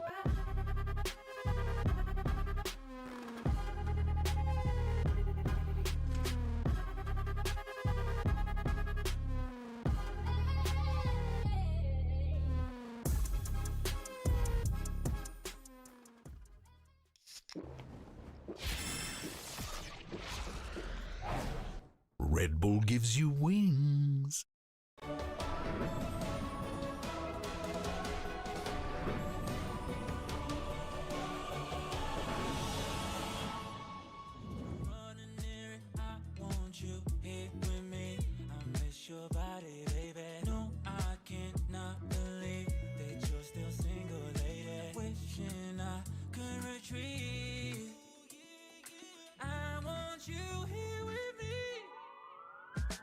My love.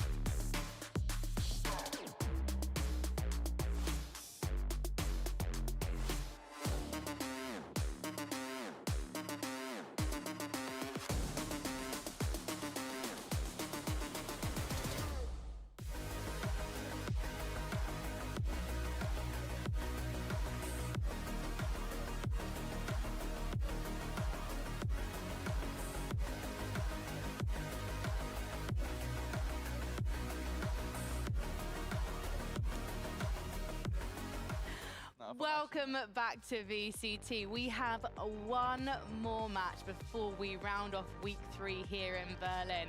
But before we get Fnatic versus Koi underway, we have got to chat more about what happened with Team Liquid and Giant X.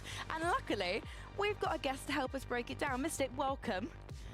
Is it nice to be in a victory seat again? Yeah, finally. It's been a I don't know, a hurdle, I guess, that we had to climb, but yeah, we made it. Does it feel better than last week? Yeah, the 10-1 hurdle that Na'Vi climbed. No, please don't remind me of You this won week. the close game this time. I had nightmares for at least 3 days after that. That's crazy. To be honest, though, you found yourself behind a couple of times on the server today, and you managed to actually mount some comebacks of your own. Why do you think that Team Liquid were able to do that? Do you think your mental game has just improved so much? Your protocols as well? Yeah, definitely. I mean, obviously, in the Na'Vi game, we lost quite heavily, but we've been working on just like trying to keep the mood positive and just having fun, really. Like, yeah, no pressure. I get like we're trying to remove the pressure as much as possible. And today we just, you can probably see me. I'm singing all day. I'm singing all day on that stage. Or and barking, just, like, maybe. Yeah, no. That's BBL barks. That's Kind of yuppie remove as the well. barking a little bit. I think we should bring back the barking. No. No? I mean, you guys can. I mean, but You know what I really want to do? I want to run it back all the way to Lotus because it gives us a fantastic opportunity to look at a marvelous moment for Mr. Mystic, which is your ace. I think it came in round 3. Talk us through. So basically, just killed 2 people for free, and then killed the 3rd one for free. This was a nice shot, actually. And then everyone's just screaming ace, ace, ace. Just go for the ace. So I just went for it. I mean, it's nice when your teammates let you go for it and finish it. Yeah. Yeah, I mean, it's nice when you got Nats as your side partner. So you just, you either he gets all the kills or I just steal all the kills off of his util. So. Yeah. Well, basically, it also means you can throw, you can run in and try and get the ace, and if you don't get it, he'll probably get the kill anyway, right? Yeah, It's like, it's safe. We're all about discipline, but yeah, when it comes to that, jeez. Okay. Well, I want to also take another look at a round-winning moment from you. Let's move on to Icebox, because I absolutely love this. This is the Ninja Defuse, which must have taken you by surprise that you managed to pull it off. I don't know what was happening with Giant X, but you got the clutch. Let's run it back, if we can. I think what happened. Yeah, sorry, go. If you want. No, you're the analyst. I was gonna say, I think their wingman, when they went to go plant, the wingman planted it too deep, and you could stretch it around the corner, right? Yeah, so because we used to play wingman, Gecko, sorry. This has happened to us a couple of times, and I'm obviously the planter in this map. So I saw this, and I was like, "There's no chance they know they messed up the plant." So yeah, I was like, "Guys, just fight!" I was just, my anus was tight. Anus was tight. How is it feeling now? Are we loose? We good? Oh, we're loosey goosey right now. We are loosey goosey right now.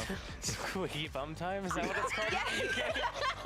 Yeah, I've played too much with Booster in the previous years. I think I've brought some of that into this team as well. So. This is what happens when you're in a desk with 3 British people. It's just gonna happen. I want to also actually get a bit more input on Ascent as well, because we've gone to Lotus, we have gone to Icebox, much to our amusement.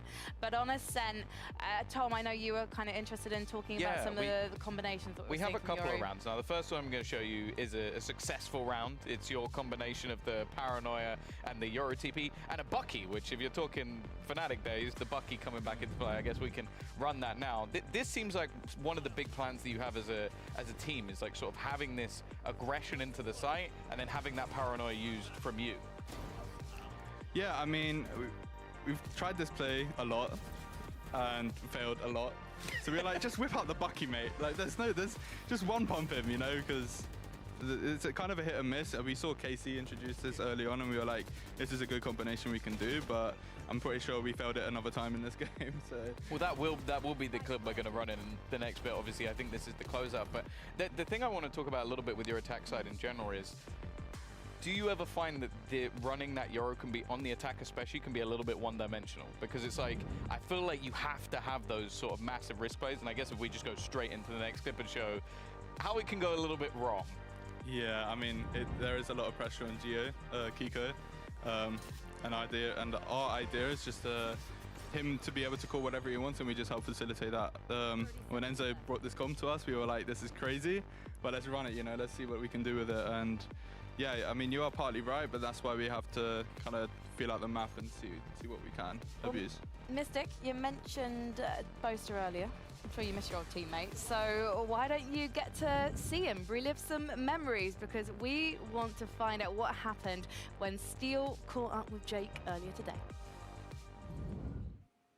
Thanks, Frankie. Yeah, so I'm standing here with Boaster, and we're going to go through this round. It's Fnatic versus Gentlemates, and I picked up this round. It was round 4 from your game last week against them on Breeze, and I just wanted to walk through because it was a pretty cool concept that you guys had here with the Euro ulti to get a lot of space here, and it looked like you guys were going to play for the retake on A site. So I'm just going to play through it a little bit here until we get to the nice meat of the action. So far what we've seen is instantly Durka is going for the Euro ulti down through elbow. You have the Sova and the KO to set him up, and then what are your jobs, you and Leo, over on A? Honestly, we saw that they had the Phoenix ulti, so we weren't really sure what to do. So we were like, they could just do their Phoenix ulti out A, and it can be quite oppressive. So we were just like, let's try and play a retake style. So Durka was like, I'm gonna just Euro ulti here, and we were like, oh, okay. And then we were just like, let's just send it then with the ult, and it seemed to be all right. They did actually go at A. We couldn't actually hear them. So all of a sudden they're at A because we hear the Phoenix ulti now, and we're like, oh my goodness, run away, run away, run away. And yeah. You couldn't hear them out A because they were just so far away from everyone, or is there something else? I think it's just in this round, there's a lot of common going on. Yeah, because obviously Durka's a lot of coming. Cypher here, he's going this way, and then people are saying like, I'm doing this, I'm doing that, and then next thing you know, they've gone at A main. Now if you're saying they've gone at A main, and we're like, oh dang. And then suddenly there's a Phoenix ulti, which I think if someone actually followed that Phoenix, it would have been quite a nice round for them. Yeah, it looks like they're just kind of in between two ideas here, where it's like, do we push and get the space because we were given everything for free, we know they're behind us, do we push forwards, or do we just like get on the site? When you guys decided to go this slow and then having Alpha kind of group up with Durka, how were you guys approaching the retake here? Honestly, it was because Durka was already on the flank that we weren't really sure where the Phoenix was and what kind of space they did take. So we were kind of just letting the round cook a little bit, honestly, because when you don't really know, as long as like we have 5v3 and it was a 5v4 before Durka got that pick. So as long as we kind of go together here, and if we just trade out, it should end up in a 2v0. So that was kind of the plan. So it's just like, we stay together and we'll just go together. We don't need to rush it. We thought they planted the bomb. Like, we didn't even realize they hadn't planted the bomb until the spike, the spike, round. not the like, bomb. Wait, there's no bomb. Like it was a bit of a hectic round, but it was funny. Yeah, when I was watching this, I was kind of surprised that, as you said, they didn't go through with the Phoenix. But I think even here, they had so much time to work with that they could have made you guys kind of make the next move and mess up, which is kind of what you're doing here. But they're taking so much time. whose call was it to kind of be like, okay, let's go forwards now? Well, that's what I was saying. So we thought they planted the bomb. Yeah. So Leo was like, I'm going to drone up doors for you. So now I was like, all right, I'll follow it. And then we saw someone on the default. So from scrims, I saw I was missing a spit. And I was like, right, I'm going to try aim here. And then luckily the spit came in handy on the tunk there. And then, yeah, we were pushing up as if we were retaking because we were like, oh, they've got the bomb down. And then suddenly, obviously, we get the kill on the tunk. And then there's two on the left-hand side. Yeah. And we were like, yeah, but where's the bomb? Like, Let me get to the fuse. We were so confused. It was a funny round. All right, well, thank you for helping us break this down. No worries. Back to you. Thank you very much, Steel. Pleasure seeing you break things down with both, as it is having you guys sat with me right now as we get ready for this matchup. I would be slightly nervous before walking out onto the stage if I was Koi. Mystic, should they be afraid? You can tell me in 10 seconds. Or less. Nah, they shouldn't be afraid. They gotta believe themselves, back themselves. But yeah, Icebox, if that comes up today, I don't know, that'd be interesting. That will be very interesting, and we are just about ready to see what is going to happen in the map veto, because our teams are ready to take to the stage for the final match of week 3. It's Koi versus Fnatic. In the arena today, it is Fnatic.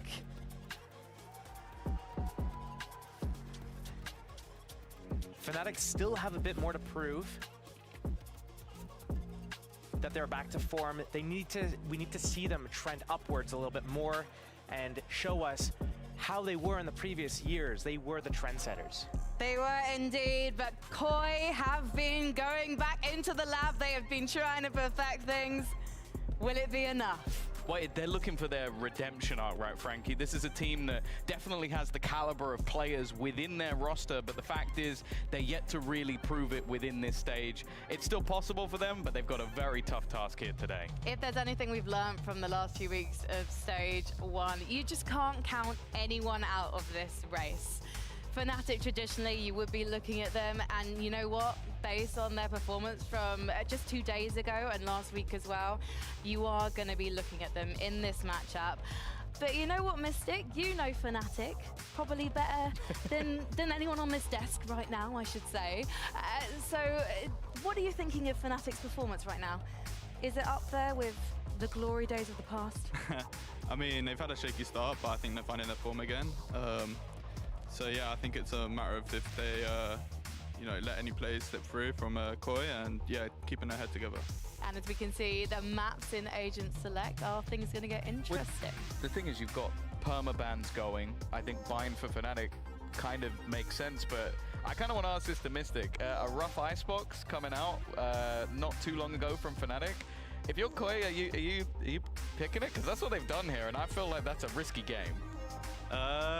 I think this is done on purpose by Fnatic. I think they had a shaky game, but I think they must have worked on a few things. Obviously, they've been kings of Icebox in the past, so yeah, they're happy to let this through. And Koi picking it, I guess, is a bold move for them. It's one of their strong maps as well. But I'm in Fnatic picking attack, right?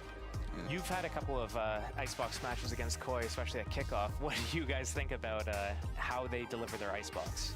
I mean, I think they've got a deep playbook now that they've developed a few rounds, a couple of defaults. I mean, Shadow has a pretty good idea of how the map should be played, especially being on a team with him as well previously. So I think they're just confident right now.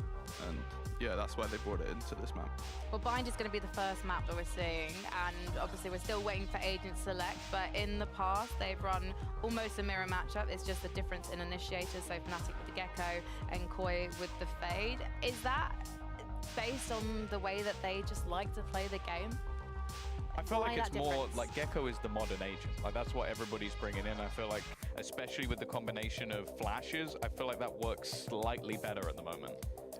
I think it comes down to Gecko on the executions for sure. The Sky Flash with the Gecko Flash is definitely a combination. Well. Yeah, they have, and they're running Bind KO as well. I wonder what that. And we have the Brimstone. Is for, if it's gonna Brimstone Viper. For, just really hard hits. Again, I don't like Sky in a double initiator team comp.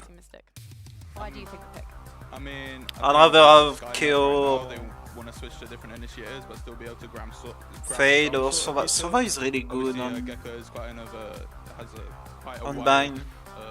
ability to be aggressive and defense like passive. So yeah, I think it just comes down to how the meta is right now, and yeah, I think it might be random, it might not be, but I think that's one of the only chances. I think Gecko KO is Well, better. Mystic, thank you so much for joining us on the desk. We are just about ready to get this final match underway. So Sky everyone, Gecko. please do get behind your favourite teams because it's time for Fnatic versus Koi with Ash and Pavlov on the mics. Thank you very much, Frankie. And indeed, both of these teams looking to get on the mend. Fnatic kind of on their way there, but Koi not so much. But also this map situation is looking a little bit risky for them. It's kind of dodgy. Maybe a false sense of security there for Koi with the Icebox pick coming out after Fnatic ended up having that 4-13 loss up against Heretics previously. But the team also wasn't in full form at that point, and we've finally seen Durka come back online in the server. Exactly right, and it's what you want to see from Fnatic. It's what you want to see from the star-studded roster. They've got every single one of these players has got the potential to be amongst the best in their particular roles. Koi have got a lot on their hands here to see how much they've worked on to take on this beast. As we start things off on Bind, it's Fnatic on defense and Koi on attack. Slow creep up to kick things off here. Bit of information over towards that B side. The stack on the side of Fnatic. You've got Alphair all alone over towards Showers. Great positioning though with that lack of presence from Koi on the other side of A. That's very fair. Alpha has been stuck behind the smoke here, lurking, waiting for his team, but Koi not looking to overstep, looking to take down the wingman. Alpha has done so. The delay coming through, so now Koi needs to step in a little bit further forwards, take a little bit more time, and Fnatic are already here.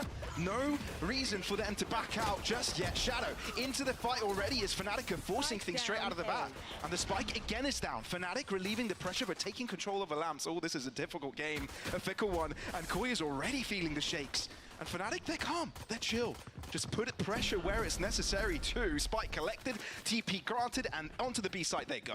Okay, they gotta make a mad dash for it though. There is 40 seconds left here on the clock. Fnatic looking to play the retake together. I do like the choice to make that teleport. I was worried that Koi was gonna maybe stick around there, try and continue to fight, but they had no space now into the post plant. Good no call. flashes to work with here for Chronicle. Camo. He's left behind while the rest have got some sight lines to cover. Oh, the nade is done good, but at least he takes Chronicle down with him. Still a 3v3. And a few of the players are pretty darn low. Grabinho making good work of Durka. And then all of a sudden, it's Leo and Alpha. Yeah, and Alpha doesn't have much health in him at all. And Grabinho's still alive. How is he still alive? Shadows only just coming into the occasion, but Koi win all their fight, and it's first blood to Koi. A nice pistol round there for Koi. What a way to turn things around. It looked really uncomfortable over towards that A site, but the quick pivot onto B just in the nick of time. But now as we head into this next round here, heard the desk talking a little bit about these compositional changes, right? The fact that we're seeing both these geckos coming out here on Bind, how he's really had this uptick ever since the new season started, just to the ability to send that wingman in and just have a full 5 or just have more numbers there to actually fight off contact. It's slowly becoming a staple, isn't it? But Yeah, look it really at this. is. Fnatic going ultra aggressive, but not really finding much apart from lead to their face. This round's just, it's over at this point. Yeah, it It's is. all things considered, right? You've got Alpha all the way on the other side of the map right now. Koi's still giving a lot of respect over towards B, though, just waiting to see if maybe another piece of aggression is pushed out. One enemy remaining. I mean, it's good to see Koi having a good start like this, right? They had a pretty bad beginning to the season. They've lost against teams they've already beaten in kickoff. So, I don't know, does it seem to you that maybe all the other teams have just gotten a better rebound from kickoff than Koi, or has just Koi stagnated here? I think it's a bit of a difficult question to answer. I feel like it's more of a win trading going back and forth here between each team. I think BBL maybe one of the teams that we're actually seeing a bit more of that improvement on, but we've also heard a little whispers about the scrim bugs for BBL, of course. But Going forward here for Koi, I think what's also tough is their battle doesn't get any easier as these weeks continue on, because they are going to be facing off later against Carmine Core and Vitality. So it's an uphill battle here, and they're at the bottom of their group right now. Yeah, pretty much do or die for them this match against Fnatic, but it will be quite the upset, right? And Fnatic losing this, now that would be quite the dagger in their hearts. But for now, a buy round in play. 3 defenders to that A site, 2 to B. Already contention from Koi towards Alpha. Yeah, Snakebite to delay. Does he send out either way? Curious to actually send it to you. You have to go and retrieve that eventually. Alpha's actually going to stick into the smoke. That's cheeky.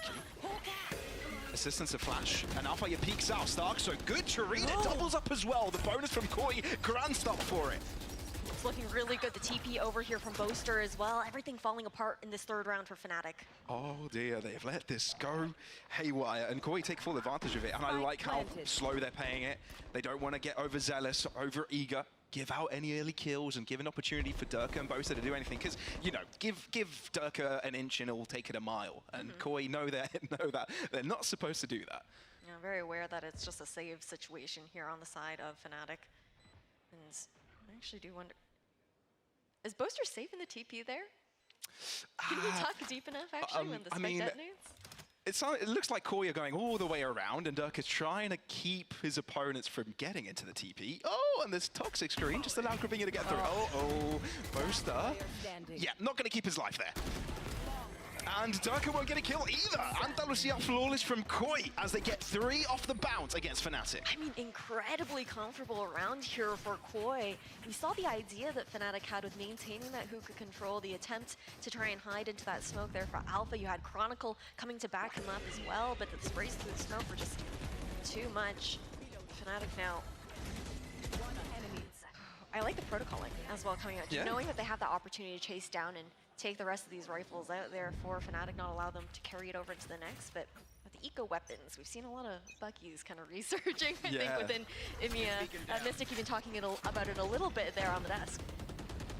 We're kind of seeing a resurgence of it. I'm a fan. Yeah, an interesting one for Fnatic. I mean, on the one side, Koi had a lot to change, right? Not only the individuals weren't working, but nothing was really working. So fully back to the drawing board since last week. So I wonder what their process was, right? I'd love to get a chat with Barber later to see what on earth do you do if your backs are against the wall here. I want to chat with Barber. I just want to see his reaction cams again. Highlight of my day for any Koi game. +1. Pop Flash ready here over towards the B site. Again, disconnected on the side of Fnatic, though. You've got Alpha towards Hookah, Chronicle over towards Elbow. Trailblazer going to seek out some of that information, but they're not going to be able to really fight together. Hookah's not being pushed in on, though. It's just a Bucky here for Alpha, having to fully fall back on Chronicle. Free site for the taking here for the plant. Easy does it, and Fnatic get to play 5 into the post. That's fair. Even with limited weaponry, Fnatic might be quite troubling here, especially with a pick or 2. Now, Showstopper from Camo could be quite disruptive, and it looks like it's going to be instantly engaged with. Grabinho, good towards off the back of it, and Koi move like a unit. I love it. And Fnatic in trouble. It was supposed to be around for Koi nevertheless, but let's see how much damage they can get. Durka looking to bounce really fast forward into Elbow, and Alpha is there to help out. Snakebite on one end, but Durka closed in on. Good crossfire duty from Koi, getting 4 in a row. Nicely done here for Koi. I mean, this isn't how we would have expected Bind to start off, this being Fnatic's pick as well for our first map. The replays, I like that. I think it is a bit scary to see, you know, them pushing in towards Elbow, not necessarily being confident about what weapons are in the hands of Fnatic there, but making sure that they're going together, going as a group, ensuring that they can guarantee the trades if it doesn't end up working out. And first, timeout already called here in the first 4 rounds. Can I just draw out the caster curse to begin with, just to get it out of the way, just so it doesn't get brought up again? Because, look, this whole first season, this first split of VCT EMEA has been whack, right? Heretics winning, beating Fnatic. BBL beating Heretics. Gentlemates beating BBL, and Fnatic beating Gentlemates. So it's a big topsy-turvy all across the board. It's pretty crazy. Now, what would add to that craziness would be if Koi beats Fnatic today. You had to put it out in the world, didn't you? I had to. I had to place out the possibility. Now, the chances coming into this are slim, right? But it's a 4-0 start. I like how you say it's slim when it's a 4-0 start. It's still It's not like we're Fnatic, seeing... right? It is still Fnatic. Two world, titles under their names. Chronicle's got 3 titles to himself. I think that's why we have to temper those expectations, because Fnatic is a team where we would expect them to be able to make that comeback into the game. It's only the first 4 rounds, but of course it's a difficult start there for the defenders, but overall, Thrash available here in the hands of Shadow. IGL on the side of Koi. Alpha, it's been a position like this, like the first round. He got punished, even though the utility from his teammate was fairly good. Koi, let's see what you've worked with this. Thrash already thrown out. Oh, nice. Okay. It's a really interesting molly to throw down. And Camo is looking to punish Alpha, but yet to do so. That smoke from Koi allows Fnatic to stay within it for a little bit longer, but the kerfuffle there puts Fnatic on top. Instantly 4 versus 2. Shados looking away from the guiding light. Chronicle fighting on 2 fronts at the same time. This guy is a multitasking monster, putting Fnatic on the board. That is exactly the kind of round you want to see coming out of Fnatic. The fact that they're able to emotionally come back into this game as well. You need one of those big plays to try and bring that mental back up. Not to say it was necessarily down to begin with, but it was a cool idea from Koi. We saw that Mosh going out, the zoning when the Thrash is coming through the other side as well. Perfect timing with how it lands. It just, you can't do much with Chronicle shooting like that. So fair enough. But still, ultimates at play. Guns still available for the Koi side. They built up quite a healthy economy with the rounds that they have accumulated. And now, back to the drawing board. Yeah, with those first 4 rounds as well, it's been nice ultimate cycling here. Grabinho, the one to have that up here for Koi this time around, but you've got Seekers with that 4K from Chronicle in the last. Looking for a little bit of information. A jump spot to start, not seeing Starkso on the other side, but Starkso can hear him. Uh-oh. Well, Chronicle will get out of there. Just a hint of damage done. Quite a big ultimate to be expended that early, and Seekers come out in retaliation from Fnatic. How soon do they respond? Koi amp up the pace quickly, catching Fnatic off guard, and there might be the solution, but Shadow moves through the mosh and ends up losing his life. This is getting troubling, but it seems Koi have got everything under cover because the B site is theirs and there's only 2 Fnatic players remaining. They're backing off. 4v2, money in a tough situation. Fnatic want to maintain these weapons into the next round, knowing that they're cycling up into that Thrash here for Leo. But this is a really hot start here on Fnatic's map pick here for Koi. I mean, I'm actually surprised with Koi's approach there, because it looked like they were pretty slow on their approach. Orbital Strike comes in, it seems to delay, and all of a sudden, bounce onto the B site, catching Fnatic off guard, and it was exactly what they needed. And it's what they want to have in store for them, right? Have those multiple adaptations, mid-round adaptations, round-to-round changes. It's kind of what they've been missing, and why they've been so easily readable the past few weeks. I think it's also difficult maybe for Fnatic because if they're doing their homework, this is a big compositional change on the side of Koi as well, right? Looking at the initiators being completely swapped out and a very different look for how Koi are approaching these rounds. It makes you have to guess a little bit more. You have to kind of work up into these reads here with those comp changes here for either side, but yeah. For both of these teams, it kind of feels that their journey up until the season is working on themselves, less about looking at their opponents, but it doesn't really help Fnatic having to not only work through their own style, but having to deal with the changes up against them. Big adjustments. And that falls on both your shoulders as well, right there, and in the timeouts, also the coaching staff here for Fnatic. So moving up, this is aggro. Through the smoke. Thrash coming through, Durka looking to follow up right after it. Nice molly, though. Oh, he catches a couple, but I think Shadow is there to try and save his teammate's life, but doesn't have his gun out. Still, 1-for-1 trade, and Koi need to figure out how much space Fnatic actually have gotten. Camo finds Chronicle, and now Koi with the advantage. We saw them trying to push out towards B long there as well for Fnatic. Just the spacing wasn't quite there, able to catch up with Durka. Now Koi, they take the green light to hit towards B. Oh, Alpha, you're out of the smoke. Ballsy move, but how much did it really pay off given that Starkso can be brought right back into life? Boaster aggressing as well, knowing that heroics were required, but Leo back on the save. Koi, this is looking like a different team since we've seen from the start of the season. And yeah, someone's got to pitch me already. I'm calling for the pinch. Feels a little bit like a dream here. Man, Fnatic. Something I think that the team has talked about a little bit as well in some of those interviews was Boaster mentioned how Fnatic does have to find a little bit of their confidence back after how the season started over in kickoff and kind of reset their minds in that kind of sense. And for Koi, I mean, this is night and day, I feel like, compared to before.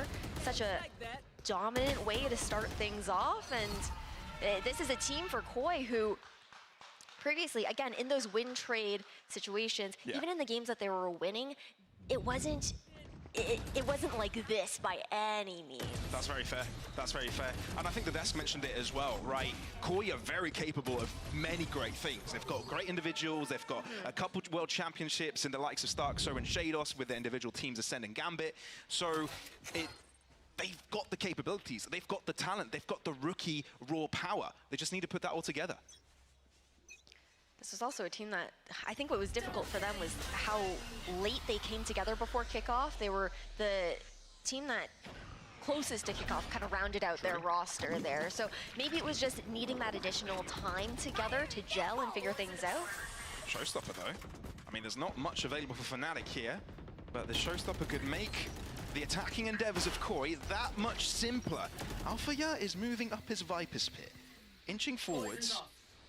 He's sensing blood. Koi's still sticking around for now, though.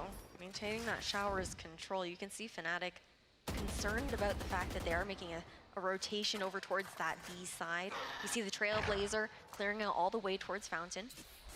They're just waiting, biding their time a little bit longer. Nice snake bite to push Alpha Hera off the close cubby corner there. It's got to be eerie for Fnatic, playing in the dark. No information really given. Boaster's on an island. Nice read with the molly. Great timing. 35 seconds, Koi have cut it close. This could be their own demise of their own making. 30 seconds left. Come on. Oh, everybody wants to see Boaster press that mouse one button, and he finally does. They're all in trouble, and it looks like it's going to initiate the attack for them. Grubinho in the ground. Boaster close. This is where this thing has gone all the way around, but Shadow eventually finds him. Alpha is still in the fight. He's still within the Viper's Pit, and Koi know of it. 14 seconds, the spike will go down, though, and Koi have got the advantage weapon-wise, but look at this. Alpha is being sneaky. He wants to stick around a little bit longer. Starks are to the other end of it, but he can't hear a thing. Durka's just walked past him, and now there's two players that can waltz through that Viper's Pit to bring out another angle of attack. There's a showstopper even in the hands of Durka here. Oh, Shadow, but he's able to find the back end of Alpha yet, and that changes the whole endeavor. Durka, what do you do with this? Takes this time to get a Vandal. This is all so close. Anything could make a difference to the balance of this round, and Koi have got it all covered. Trying to make it expensive at the very least here for an eco round on the side of Fnatic, but Koi are doing so well with those timings. Starkso even playing insurance over towards A short. But guns are back out now for Fnatic. They're down 6 rounds into this first half. We see the operator now coming online here for Durka. Still has that showstopper in hand as well, but we're already looking over towards Koi, who now it's a second Thrash to come out for Shadow. He's been having a good job with using that Thrasher, getting ultimate points onto that. Having it time and time again. And it's been quite relevant as well, clearing out a lot of these spaces. And multiple times in this round, and instantly after he gets it, picks it up again to help them push onto this A side, or at least gain some information of where they can push into. Short and shower approach. And Fnatic are forced to fall back. But no, Boaster has a different idea about this. Orbital Strike sends it right on top of him. Leo finds another fight. But who stabilizes here? When does a spike go down? Fnatic have got the numbers, and they're keeping things agile. I mean, Paint Shell's still in hand here for Camo, not needing to use it quite yet. What a shot from Chronicle. The jiggle peaks seem to be what Fnatic need. Keep Koi uncomfortable, put ants in their pants. Childhood prank, but seems to be what's working out most for them. Koi, though, they've got both of their World Championship players left. And if there's any two to win out a clutch, it's got to be them. 2v4. Starkzo, that's a first start to it, but Dirk has got his hands on an operator and he's not going to let this round go. Shados, they know exactly where he is. They'll peek simultaneously and guarantee it's second round for Fnatic. A must-need round here for Fnatic and saving that operator into the next one as well. Not even needing the showstopper into that retake, and you have Chronicle cycling nicely back into the Seekers there. Koi, though, I want to say they're doing well with kind of changing up the timing here. It was a nice swap over to some higher octane hits over towards that A site. But again, I think if you're Fnatic, it's still a bit too close for comfort. I mean, I'm glad we're seeing some of these pictures from Elmer Putty. We know he had big shoes to fill with Mini, you know, maybe taking the, if it ain't broke, don't fix it, wording a bit too literally by not making too many changes coming into the season. So maybe these adaptations for Fnatic is what they need to build up this confidence again. But that was very aggressive from Burka, but luckily for Koi, or maybe luckily for Durka, no one was there. I mean, that's why you see the toxic screen laid out the way it was to allow that opportunity with Leo having already scaled up towards showers. But a 5-person hit here for Koi over towards A short. You can see the players being pulled away already. Different angle from Camo. Durka can't see anyone, and he still gets shot in the face. And now Thrash is sent, but this time in Fnatic's favor. Not quite sure if they've gotten a pick off of it. No. Bosa's in trouble, taking a lot of damage, down to 40. Koi are going for the chase, and they're sending Little Bro directly at Bosa. Now they haven't gotten the spike down yet, and Fnatic still have got 4 players. It's anyone's game. This A site has been incredible. Like, it's such a difficult back and forth. Nobody wants to take these fights. Nobody wants to lose their lives, because it could be the chain reaction to turn the whole round in the opposing side's favor. Starkzo, the first again to shoot. Dizzy gaining information, but it doesn't even matter. Camo doing wonder work at the back of this site. And Fnatic, one by one, they swing, but one by one, suddenly Chronicle wins his duel. But Leo, he realizes he doesn't have any more teammates. Their chances are done, and Koi guarantee an 8th round. I mean, beautiful crossfires that were set up over towards front side there. And then you have the fact that, sure, Roaster's able to maintain U-Haul the entire time, but that was also a util dump of all time. They threw everything under the kitchen sink over towards the IGL of Fnatic. And with one weapon to carry over into the next rounds here, we've got 2 rounds left into this half. And money is dwindling on the side of Fnatic. I mean, you know Koi's doing something right when the arena here in Berlin is the fullest it's probably been in a long time. And it's full of Fnatic fans. Nobody's talking, nobody's cheering for Fnatic, nothing's really going on. They know they're in trouble. Timeout out, the team knows something's going wrong. Second one. First half, second one already hit. I mean, you do have a chance to talk about the next half as well with how close it is to wrapping with these 2 rounds. But again, Koi have been doing so well to cycle up these ultimates. You already have Orbital Strike up, could do well for the A hit, throwing it over towards U-Haul or backside B, whatever floats your boat in that regard. And then you also have Camo and Stark, so looking to get up to theirs as well, potentially into this round, but it's looking tough. I feel like Koi are coming in with a lot of confidence that we actually haven't seen in their previous matches. And it's not that shaky confidence, that ultra aggressive, panicky situation that we see sometimes from BBL. Not to say that theirs isn't impressive, it's just that it's sometimes 50-50. Like, if you lose the ball, then it can all crumble. For Koi, there's some control to it. They look measured right now, that is certain, in the way that they're approaching these rounds. Very thought out. A lot of that leaning over towards Shadow with his calling here for Koi, and the way that they really are playing more like a unit, something that we haven't necessarily seen from them in past matches. Honestly, a completely different look here for Koi. Yeah, Fnatic also playing quite scared. Haven't seen, well, we have seen a couple of plays for them aggressive, but have never really gone their way. Nice delay. Koi have also been very good with their molly usage, whether it's in the post plant or on their approaches on towards these sites. Very good at the zoning and trying to funnel Fnatic into their crosshairs when they do want to take those fights. Koi very much so able to play their game right now. It's been quite measured. And they can just walk in, pressing the shift key at the same time, but there's a shark lurking in deep waters, and that's Boaster getting away with his life and the kill. Wingman not planting. Finally something going right for Fnatic, but again, limited in the arsenal department. Starso just found so much information towards backside of A. And again, it delayed. Delay. And there's even a showstopper for Durka. Starkso knows he's going to play this quite aggressive. Dodgy. But close distance with the shorty, not going to be very helpful for them. Koi are able to move away from Lamps, but it allows Fnatic to move in and have a different front to work with. left. Shadow, not quite the victim of that mosh, but at least it clears out the center part of the area. But Fnatic don't respond off of it. It seems like they're waiting for Koi to make the next action, trying to get the spike down. It's Durka. First shot in, 3 spotted nearby. Starkso swinging. That's 1 kill. 12 seconds. They've got to get onto the spike. Fnatic know of it. They know Nice shot. but Starkso's looking clean. Not allowing Fnatic to do a thing. Spike finally down. A 3 versus 3, but rifles collected by Fnatic. Collected. You have Seekers online here as well. Going to be popped by Chronicle. Information given here for Fnatic.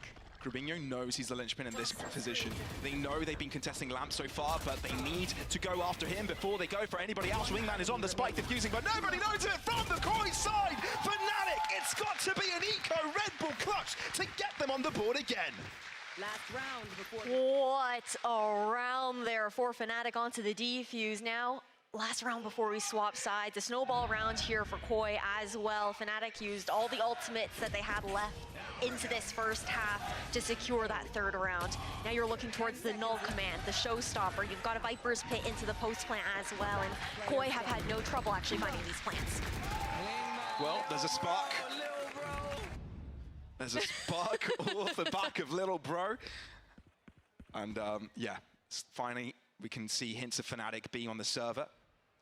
Ultimates galore for Koi here. They're comfortable still, last round and a half. Let's see if they can end this on a high, or Fnatic can close up the gap on the final instance fairly quickly on this aggression. And somehow Leon Alpha get deleted from Earth. Chronicle gets thrown to the stratosphere. Yeah. And Durka and Boaster are scratching their heads wondering what happened to that B-side defense. Okay, but when Durka's in the server, you can't call a round out quite yet. We have to remember which duelist we're talking about here. That's true. He's got his IGL with him. These guys have been through thick and thin. But Grubinho is kind of smart, but it's kind of quick. How many more can you find? Boaster, the captain, now forced to make some way for his teammate to move in, but Shadow and Starkso both find their mark. 9-3 at halftime for Koi. Switching sides. I think if you had asked anyone before this, it wouldn't have been the story that you would try to paint for the audience, right? Starkso is 14-3 right now. So many of these rounds just opening things up. I like how Fnatic did on this B-site in this last round, try to change up their positioning. Both players looking towards Leo and Alpha, who had been playing on top of that box, angles that they hadn't really chosen before over towards that B-site, but swapping sides now. Back into a pistol, and Fnatic need this round to get themselves back into bind. That's very true. That's very true. Yeah, Ash, I've got a theory here. Panpok are the tech timeout duo. Are we the... is Ashlos the... Lost duo? The lost duo? The upset duo, maybe? Maybe. But Koi, now on defense, Fnatic, of course, to do quite a bit. They need to show why they picked this map right now. Koi have had all the answers thus far, and it's Koi that bring the fight to Fnatic, albeit being the defending side. They just want to cause pressure. Don't let Fnatic get comfortable. Spike underground, fully under control of Koi. Well, not anymore, because Chronicle has gotten it. Retreated. Grubinho making sure Boaster is no more, and I believe this round is no more also. Grubinho could get caught out here, but I like the shift back over there, about to meet outside of showers. Chronicle's still got his kit available to him. Come on. Oh, knife out. Timing? Nah. Nah, not for Grubinho, not today. Double digits hit, and it's the best start Koi could have hoped for in the second half. This is looking clinical. It is clean coming out from Koi. Quite a way to turn a new chapter here after the back and forth that we've seen coming out from these teams. And again, those wins weren't comfortable, but they are looking stunning right now within the server. Everybody thought Fnatic's troubles were over. They got 2 wins in a row. Well, it seems number 3 is a number that always eludes them. That triple world title, this 3rd win here in season 1, split 1. It's number 3 just isn't it for them, is it? Maybe in rounds this game.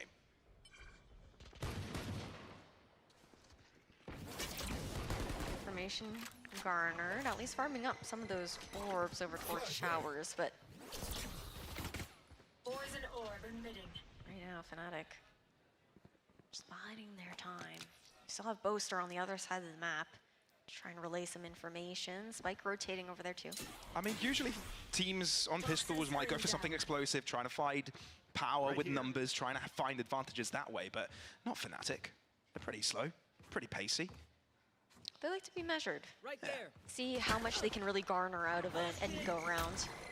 Nice pit to allow Shadow to fall back safely towards site here. You say measured, I say scared. Nah, it's a pistol round, it doesn't even matter, but still, there's sweat on their foreheads, knowing they're so far behind. It's Koi they're dealing with. They say, why on earth are we struggling this much? 30 Well, seconds left.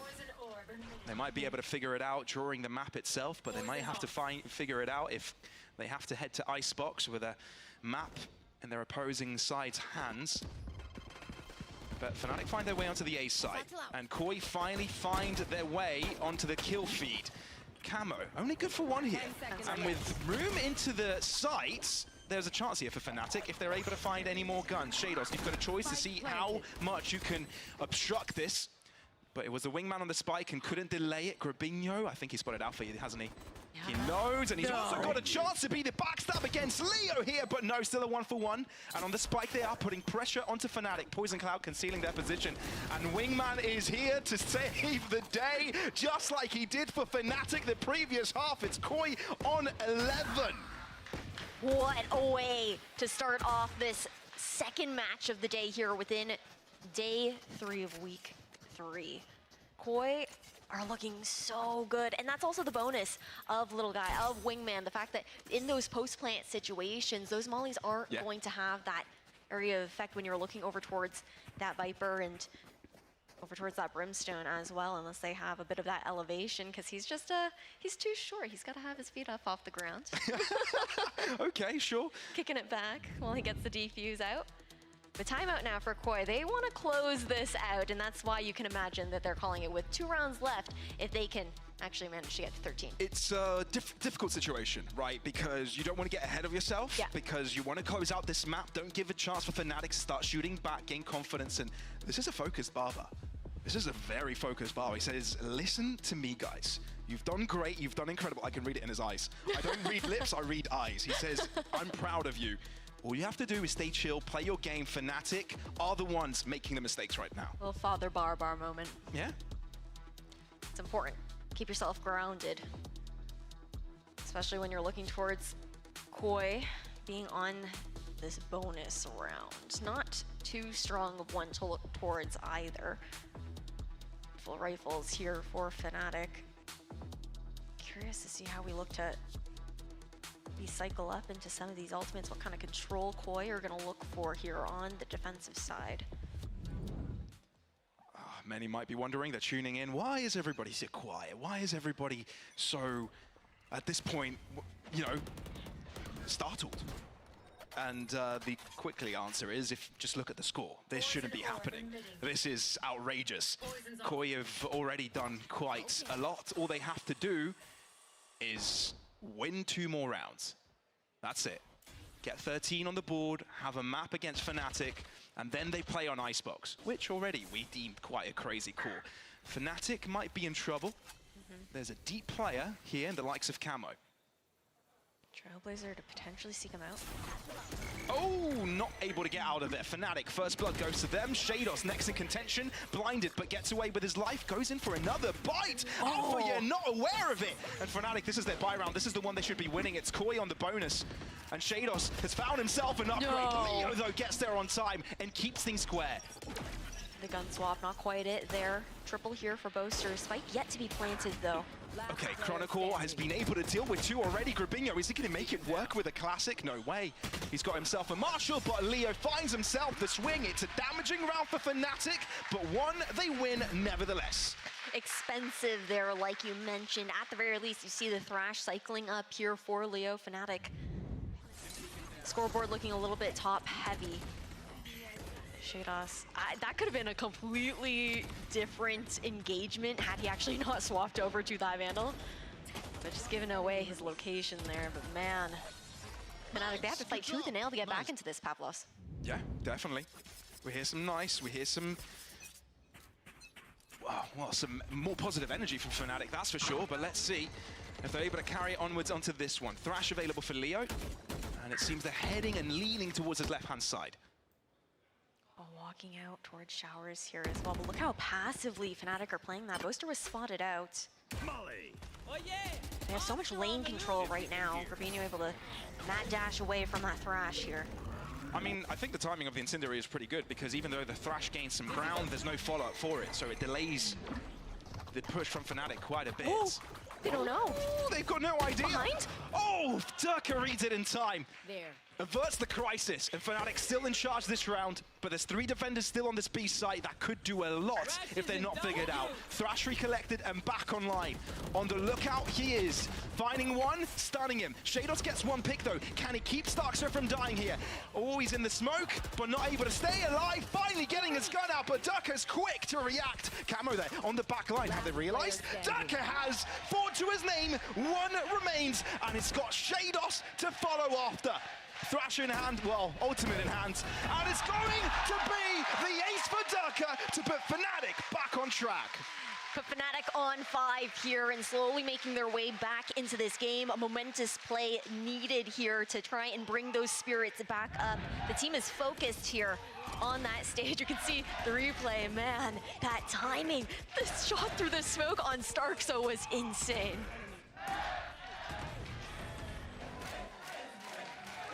First buy round for Koi, doesn't work out.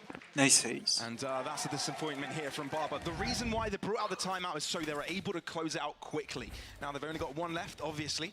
They can still use it at an opportune moment, but give Fnatic more rounds. Like we said, it gives them confidence, it gives them time to grow. And when Fnatic are feeling it, there's not much stopping them. I mean, being on the attacking side now as well allows them to control a bit more of that pacing of the game. We have to keep in mind that Koi did favor the attack into this pick when they chose their side at the beginning. So we saw how that was working out for them, the set plays that they had prepared here onto Bind. What can they do on defense? Again, pistols, like you had mentioned, but we've also seen some nice engagement conversions coming out from Koi on those eco weapons.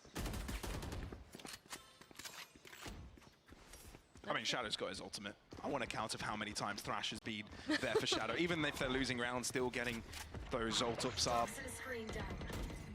Let's see if it'll be utilized this time around. I think with the pick, they might feel the comfort to go in for it. But other than that, Fnatic should be able to pick this up without too many issues. Wingman actually out into the open here. They try to pre-fire it, and they have to lose their life because of it. Of course, the Wingman has been killed, so Fnatic are down to 25 seconds to get the spike down, but it's still enough time to get through. Durka not going to get overzealous here. They put it all down. They spray off the rip against the Stark, so flash and push, and they're looking to make clean work of this. Koi not allowed a kill, just a peek, and Andalusia flawless for Fnatic to get 2 consecutive. Nicely done there. I do think something I want to point out that was kind of interesting in that round too is we did actually see Starkso throwing that fragment, and it destroys Wingman, right? Because it has that area of effect that explodes up. I do wonder if that's a choice that Koi made, working the KO into this composition, knowing it could be that Wingman counter in that kind of sense with the Molly, but they've gotten the ball rolling here. They have, and we know how dangerous the momentum can be, right? Koi were able to make it work on their half. If there's anyone to do it, it's going to have to be Fnatic. Thrash being drawn out here from Shadow. No aggression off the back of it. It looks like it's just going to be aggression from the showstoppers, but Durka is a superior raise. Flash out into him, sprayed down, coming in, but Grabinho is able to isolate him one-on-one and get himself and his team back to square footing. calling that there's 2 over towards that B site when you normally see the 3 stack over on A here when you're playing that bind default on defense. Trying to beat the timing now. Flash out towards front site. They've got a Trailblazer just to guarantee that U-Haul is clear. Yeah, they know there's presence at the back of the site. It's a matter of clearing out the front of it, which is what Alpha is doing out in showers. The rest of Fnatic in short, not really putting too many chips in other baskets here, just putting full focus onto this A site, seizing control of it, or at least forcing Koi out into the open. They're not really interested in going to the back of the line. Maybe Leo is, and not allowing Koi to set up a bit. Grabinho using the orbital strike, but that's to no use because his teammates are no longer there and he's got to do it alone. Swing out from Leo, triple to his name, and Fnatic gets 7 in this game. If there's a team that knows how to snowball and when they find that momentum to start chaining these rounds together, 4 in a row for Fnatic after that first anti-eco that comes out. You see the little anime battle. Usually it's the Jets that you're like, okay, a little anime battle coming out here, but the Razes, that head-to-head. But you can see that confidence brimming now here for Fnatic. Yeah, they're starting to shout, they're starting to cheer, and so are the fans as well. This is getting quite dicey, getting a little bit uncomfortable for And a Koi, fucking 'cause tech they built balls. up a great lead. It's about being able to bounce back for it, and of course a tech ball has to come in to make them wait to get back on the server again. Now, Ash, we know that both of the teams have kind of been on the mend, but surely we expected, you know, Koi to take some time to bounce back off of last week's unfortunate results, right? If you're a team, usually you want to go back to the basics, and do we get that feeling here from Koi from this match so far, from the, you know, approach they've given that first half? I think in the first half, we do see them tightening up on those fundamentals, the way they were moving together as a pack, the way that they were looking to actually take that space, and every single piece of utility that was thrown out, you could see its purpose, and they were capitalizing off of it. But now having a bit more of that difficulty now that you see, you know, Durka on the attacking side, he's going in, making that space. You have Leo, usually the second one in on the entry to help follow up, and they're just starting to shoot back now as we head into the second half. Well, we have received word of the reason because of the tech pause. Listening here, it seems that Koi may have used an exploit in round number 3.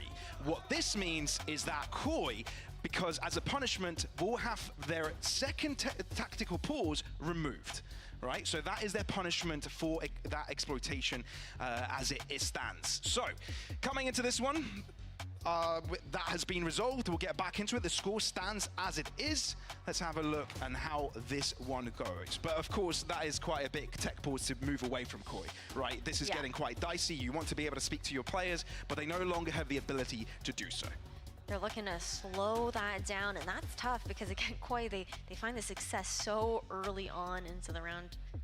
Not sure about the hopping that's happening in Spawn right now, but when we're looking at these player cams, you can see, okay, everyone's kind of just biding their time, waiting to see how things will pan out in that kind of sense, but yeah.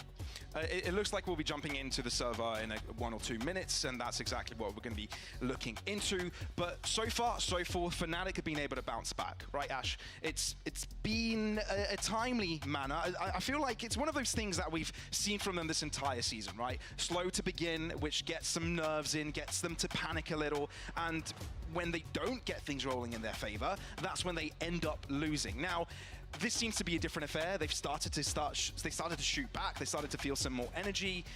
And for me, I hope this is not an inherent problem in this current roster, right? Where is this uncomfortability coming from? It's likely because of the high expectations, the titles that they've got behind them, expectations that they should have made Masters Madrid, expectations that they should be making Shanghai. And that's a lot. Well, Koi, there's no expectations on them, right? Especially from what has happened thus far. Yes, they want to be the best they can be, but it's, you know, they haven't got all those titles before them, at least as this 5-man roster, to show for it. I think that's something that we even touched during the kickoff event, the fact that they do have the opportunity to be a little bit more loose in the way that they're trying to play and approach things with a very fresh look with how the roster was essentially fully recycled out and swapped up here heading into the 2024 season. Yeah. Man. We promise that the game's coming back soon, guys. It's just a couple more minutes that we've heard from production until we get back into things. Yeah, you can see thinking faces because Comp Ops is currently making sure that this is all being communicated with the coaching staff and the players. And of course, once they know what is going on, of course, they'll be jumping into the match as well. Yeah, it's a little bit troubling, right? They figured out, wait, round 3 has come back to bite us. It's quite a dicey one. But of course, you've got to play this fair.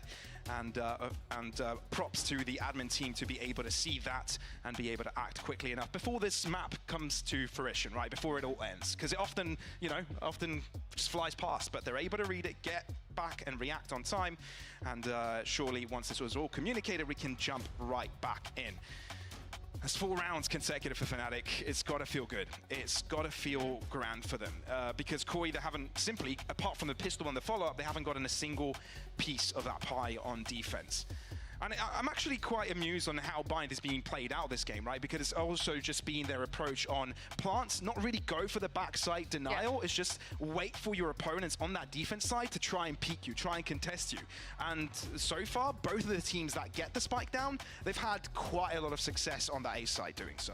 Yeah, having a bit more trouble breaking through into those post-plant situations here. Yeah. And we also have to keep in mind, like, sure, as a reminder, the scoreline, if you're just tuning in, maybe is 7 Fnatic and 11 Koi. We started off in that first half, we ended it 9-3 Koi. They picked up the pistol, they pick up the anti-eco. So we really, it was 11-3 for a while until they got the ball rolling. And you can look at this tech timeout as in 2 ways, I want to say. Yeah. For Koi, there's potentially a chip on their shoulder, thinking back, okay, now we're getting called back to something that happened early on into this matchup, and if that would add any kind of mental stress to them. But then you also have Fnatic, who just started to get that ball rolling, and now everything's slowed down. It's been a bit of a speed bump here with this pause within the game. 100%. And as the players are giving our ready checks, we'll be moving into this swiftly. It's looking like a dicey affair. Fnatic on the bounce. Koi looking to close out this series in their favor. We're rock and rolling again on Bind. Fnatic's pick, and it's all on the line. Let's see if Koi can close it out or Fnatic can do a magnificent comeback. It would be absolutely insane if it does end up happening. I mean, you do have the Thresh up here for Fnatic in the hands of Leo. He's been on fire ever since we swapped over into this second half. And for Koi, a bit of a light buy coming through, a bit of interesting situation. A lot of those ultimates used in the previous round expended. Information garnered. They know at least one is residing in towards Hookah. Looking to fall back here for Fnatic. Just looking to poke and prod, see what information they can draw out, what utility they can pull out on the side of the defenders. In full Fnatic fashion this half, I'd say, right? This is exactly what they've been going for since the beginning, waiting for Koi to push them. I mean, Koi did push them the first couple of rounds, worked out. Of course, that was a pistol. Now there's guns involved, more utility. How do you end up working this one out? It seems like that A site has been their favored. It's been their little baby on this attacking side here for Fnatic, and that's exactly where they're heading to yet again. Scout destroyed. Oh yeah! Do they actually take back that showers control? No, it's going to be a fallback here. Thrash out on side of Fnatic. Front sight fully cleared out. Koi looking to play a full retake. We've got to slowly see their adaptations here, Koi. I mean, they don't have many ultimates to work with. They've only got their guns and a bit of utility to try and work through it. And there's no reason for Fnatic to change up their approach. They have gone for a bit of push and pull before. Will they do the same thing again? It seemed like Durka was thinking about it, and he's still very far forward on that lamp side to avoid Koi pushing in too quickly. But they're all moving in together, Dizzy out, and this unit play from Koi, we'll see if it works out. Snakebite to the feet of Durka. It's Chronicle to win out his first fight in short. Durka still not moving, still not budging, and he's there for a guarantee to get himself behind his opponents. Is good for one, defused halfway though. The wingman has done his job, but Gravino's alone, and he knows there's not a chance he can do against these 3 players of Fnatic on this defense, and he's gonna have to concede this one to allow Fnatic to get on an 8th round. Could take a Chronicle here at the very least, but I mean, the bank is full here for Fnatic, right? You get another ult point here for Gravino, but not much you can do otherwise. An 8th round on the board for Fnatic. The crowd behind them as well, cheering them on, helping them boost that momentum. A 5th round in a row. See the replay. So had the idea here for Koi to flood back in, but I think that ever since we have also swapped over to the defense for Koi, we haven't seen the same kind of impact coming out from that KO pick, actually. That's true. Hasn't really done much to slow Safety things dark. down on the side of Fnatic, not the way that they like to play that push and pull. Yeah, you can slowly see the confidence from Fnatic also showing though, right? Durka going for some more aggressive plays, and he's actually working out for him, connecting his shots. Koi feeling a little bit more disjointed, but it's off the back of Fnatic's pressure, to be fair. Really is. Koi have also gone for a little bit of a different approach, I think, the last round and into this eco. Just trying to information star Fnatic a little bit more. Previously, they would throw out a bit more of that early utility and try and contest some of these choke points. Now they're choosing to play it much more quietly and force Fnatic to bring the fight to them instead. Bit of a read over towards this A site here on the side of Koi. Seeing rotations being pulled, 4 players. And getting just about ready for a hit. Scout destroyed. Quite convenient for Koi if Fnatic move into the A site. That's where they lie. But of course, against guns, Fnatic still won. Will it be the pistols? Shadows has been spotted. Possibility of him going ultra aggressive. Wingman coming out, it's enough of a distraction. There's a follow-up there, but Alpha get there with a double. Spike planted. Somebody's there. Okay, into this round, 3v3 into the post plant. Is he out? Leo managing to find one at the very least. We're looking for a bit more stall here for Fnatic. Molly's into the post as well, denying the defuse. Grabinho finding a third there though, and it's all down to 1v1. How does he even deal with this? Starkso looking to move in quickly, but Boaster is trying to hide out. It's going to be Boaster to win it up against Starkso. Fnatic right back in. Damn.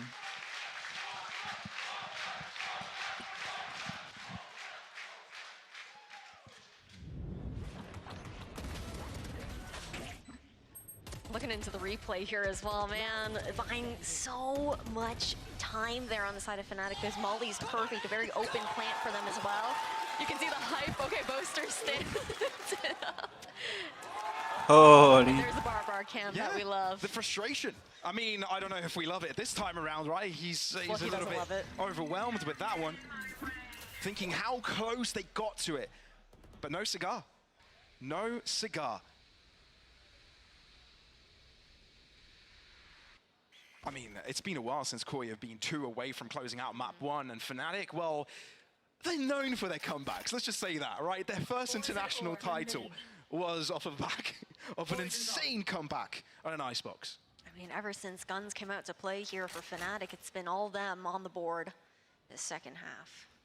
Contact up towards Showers for Fnatic. A look that we haven't really seen much of. They're looking to poke and prod, maybe try and get behind that Viper's pit. I actually see the spike being pulled back here. Prompt and pull. Koi go for an info grab. Haven't found anybody though. When Fnatic were in this difficult situation here, they've also placed that Viper's pit in the same direction. Can Koi tackle this in the way that Fnatic did? Durka's gone all the way around. Camo not expecting Durka to be that deep, that quick. And Fnatic take over. Orbital strike out. Looking to stop the plant from consuming. There's not much time to it. They've only just gotten onto the spike, defusal, incendiary up against Grabinho. Where did that happen? Koi are losing. And the plant is denied. It's Boaster's turn to get onto the fragging reels. But Shados needs to do something heroic. Orbital strike up against Shadow. Shados will only be able to be alive for one. And with the plant coming through, it's Fnatic to be on the board yet again. Shadow is going to be conceding this one. I mean, you have to. There's nothing else you can do in this situation. Money dwindling on the side of Koi. It's been a back and forth with their economy, not finding any comfort on this defensive half. Not being able to build up that bank, and Fnatic, with the continuous rounds that they're finding for themselves now, this one being the 7th in a row, the ultimates have been cycling up quite nicely. Again, 1 away for Chronicle and Durka into the next round. And Shadow's not even able to keep that gun and send it over. Fnatic, they go hunting comfortably. Yeah, and they've got a message to throw at Koi here. How dare you? play up against us in the way that you already have. How dare you challenge us? Fnatic are right back in, and you can hear the crowd saying it. Who are they? Fnatic. They've closed up the gap completely. Only one round differentiating these two teams. That was a statement round, and let's see if this buy round from Koi is enough to break this red streak we see on our screens. Band-Aid to stop the bleeding.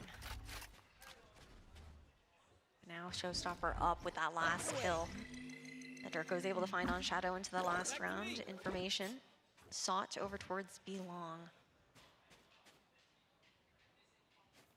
See Fnatic's poised and ready, expecting maybe some aggression for Koi to change the pace of this defense, to look for something a little bit more aggressive and try something different, because the passive look hasn't been working out for them. Fnatic also do well to do some information starving of their own, of course. Incendiary already out, denying that hookah control and group over towards Long. Shadowrun is very tippy-toes to try and find information there.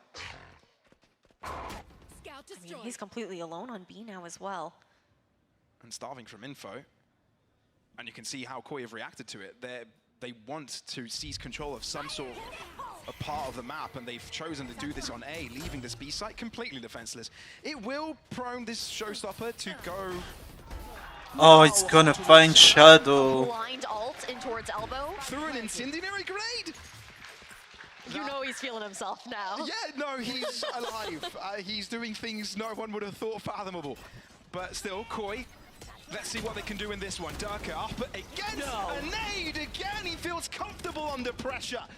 And Koi have got an Alpha yet right behind them to put them. They're gonna clean the weapons. Fnatic, with an Andalusia flawless, have performed the comeback and have found the score of Koi. We've evened things up now. It's all about who's going to hit that match point first. And based on how attack is looking for Fnatic, we've got all eyes on them.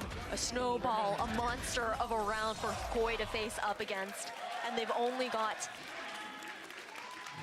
tough weapons to work with. Pistols. Tough? We've got a shorty, impossible weapons to work with, realistically. Not looking bright, it's dodgy. They're playing for overtime, right? Essentially just Holy shit, that series of fucking win for Fnatic. But Fnatic, they also have the opportunity to keep these ults into our 24th round as well. They've been good with juggling those ultimates, right? Even in moments where you thought Koi would start to run away with things, Fnatic still were one away from an ult orb, one away from being able to turn this round in their favor. And again, they're keeping Koi uncomfortable, forcing them out to overrotate, Koi with the fucking fear of winning. That's exactly when Fnatic chooses to pounce. Falling back here, Koi again. Continuously moving the second man on that B site over towards A. I mean, in this situation, right, they're on pistols. They're on, well, on weaker weapons. They've got to make a gamble. And I feel like they're making this gamble even when they do have weapons in hands, That's to be very fair. true. That's very true. A big risk. And they're playing that retake protocol, but it's not looking very good on that B site with how Fnatic continue to push in and take that elbow control. Well, they're going to keep holding it and reinforcing it with extra players, knowing that Koi might want to take these short distance angles. Kamo actually moves into the site. He's the only one of the two players with the rifles at play. Durka always pushing. In the back line. They're on the spike. Seeker's heading in their direction. Wingman got enough of it. But Yo, is still fighting, still breathing, and still's got a gun on him. And the bullets in his chamber have got Grabinho's name on them. Fnatic on 12, one away from closing out behind. It was an insane way that we started off this map. 4-0 for Koi, 9-3 at the half, and Fnatic clawing their way back since the third round of the second. See the way that they just continue to push forward. Durka literally entered site, one elbow, cleared out the entirety of CT, and did the whole ring around the Rosie. See frustration mounting. I think it's also, you look towards these compositions for Koi. The initiator swap was very interesting on attack because of how it allows you to open up those sites, but on defense, you're lacking a lot of that information that the Sky actually provides despite the nerf. With that intel. I got you, I got you. Well, back to square one. And Koi, again, They've got to make decisions constantly, all the time. Fnatic know. They know this is when Koi are uncomfortable. They're just feeling out this server. We're also going to a classic Fnatic map next, and it's Koi's pick too. Right. On Icebox. I mean, Durka has already woken up, and he is the king of that map. It's a bold move from Koi to pick that up. Yeah, okay, last time Fnatic played it up against Heretics, they did end up losing quite in an ugly way. But you got to think that you got to be able to do the same thing that Heretics did to be able to pick that up as your own. Spike will be dropping down, nothing to stop it. Thrash thrown It's out all here you, from Shadow. little Who will Omi. be following up with it? Showstopper from Camo. Chronicle to the left side of this side, but Fnatic have set up a lot of crossfires and Deckers. What the fuck are they doing? Flash of their own. Two of them already concussed. Fnatic looking to close it all out as quickly. Holy fuck, Koi. Fnatic turn it all around for them. Smiles across the board here on the side of Fnatic on this stage. They know what they were able to pull off, and it was magic seeing this team come back into form in the second half. I mean, Koi, they gave us a lot of foreplay, but Fnatic showed us how to climax. There you go, map number 1 going to Fnatic's way. We're back for Icebox.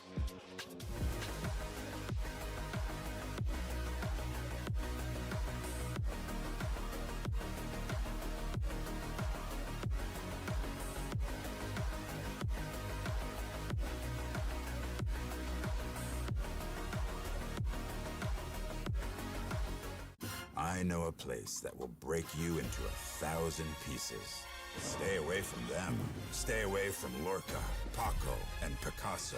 Don't ask about Lola. Ay, Caballo Grande. Ay, Dolor de Nieve. But in spite of everything, it occurs to you to visit Andalusia. Don't say I didn't warn you. Be careful of the Andalusian crush.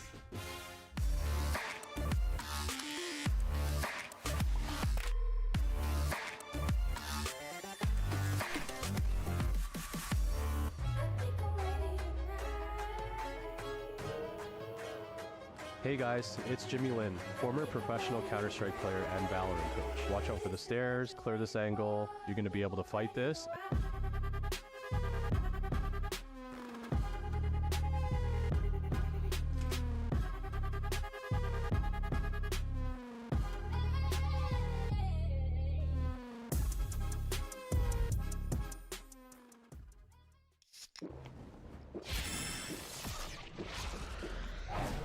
Red Bull gives you wings.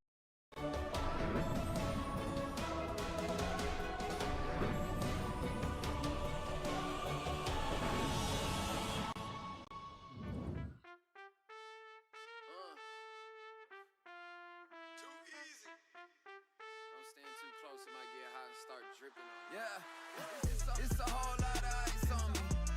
Don't stand too close, cause you don't if you say that you might know me. No, you lying, you don't know me, dog. Yeah, it's a whole lot of ice on me. Don't stand too close, cause you don't if you say that you might know me. You know you don't know me, dog. Spent a bag on the whip, parked in valet. Just took another trip, skipped a drive, called my pilot, then jet down to LA. Yeah. Tell me, who you know like this? Then the beat bang, turned off the light switch. I was in the VIP and met a spicy mamacita. Took her ass straight to Costa Rica. Yeah. It's a whole lot of ice on me. Don't stand too close, cause you don't if you say that you might know me. No, you lying, you don't know me, dog. Yeah, it's a whole lot of ice on me. Don't stand too close, cause you don't if you say that you might know me. You know you don't know me, dog. Step back, homie, don't let this freezer go dripping. Cause these jewels might mess around and flood the whole kitchen. Took a bit to get it, was on a mission. And now it's platinum plaques, back to back. I spent a couple mil, you spent a whole rack. Bought the block just to give it back. Remember I was moving rocks, now I spit crack. Yeah, it's a whole lot of ice on me. Don't stand too close, cause you don't if you say that you might know me. Yeah, it's a whole lot of ice on me. Don't stand too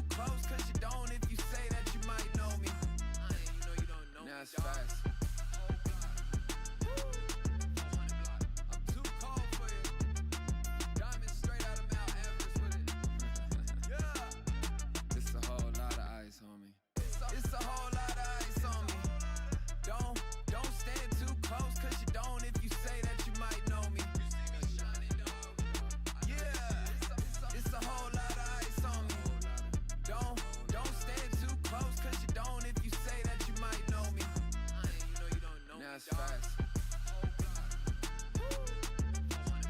I'm too cold for you.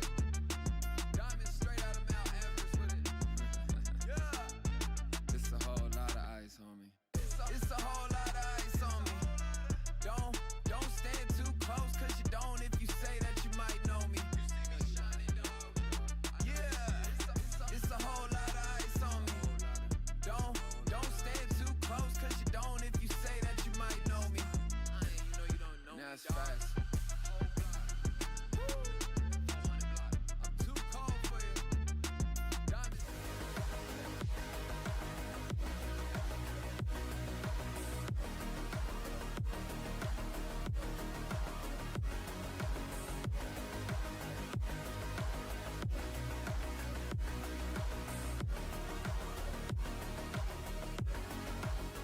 Nice, Leo. You have a huge wingman. Wingman, Lil bro.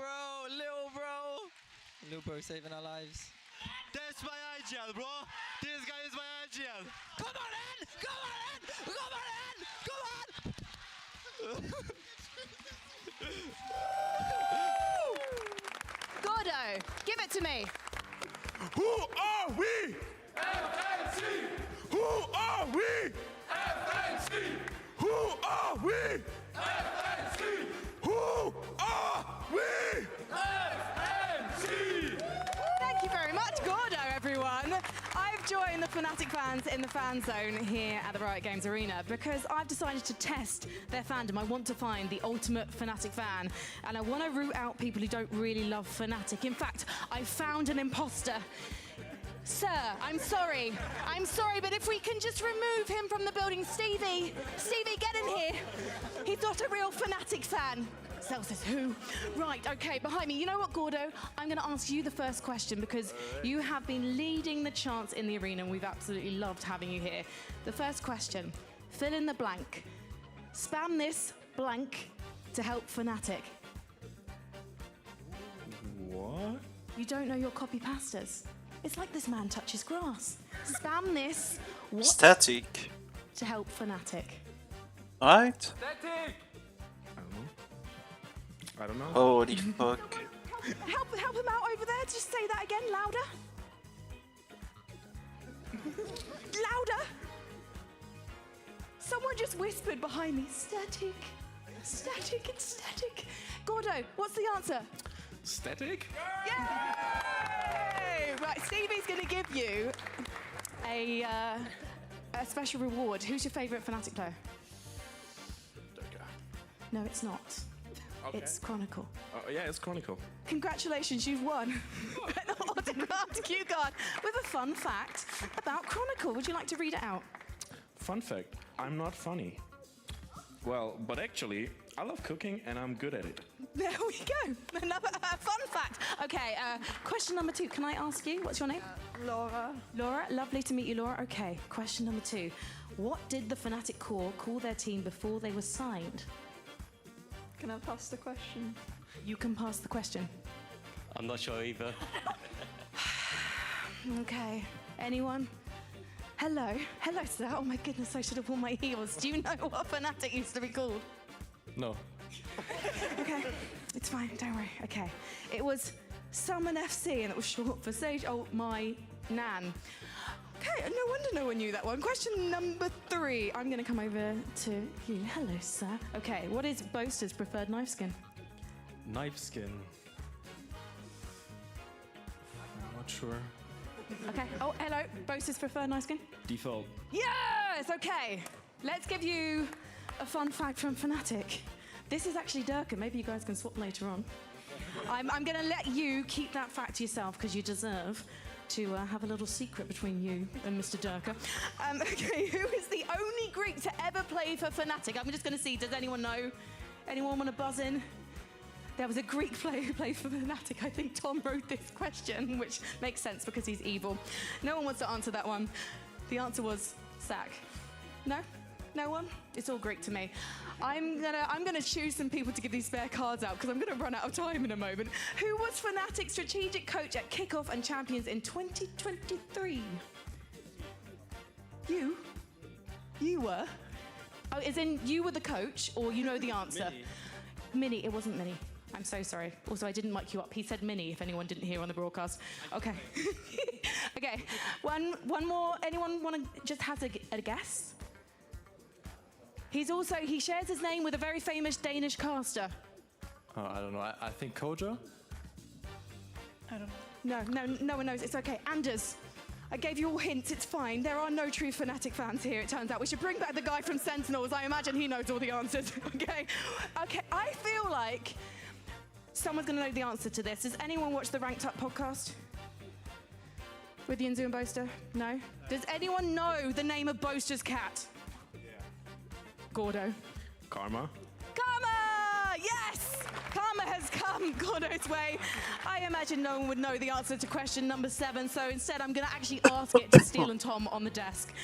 What was Durka's ACS in his international debut? Boys, have a guess. I'm not gonna lie, I saw a number earlier, it was 360 something, but let's be real. Does anyone know anything at this point? All right, let's just say 369 then, yeah? Yeah, How about that? let's go with that. That's a nice number, I like that number, but yeah, it seems like the quiz hasn't gone fantastically. Luckily, we're gonna be heading into the AIM Labs, and I know that you had a little bit to say about the KO pick from Starzo when it came to the previous map at least. Well, at the start of the map, I was thinking like, oh, you know what? This KO pick's looking good. It's not looking like anything like how Na'Vi runs it with Artis. They look a little not great with it. And then, you know, they get that 11-3 lead. Oh, things are looking pretty good with the KO. And then obviously it's just like back to reality. Fnatic's still pretty good. And then it's also Bind, which is very heavily attack favored. So once you have a very heavily attack favored map like that and you get into that second half, it's just going to be smooth sailing to the finish line. Yeah, and obviously now at least we've got our next map coming up in just a moment. I want to know in terms of Icebox, do you actually have anything you think will be coming out? It's just about to be shown, but anything expected? Well, I'm expecting Koi to run the Harbor, but they aren't doing that. Which is different than the last times they played. They're on doing the double no duelist thing. They're doing the no duelist thing. They're doing their double controller. I do like double controller. But do you like no duelist?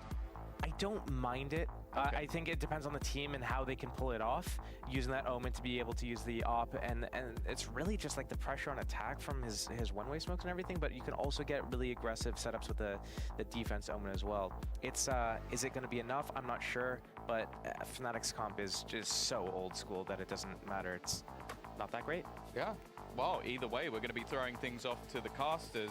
Obviously, that is Ash, Cast, and Pavlos. Thank you very much, Tom. Yes, indeed. We'll take you through this next map. Icebox, our next journey. Bit of a switch with these comps, don't you think here, Ash? A bit of a change-up. Maybe that's the answer they need to get right back in. It's definitely possible. Not quite the same composition as what we saw coming out from the likes of Heretics, but they were also the ones to do the no duelist comp on Icebox earlier on within the competition just the other week. So heading into this game now, again, Koi are the ones who have taken us to Icebox. This is Fnatic's playground, though, a map that we have known Durka to shine on, and they're going off with the momentum of an insane comeback here for map 1 on Bind. Let's see if Koi are able to rebound from the last one and show us why Icebox was picked up to begin with. So far, so forth, Fnatic are doing Fnatic things like they did on the last map, but this time, there's a bit more bravado to it as they're inching their way forwards into a triple stack up from Koi. Dizzy coming out, might be a little bit too late. Paranoia is actually brilliant from Camo, and he doubles it up with a pick as well. Chronicle, quick to react to it, but it seems like the numbers from Koi here are overwhelming. Shadow moves out, upgrades his gun, and Koi have got the advantage. They're doing well to clap back into this pistol round after their demise over on Bind, but Fnatic got 2 players up here. Not a lot of space making available, and 3 stacked on this B side of Koi. All up. It's just a matter of Koi giving them picks here. They could just hold back, play safe, play it chill. Surprise! Not a nice surprise for Alpha yet. At least it doesn't mean his inevitable death. Some trades coming in, but Koi can be very comfortable taking these trades. They're actually playing the super safe. I almost feel it's too respectful, you know? But, you know, it's Boaster that needs to get that spiked up. But he's going a little bit further. Alarmbot will show his position. And a lot of acrobatics from Koi there as they get themselves the pistol of this game. I mean, they immediately shut down that push over towards B main with the look that they saw with Shadow having the positioning over on green there, right? But now we look into the next round. I think we saw a little bit of how Fnatic needed to adjust over on Bind when Koi pulls out a brand new composition. We saw that coming to fruition more into the second half just because of how Koi's composition did favor more of that attacking side previously. So it will be another question of how long it takes Fnatic to kind of get a grip on what Koi is cooking with another new look at this comp. Nice shot. Well, in just a few seconds, Shadow gets 2 orbs for the ults. Thrash did wonders the previous game. Didn't mean the map win eventually. No, but it found so much value, and he cycled it up so many times. I feel like over on Bind, the opportunities tiny here for Alpha, though. He snuck past, hasn't he? Looking in the window. And he might have a chance to find a pick. Shadow's looking at it, and he's got a better gun. Alpha can be dangerous with a Sheriff. Shados puts an end to that. The A site is taken over. Yes, there is quite a lot of Shados utility there.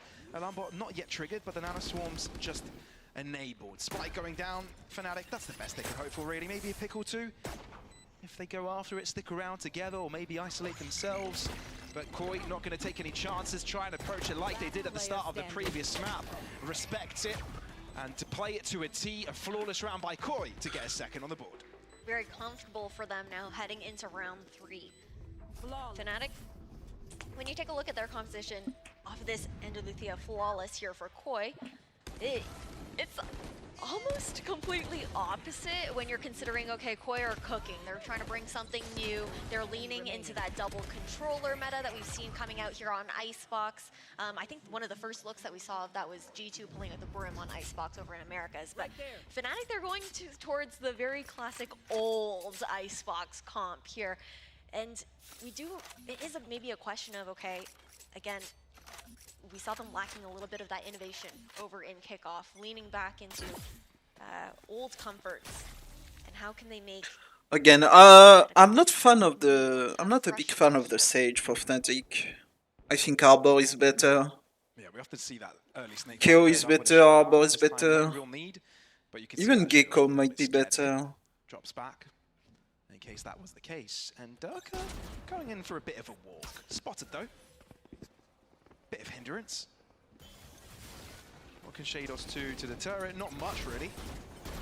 And the Omen instead of the Jet. They've got quite a lot of rifles too. This Koi could definitely do some damage here. For just a matter of being able to separate this out. Fnatic, they moved away from for Koi, same thing. I'm not a big Let's see fan. what they can do with this one and what their retake. Like here, you have more utility, but you need your fucking duelist. Like, it's such a free map for a good Jet. Deleted.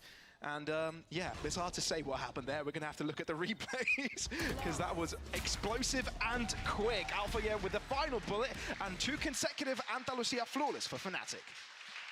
They answer right back with one, right? Weapons out. Because you're not gonna follow up anybody with just an Omen, right? Like you don't have anybody to follow, and you are not gonna just TP in. Because if there's someone, you're gonna get farmed. Koi, I think, wanting to again just. And defensively, like Jet is better in my opinion because you can just take aggressive line with an op. Well, yeah, you know. I mean, look, that's true. That's true.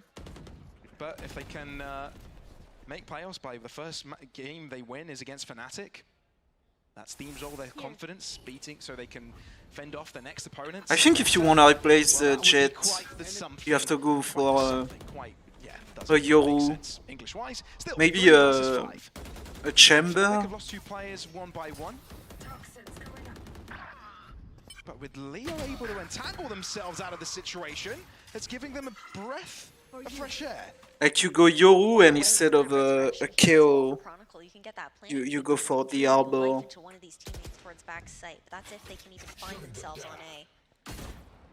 0 point finds the information, but no suppression to come to fruition here. And you could even go See Koi moving, like cut off the rotation.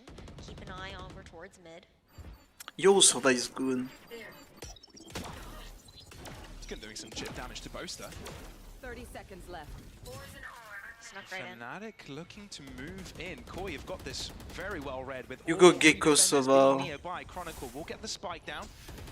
Will this trigger any attempt from Koi to deter this? No, Spike will be going down, and Grabinho trying to deal with Leo. That's the resurrection back in, so Fnatic can play off of the advantage. Last time, everybody took part in. Like if you wanna place the KO, you go Gecko, in my opinion. Be the bullets to do the difference. Starks with 2, but Fnatic have got Like I don't like what what Sentinel do, where on the classic comp like Jet Viper, Killjoy, Koi on the back foot. KO, Sova, they replace the Sova with a Gecko. Thrash here. Like I get it, you want the double flash, You can see this replay. The upper because angle like that Darko was able to the find Gecko that flash, recon coming out from Leo you basically with use the everything Gecko to flash try as a and dart equalize those to reveal numbers. people, like, That was brilliant. and you cover it by using the KO flash. Just found themselves the last remaining piece of that puzzle. And yeah, if it's going to be forced out power from one of the greats. But I think you need This Sova. one, Koi, lesser weapons, closer distances, yada yada. You need yada. Sova on Icebox. Well, risk garnered to the left hand side with 3 players. Pretty I think close if in you action. replace the KO, you replace it with a Yoru. I think Yoru is probably the best 1-for-1 replacement for a KO. Yoru or Gecko. From this international stage winning squad. Depends what you wanna do. Looking over towards Koi. They've got that stack But over I don't there. think you can touch the core Contact up here for because like Sova is just, you can like counter Killjoy ultimate with a Sova ultimate. The Owl Drone is just really good for clearing a shit ton of space. You already have like 4 mollies with Viper and Killjoy for post plants. A little bit of that utility before that spike gets planted. Well, it's hard to believe that they can make it work with pistols. So having the shock darts kinda like changes the utility you can get.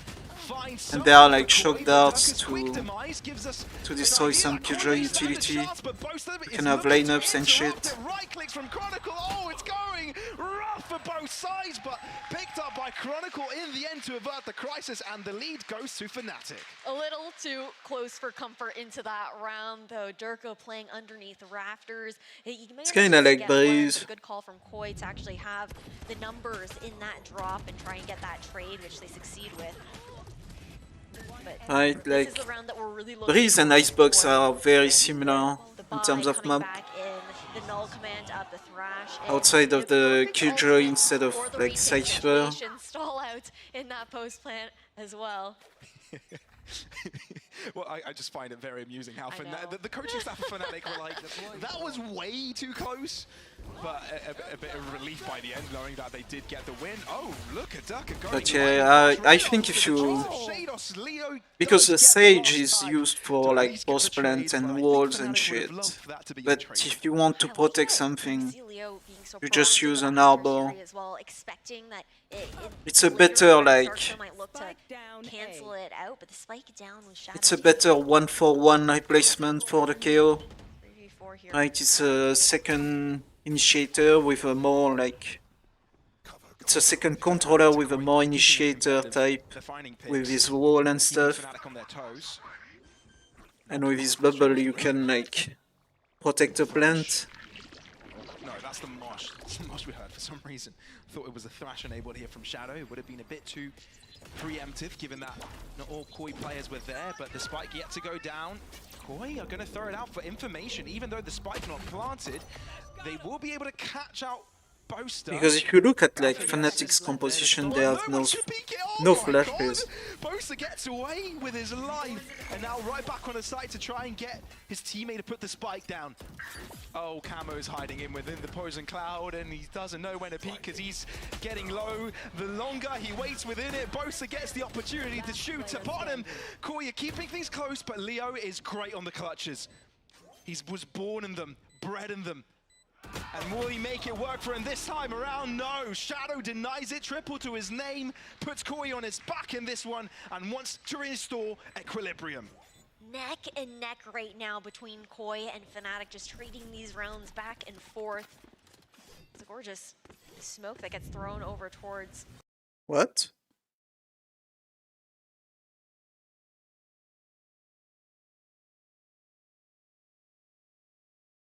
What the fuck just happened?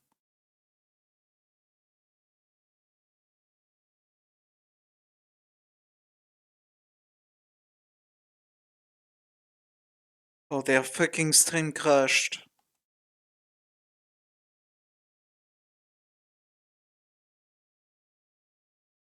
Nice meme. Nice fucking meme.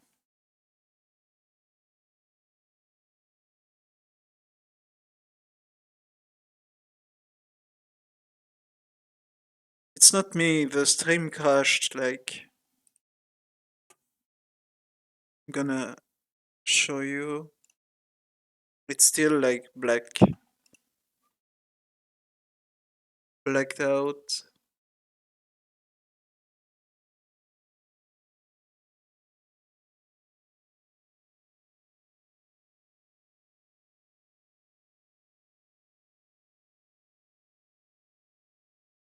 Well, unlucky, I guess.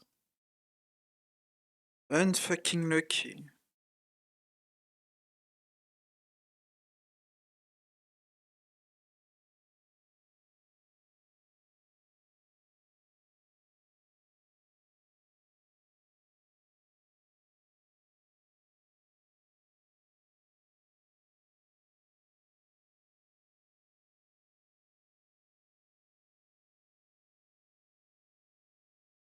I'm gonna check on Twitch because I'm like watching it on YouTube, so.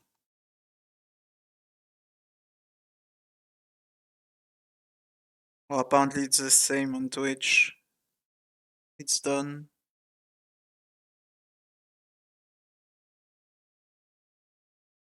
I have all the time in the world.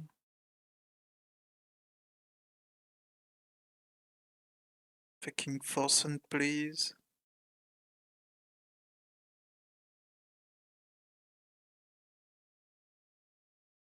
Oh, it's back on Twitch.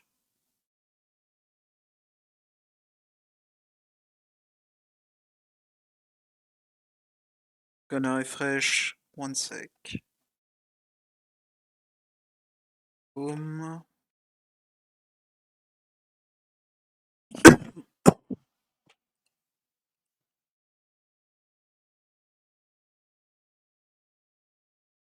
I don't want to watch it on Twitch because of the fucking ads.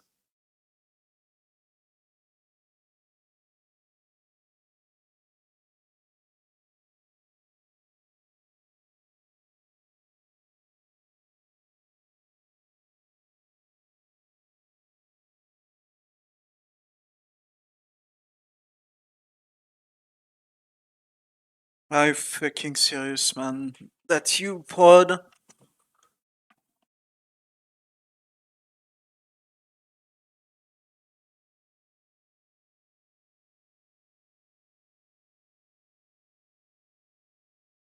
Well, apparently they don't have the sound.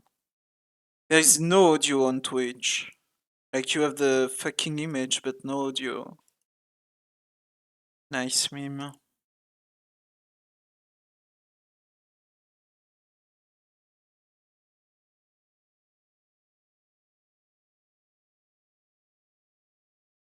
Yeah, I'm gonna cut it for VCT.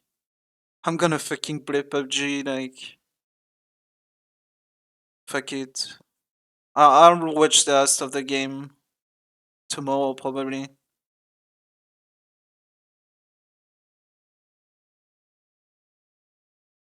I'm waiting to see if they pause, if they do a tech pause. But if they don't, I'm gonna go play Valorant or PUBG or PoE, some shit. Something else. I think is winning 4-3, and they are winning the current round. So it's a 5-3 for Fnatic. Koya is saving. Like, they play with an AWP, but they don't play with a jet. They have, like, fucking Omen with an AWP.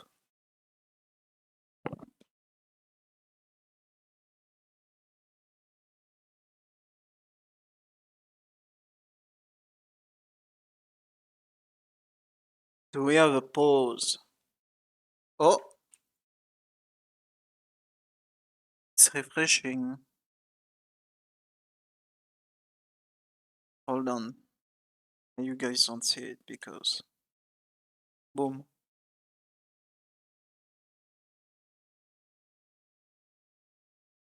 Hold on, I'm gonna refresh that shit.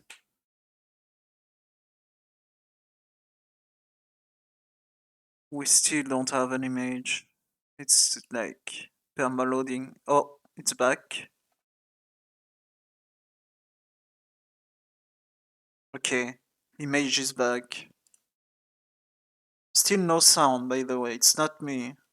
The sound is on. Still no sound.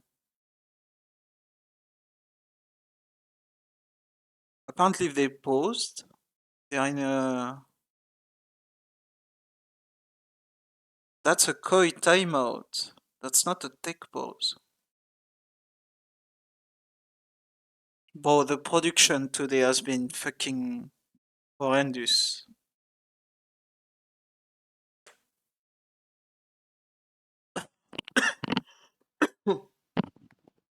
Yeah, we're back.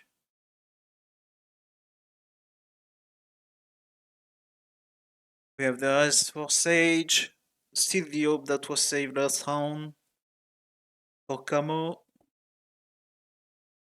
And we have a hit on the Killjoy utility. No lurk mid, no nothing. Killjoy dead, so... This is where lurk would have been very good for Fnatic. If you look at Koi, the Gecko is like worried about it. The AWP is coming in. We have the wall, we have the pit invested for Buster.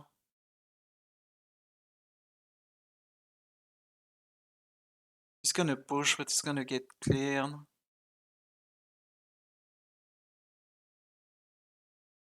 Chronicle.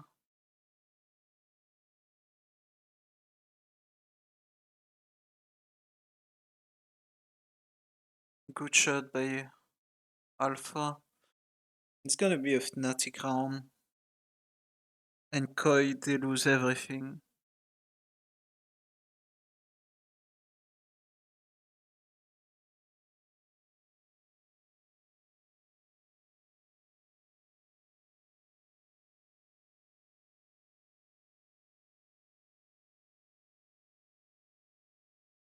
They consider investing the rise, but they still have it. We have 3 ultimates for Koi, so they can play a retake. They also don't have to worry about like potential kill. We have a lurk mid for Fnatic.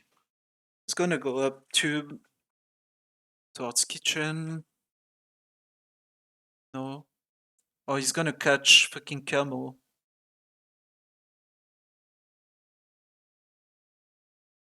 Damn. That was an eco for Koi, but still. They've got farm.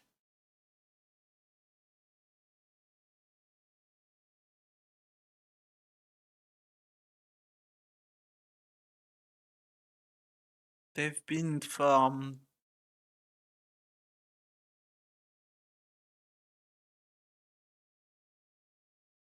And we saw an ultimate in the set, no? Oh no, it was the... No, they still have 3 ultimate. Almost 4. We have a pit in this set, B main. That's one of those long pits where you have to be like fully decayed to get back. He's playing in the middle of it, but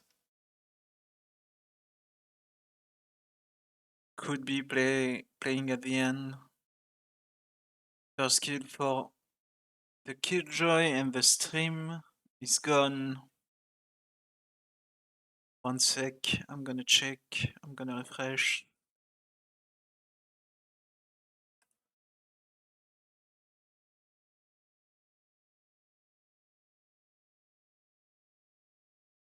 Yeah, it's gone. It's on full refresh. Yeah, fuck that. It's currently offline on Twitch. Like, it's completely gone. Yeah, fuck it. I'm gonna go play something else.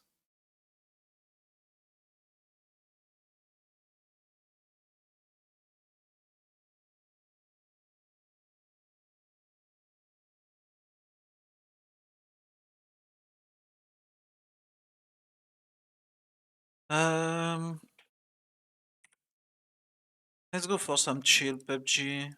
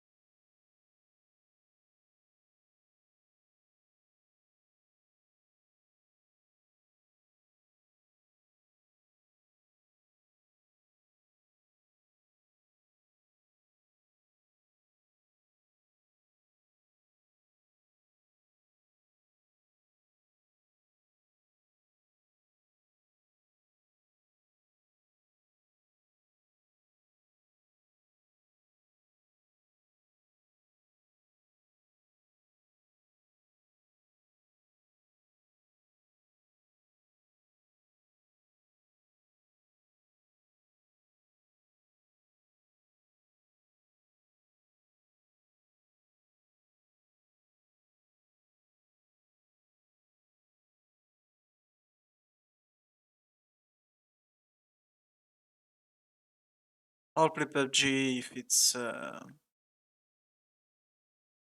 we get some shitty games. I'll swap back to something else. I'm kinda tilted by that shit. I'm not gonna lie.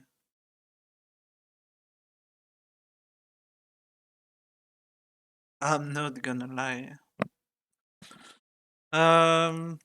Let me move myself. Boom.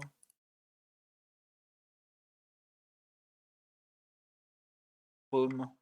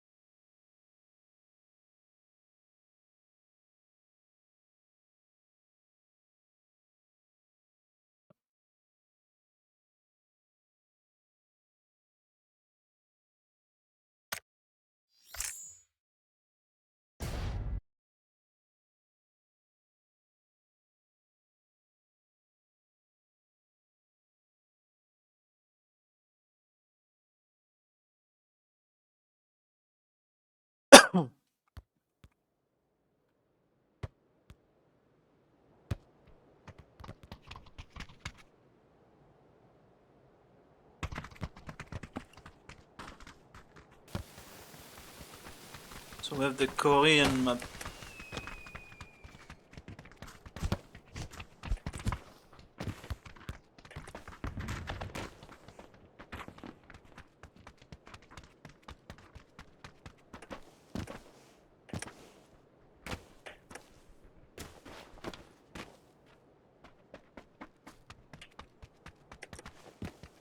I'll keep an eye on the side in case like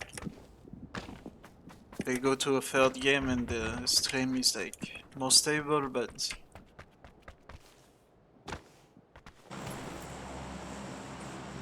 we'll go back maybe.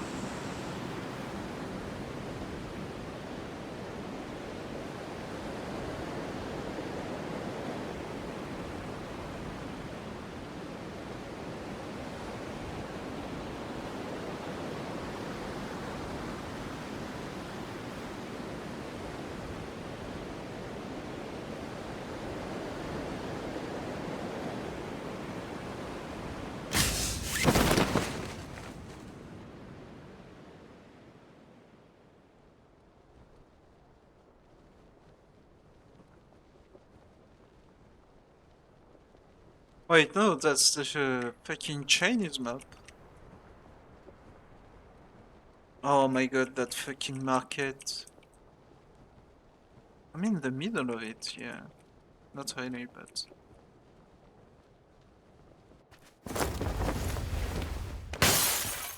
Okay, NSK.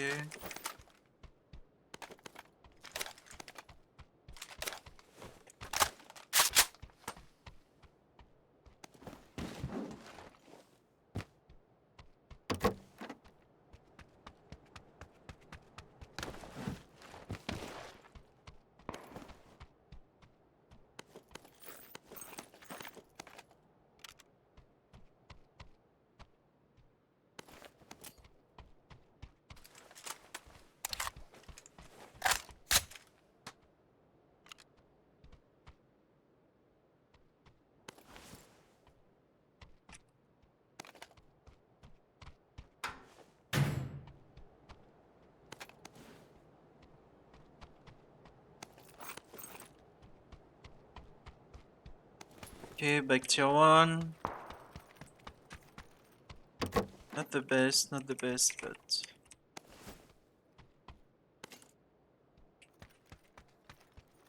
Syringe...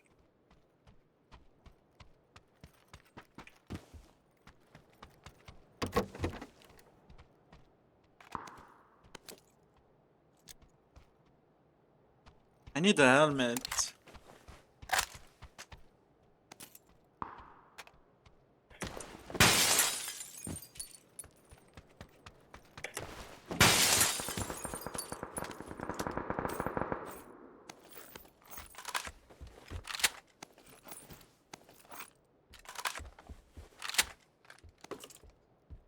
I need a tier 2 helmet. I need a red dot or some shit. Or a can sight. Tier 2 helm.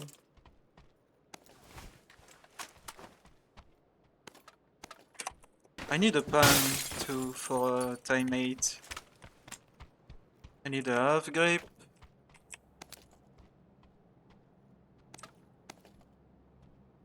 I have a time 8.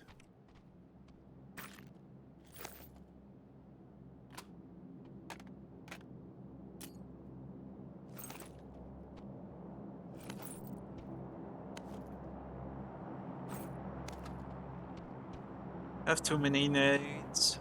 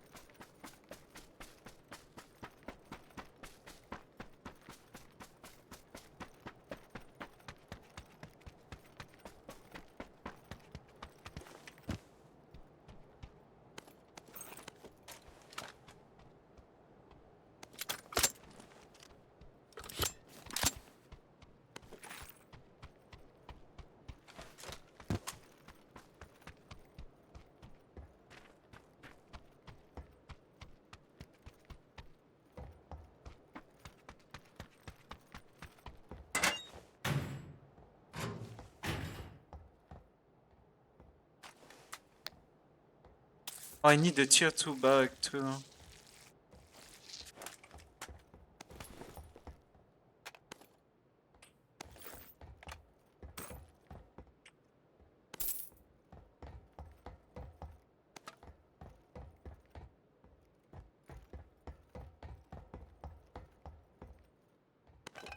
Here's my fucking pan. Got a timeout. I don't need it.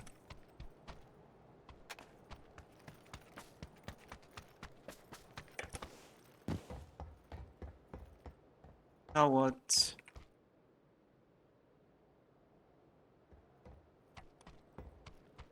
I have to travel for my shit, so might as well do it. I'm gonna go further away from the fucking plane line, I guess.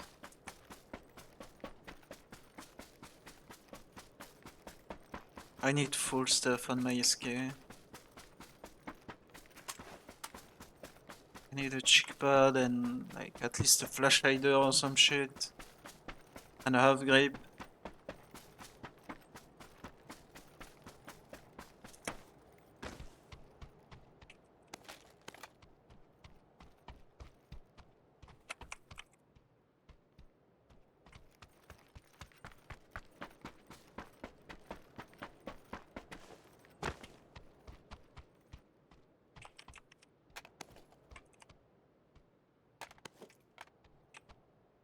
I can get a can side.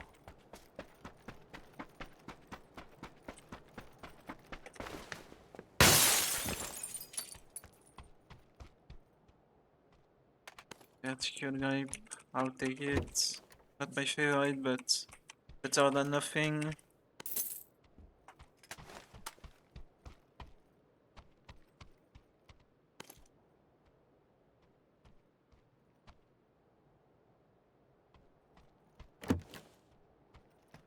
Okay.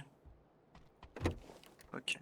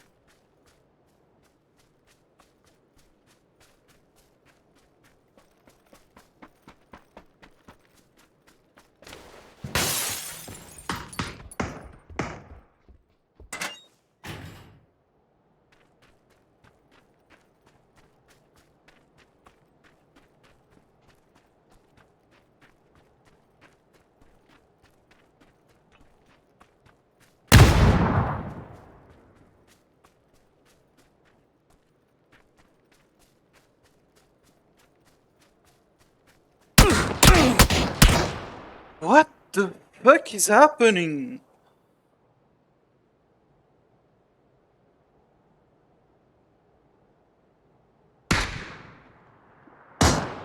Okay, so there was a random guy, and then there's another guy that comes in with a fucking bike,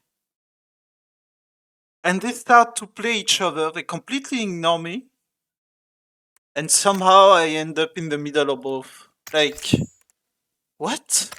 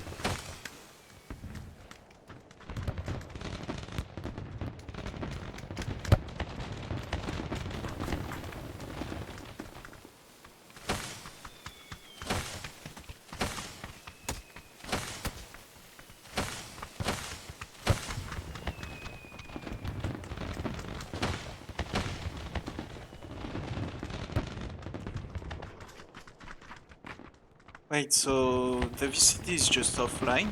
Like completely offline?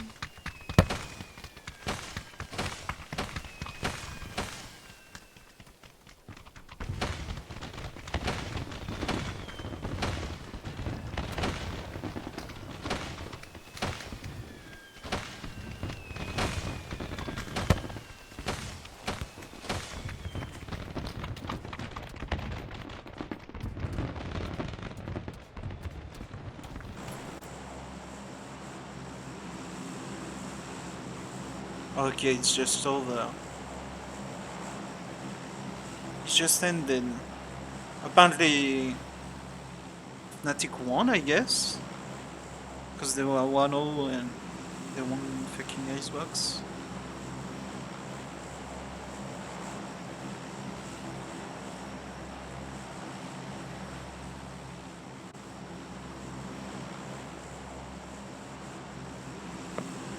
Yeah, fuck that.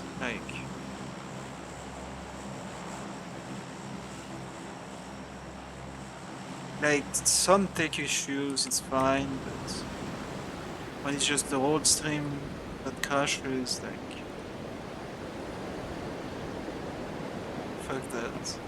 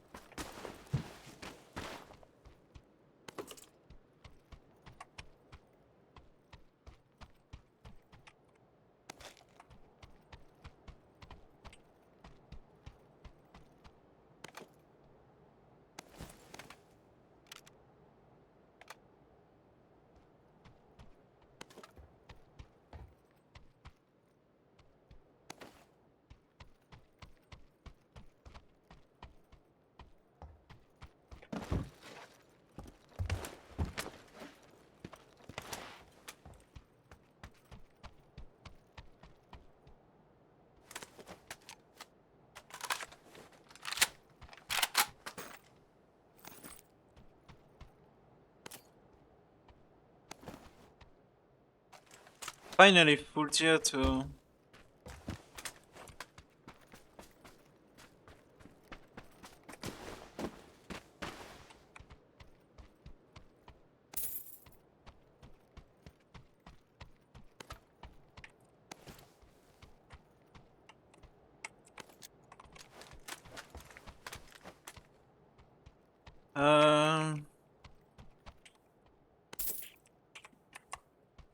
The fuck do I need? I need a compensator.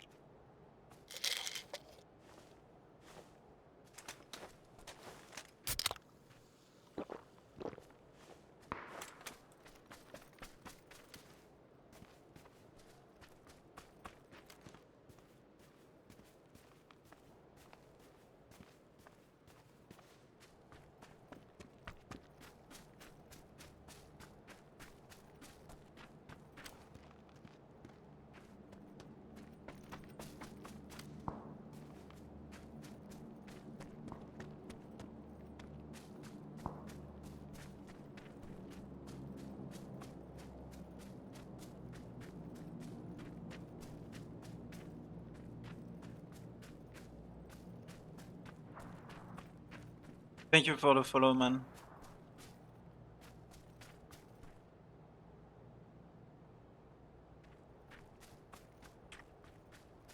What's it? Not much. Not much, not much. Just playing some PUBG.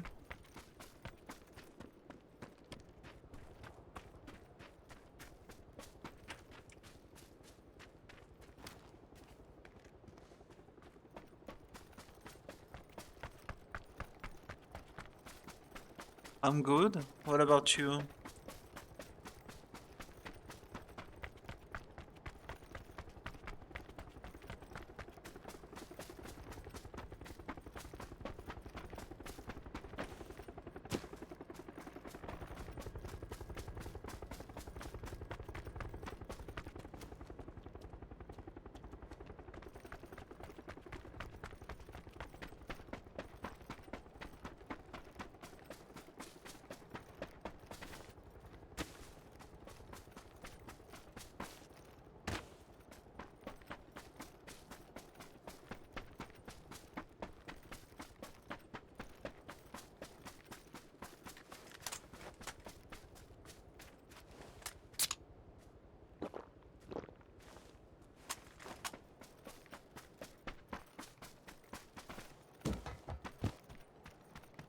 Stream is going fine.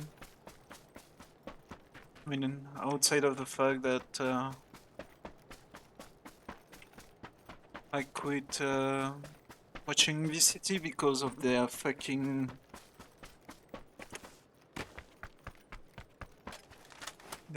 sound issue and stream issues.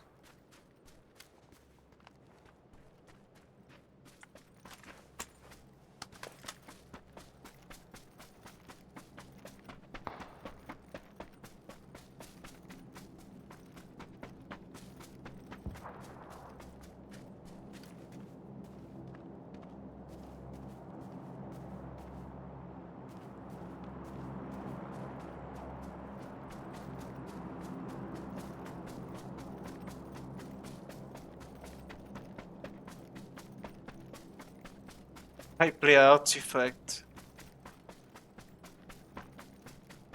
It's a great card game. What about you? What game are you playing right now?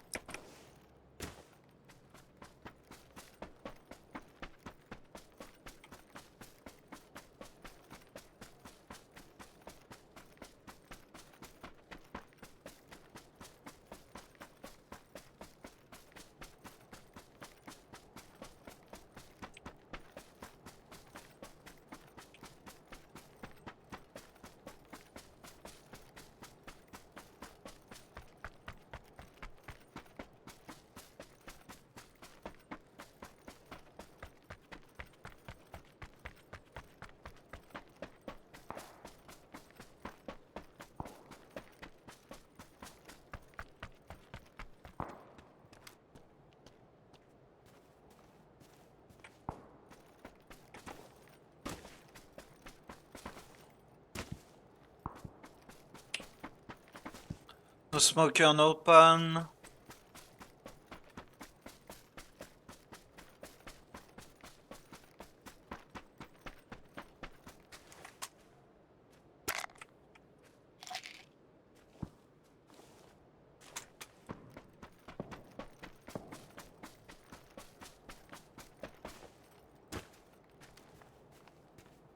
That's a little too far for me.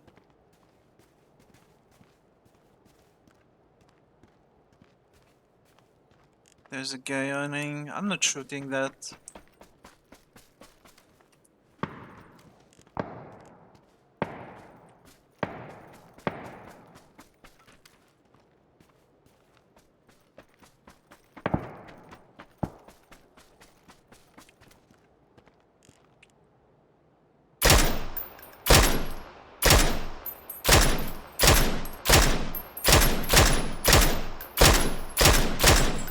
I lied. I'm shooting that every day.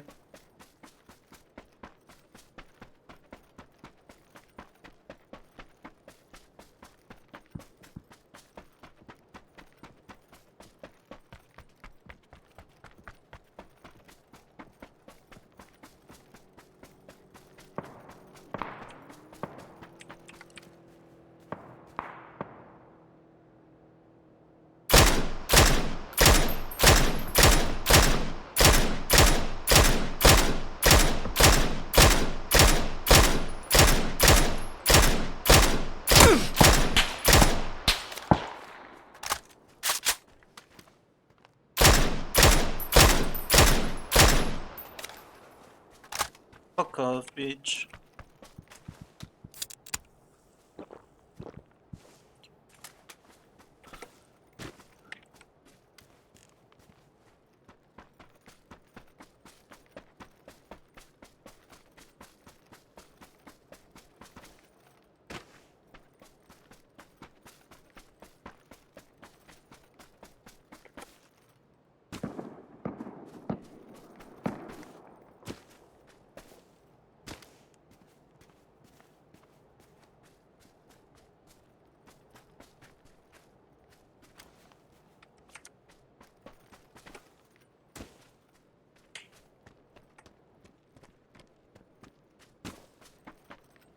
It's on me. There's a guy here. Yeah, of course I don't have my weapon.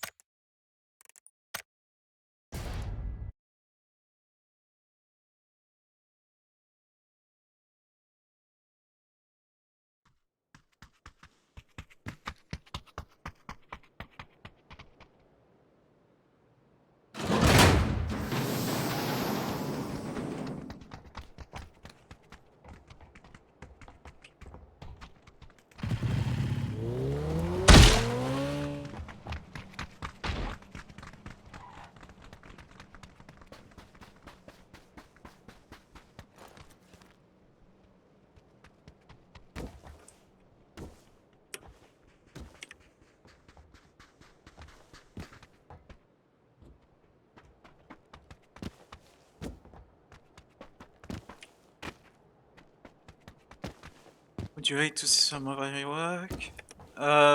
Sure. Follow either my Twitter or my Insta and like DM me there. Like right now I'm just chilling. I'll look back in a few days. I'll look at it in a few days.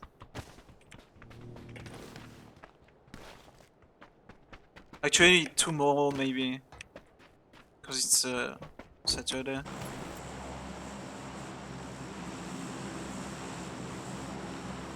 I don't have a Discord. But you can like... You can find my Twitter and my Instagram in my bio.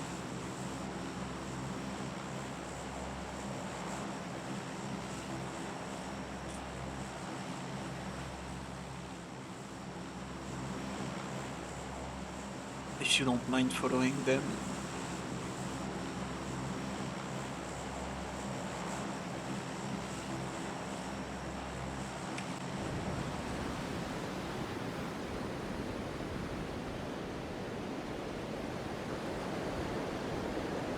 It's easier for me to manage DMs and stuff.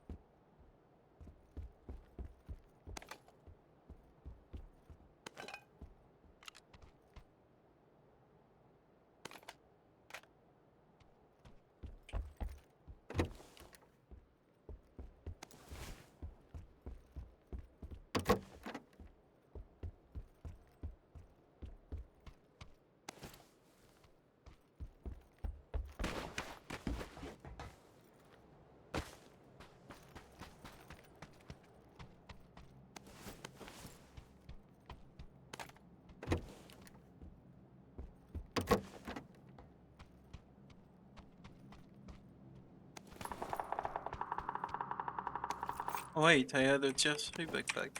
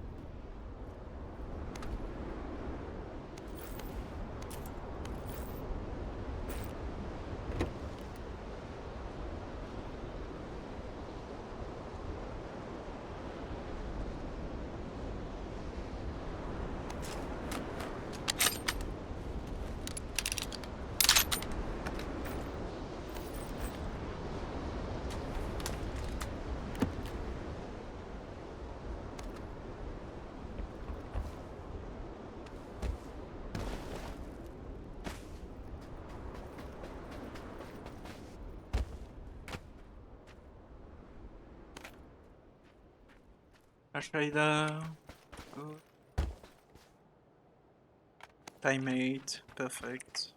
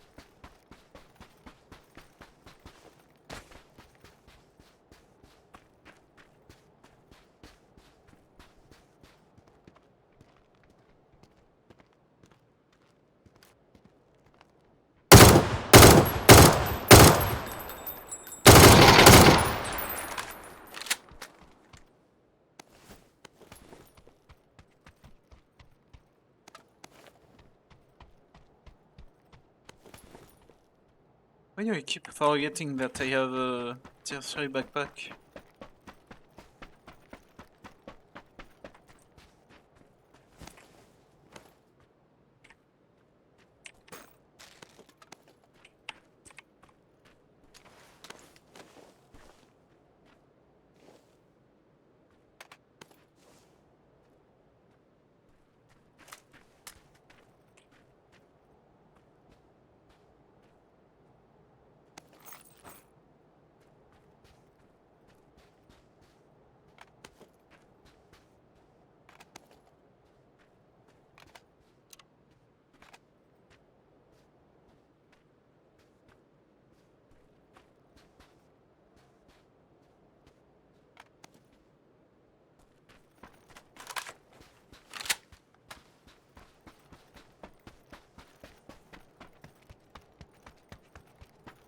Oh, it's looted there.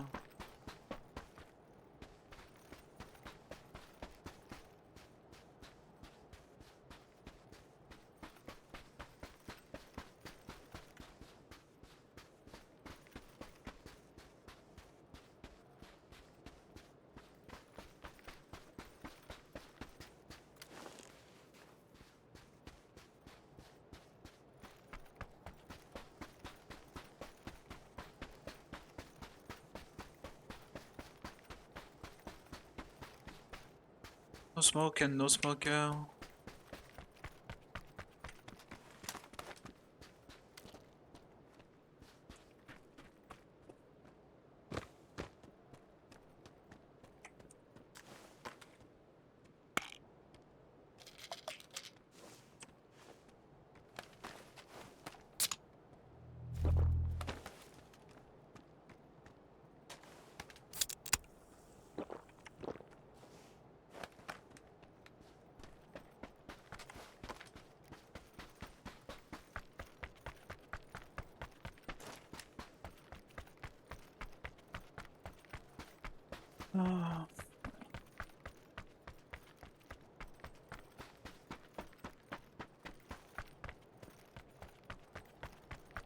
Yeah, I'll follow you back. I'll check it tomorrow. Right now, I'm just chilling. I'll check it off time. Do not worry.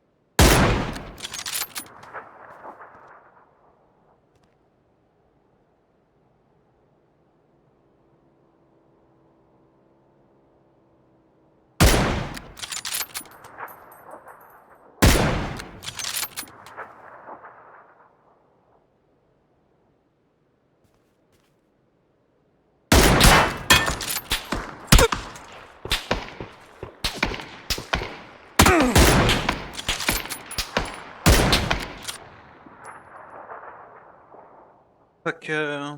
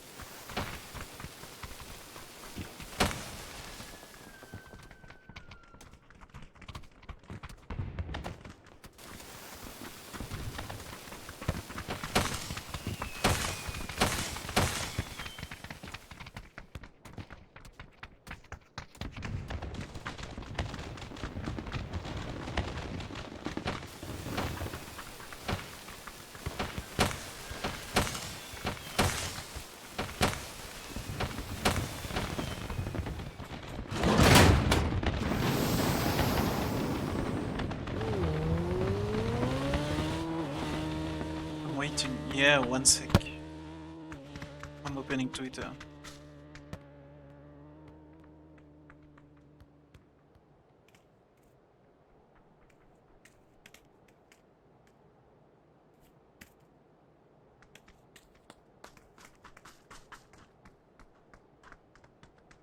I don't know what I want.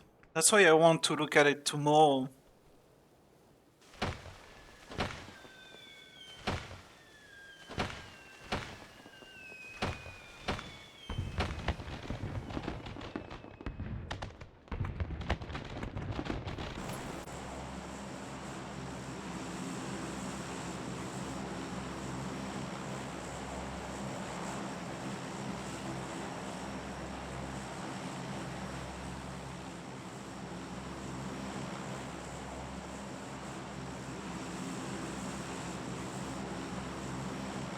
You do VR stuff?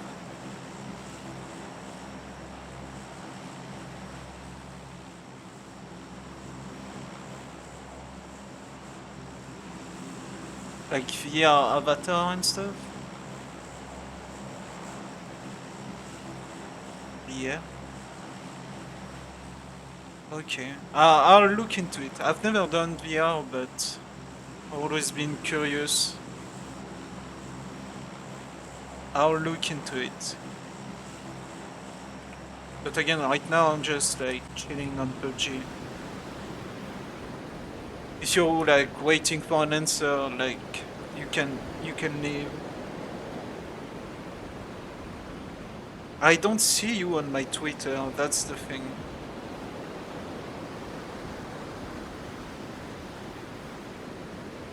Because I don't have like Twitter Blue, and I don't think you have Twitter Blue either.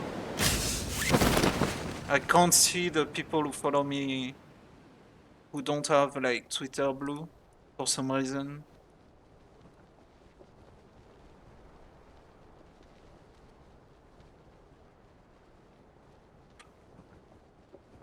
But I've seen you on Instagram. I have you on Instagram. I'll DM you there.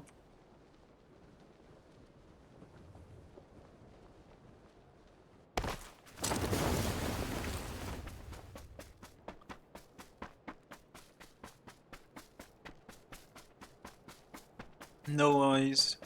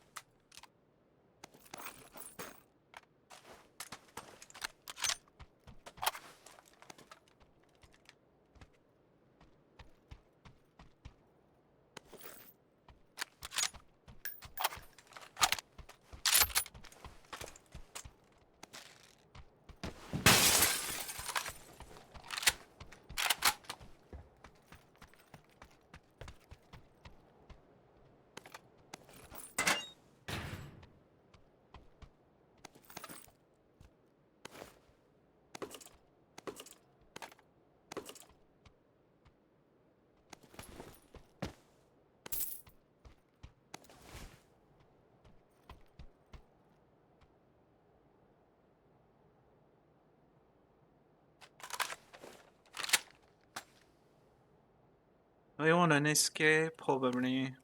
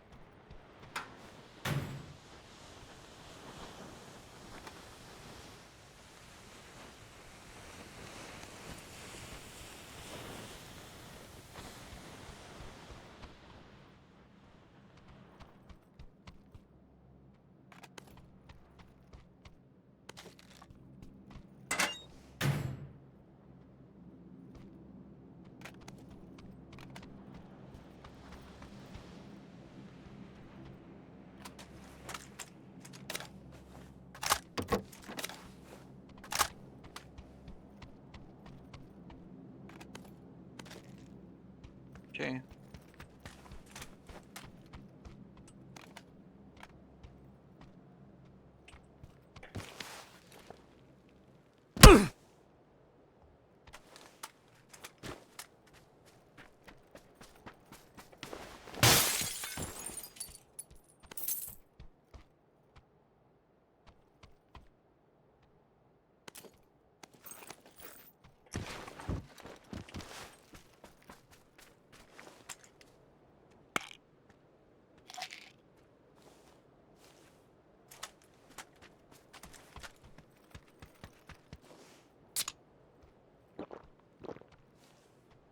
I need a better scope.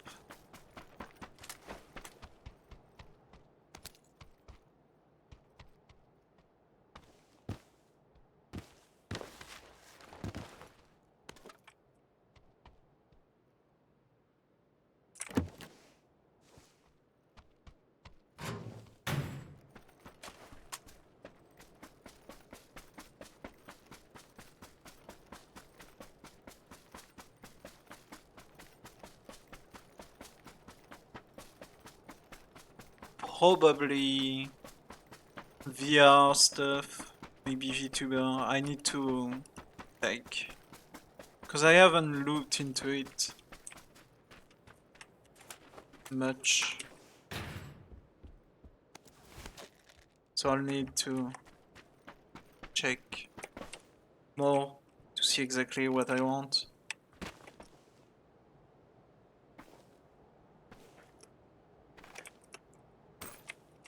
Am I blocked? Did I... Oh my fucking god.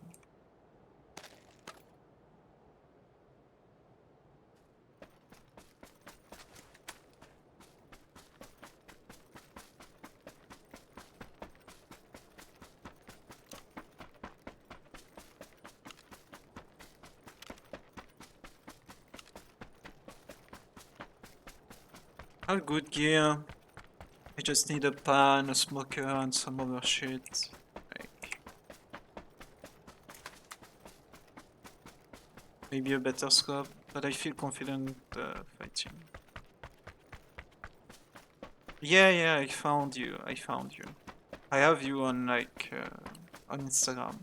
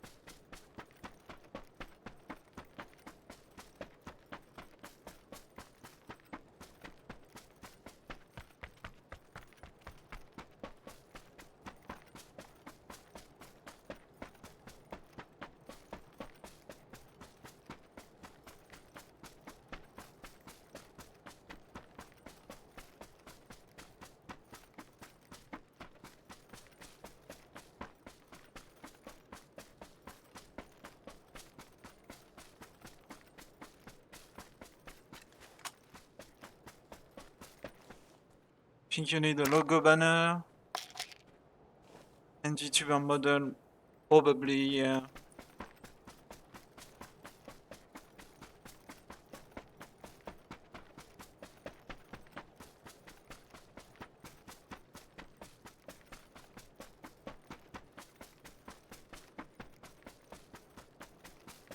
Like I have like placeholder for now, but we'll see. I haven't decided what I want exactly.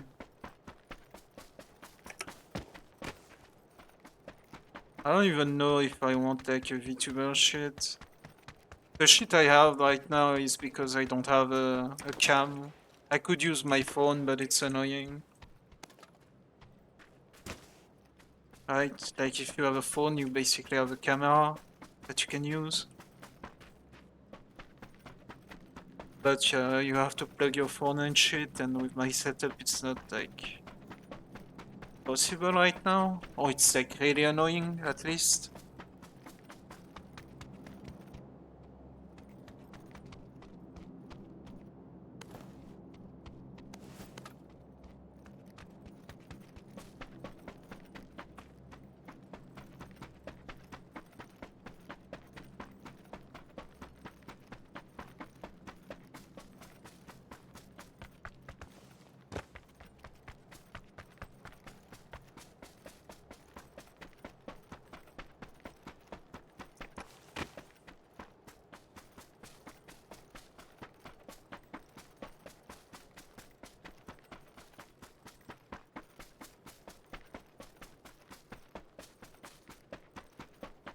Oh, that's a good shrink.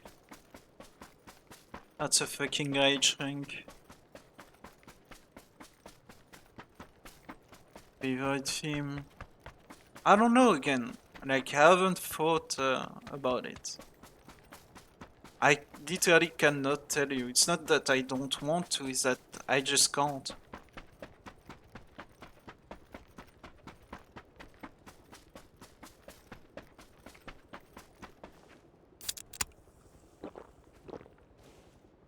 I have no idea.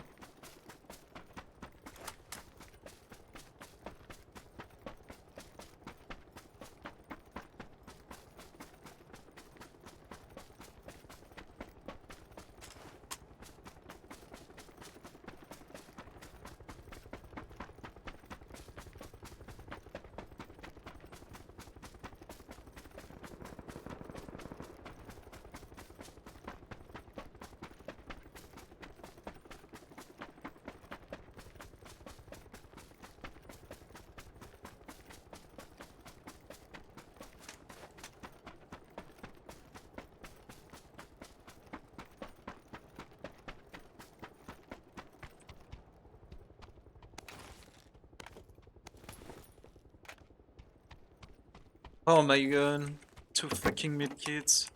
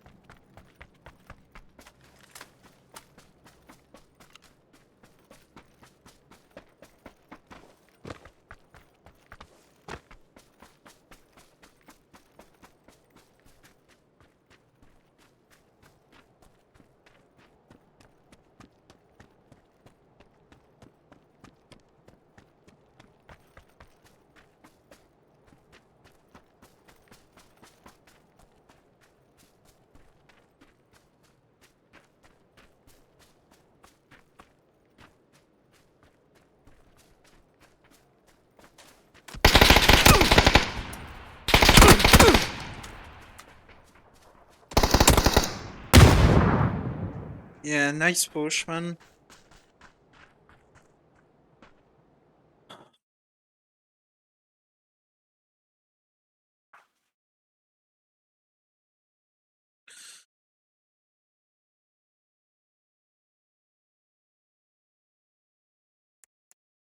King runs back towards the zone for no fucking reason.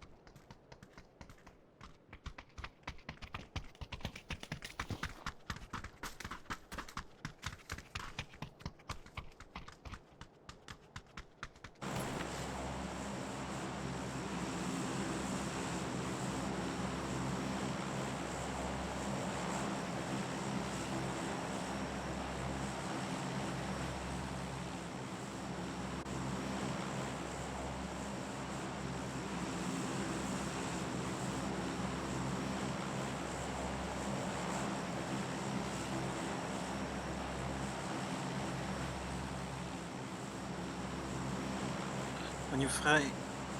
Yeah, I'll tell you tomorrow. I'll DM you tomorrow. Because to me, like, it's like almost midnight. I'm gonna call it in a few games. I'll check that tomorrow.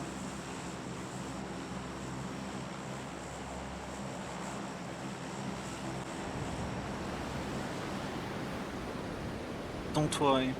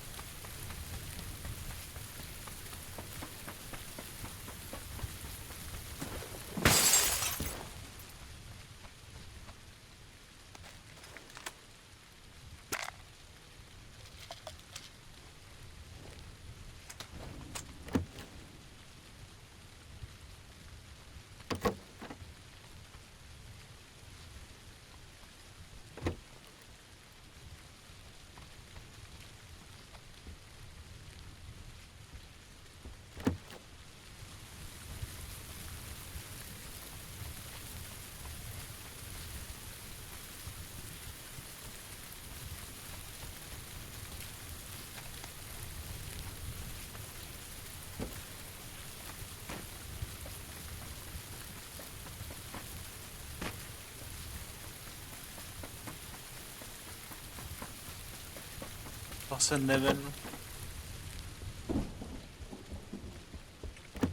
Person max 11.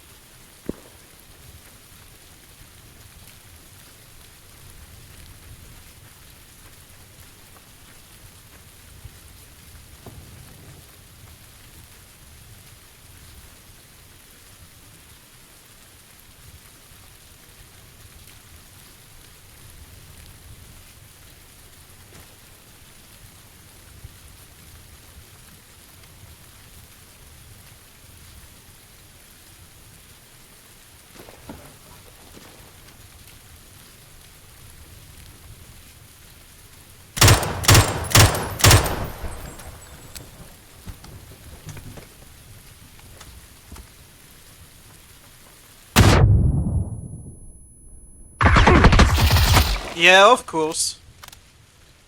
He's in the corner, he got shot, he got naded, and he's in the corner alive. Sure, man. For sure. For fucking sure, man.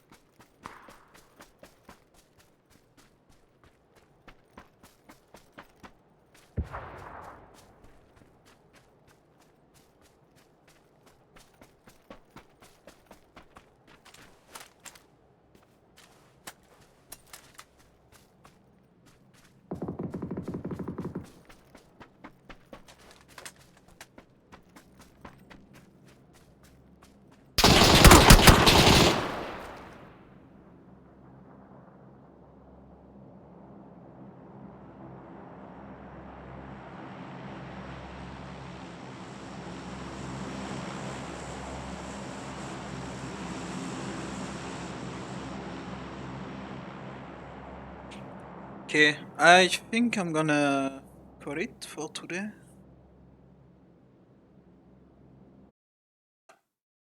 I'm gonna go chill and veg. See you tomorrow for VCT Americas. Probably, surely. Yeah, Sentinel and maybe at 11 PM my time. So it's like 6 hours like later. 6 hours later. But yeah.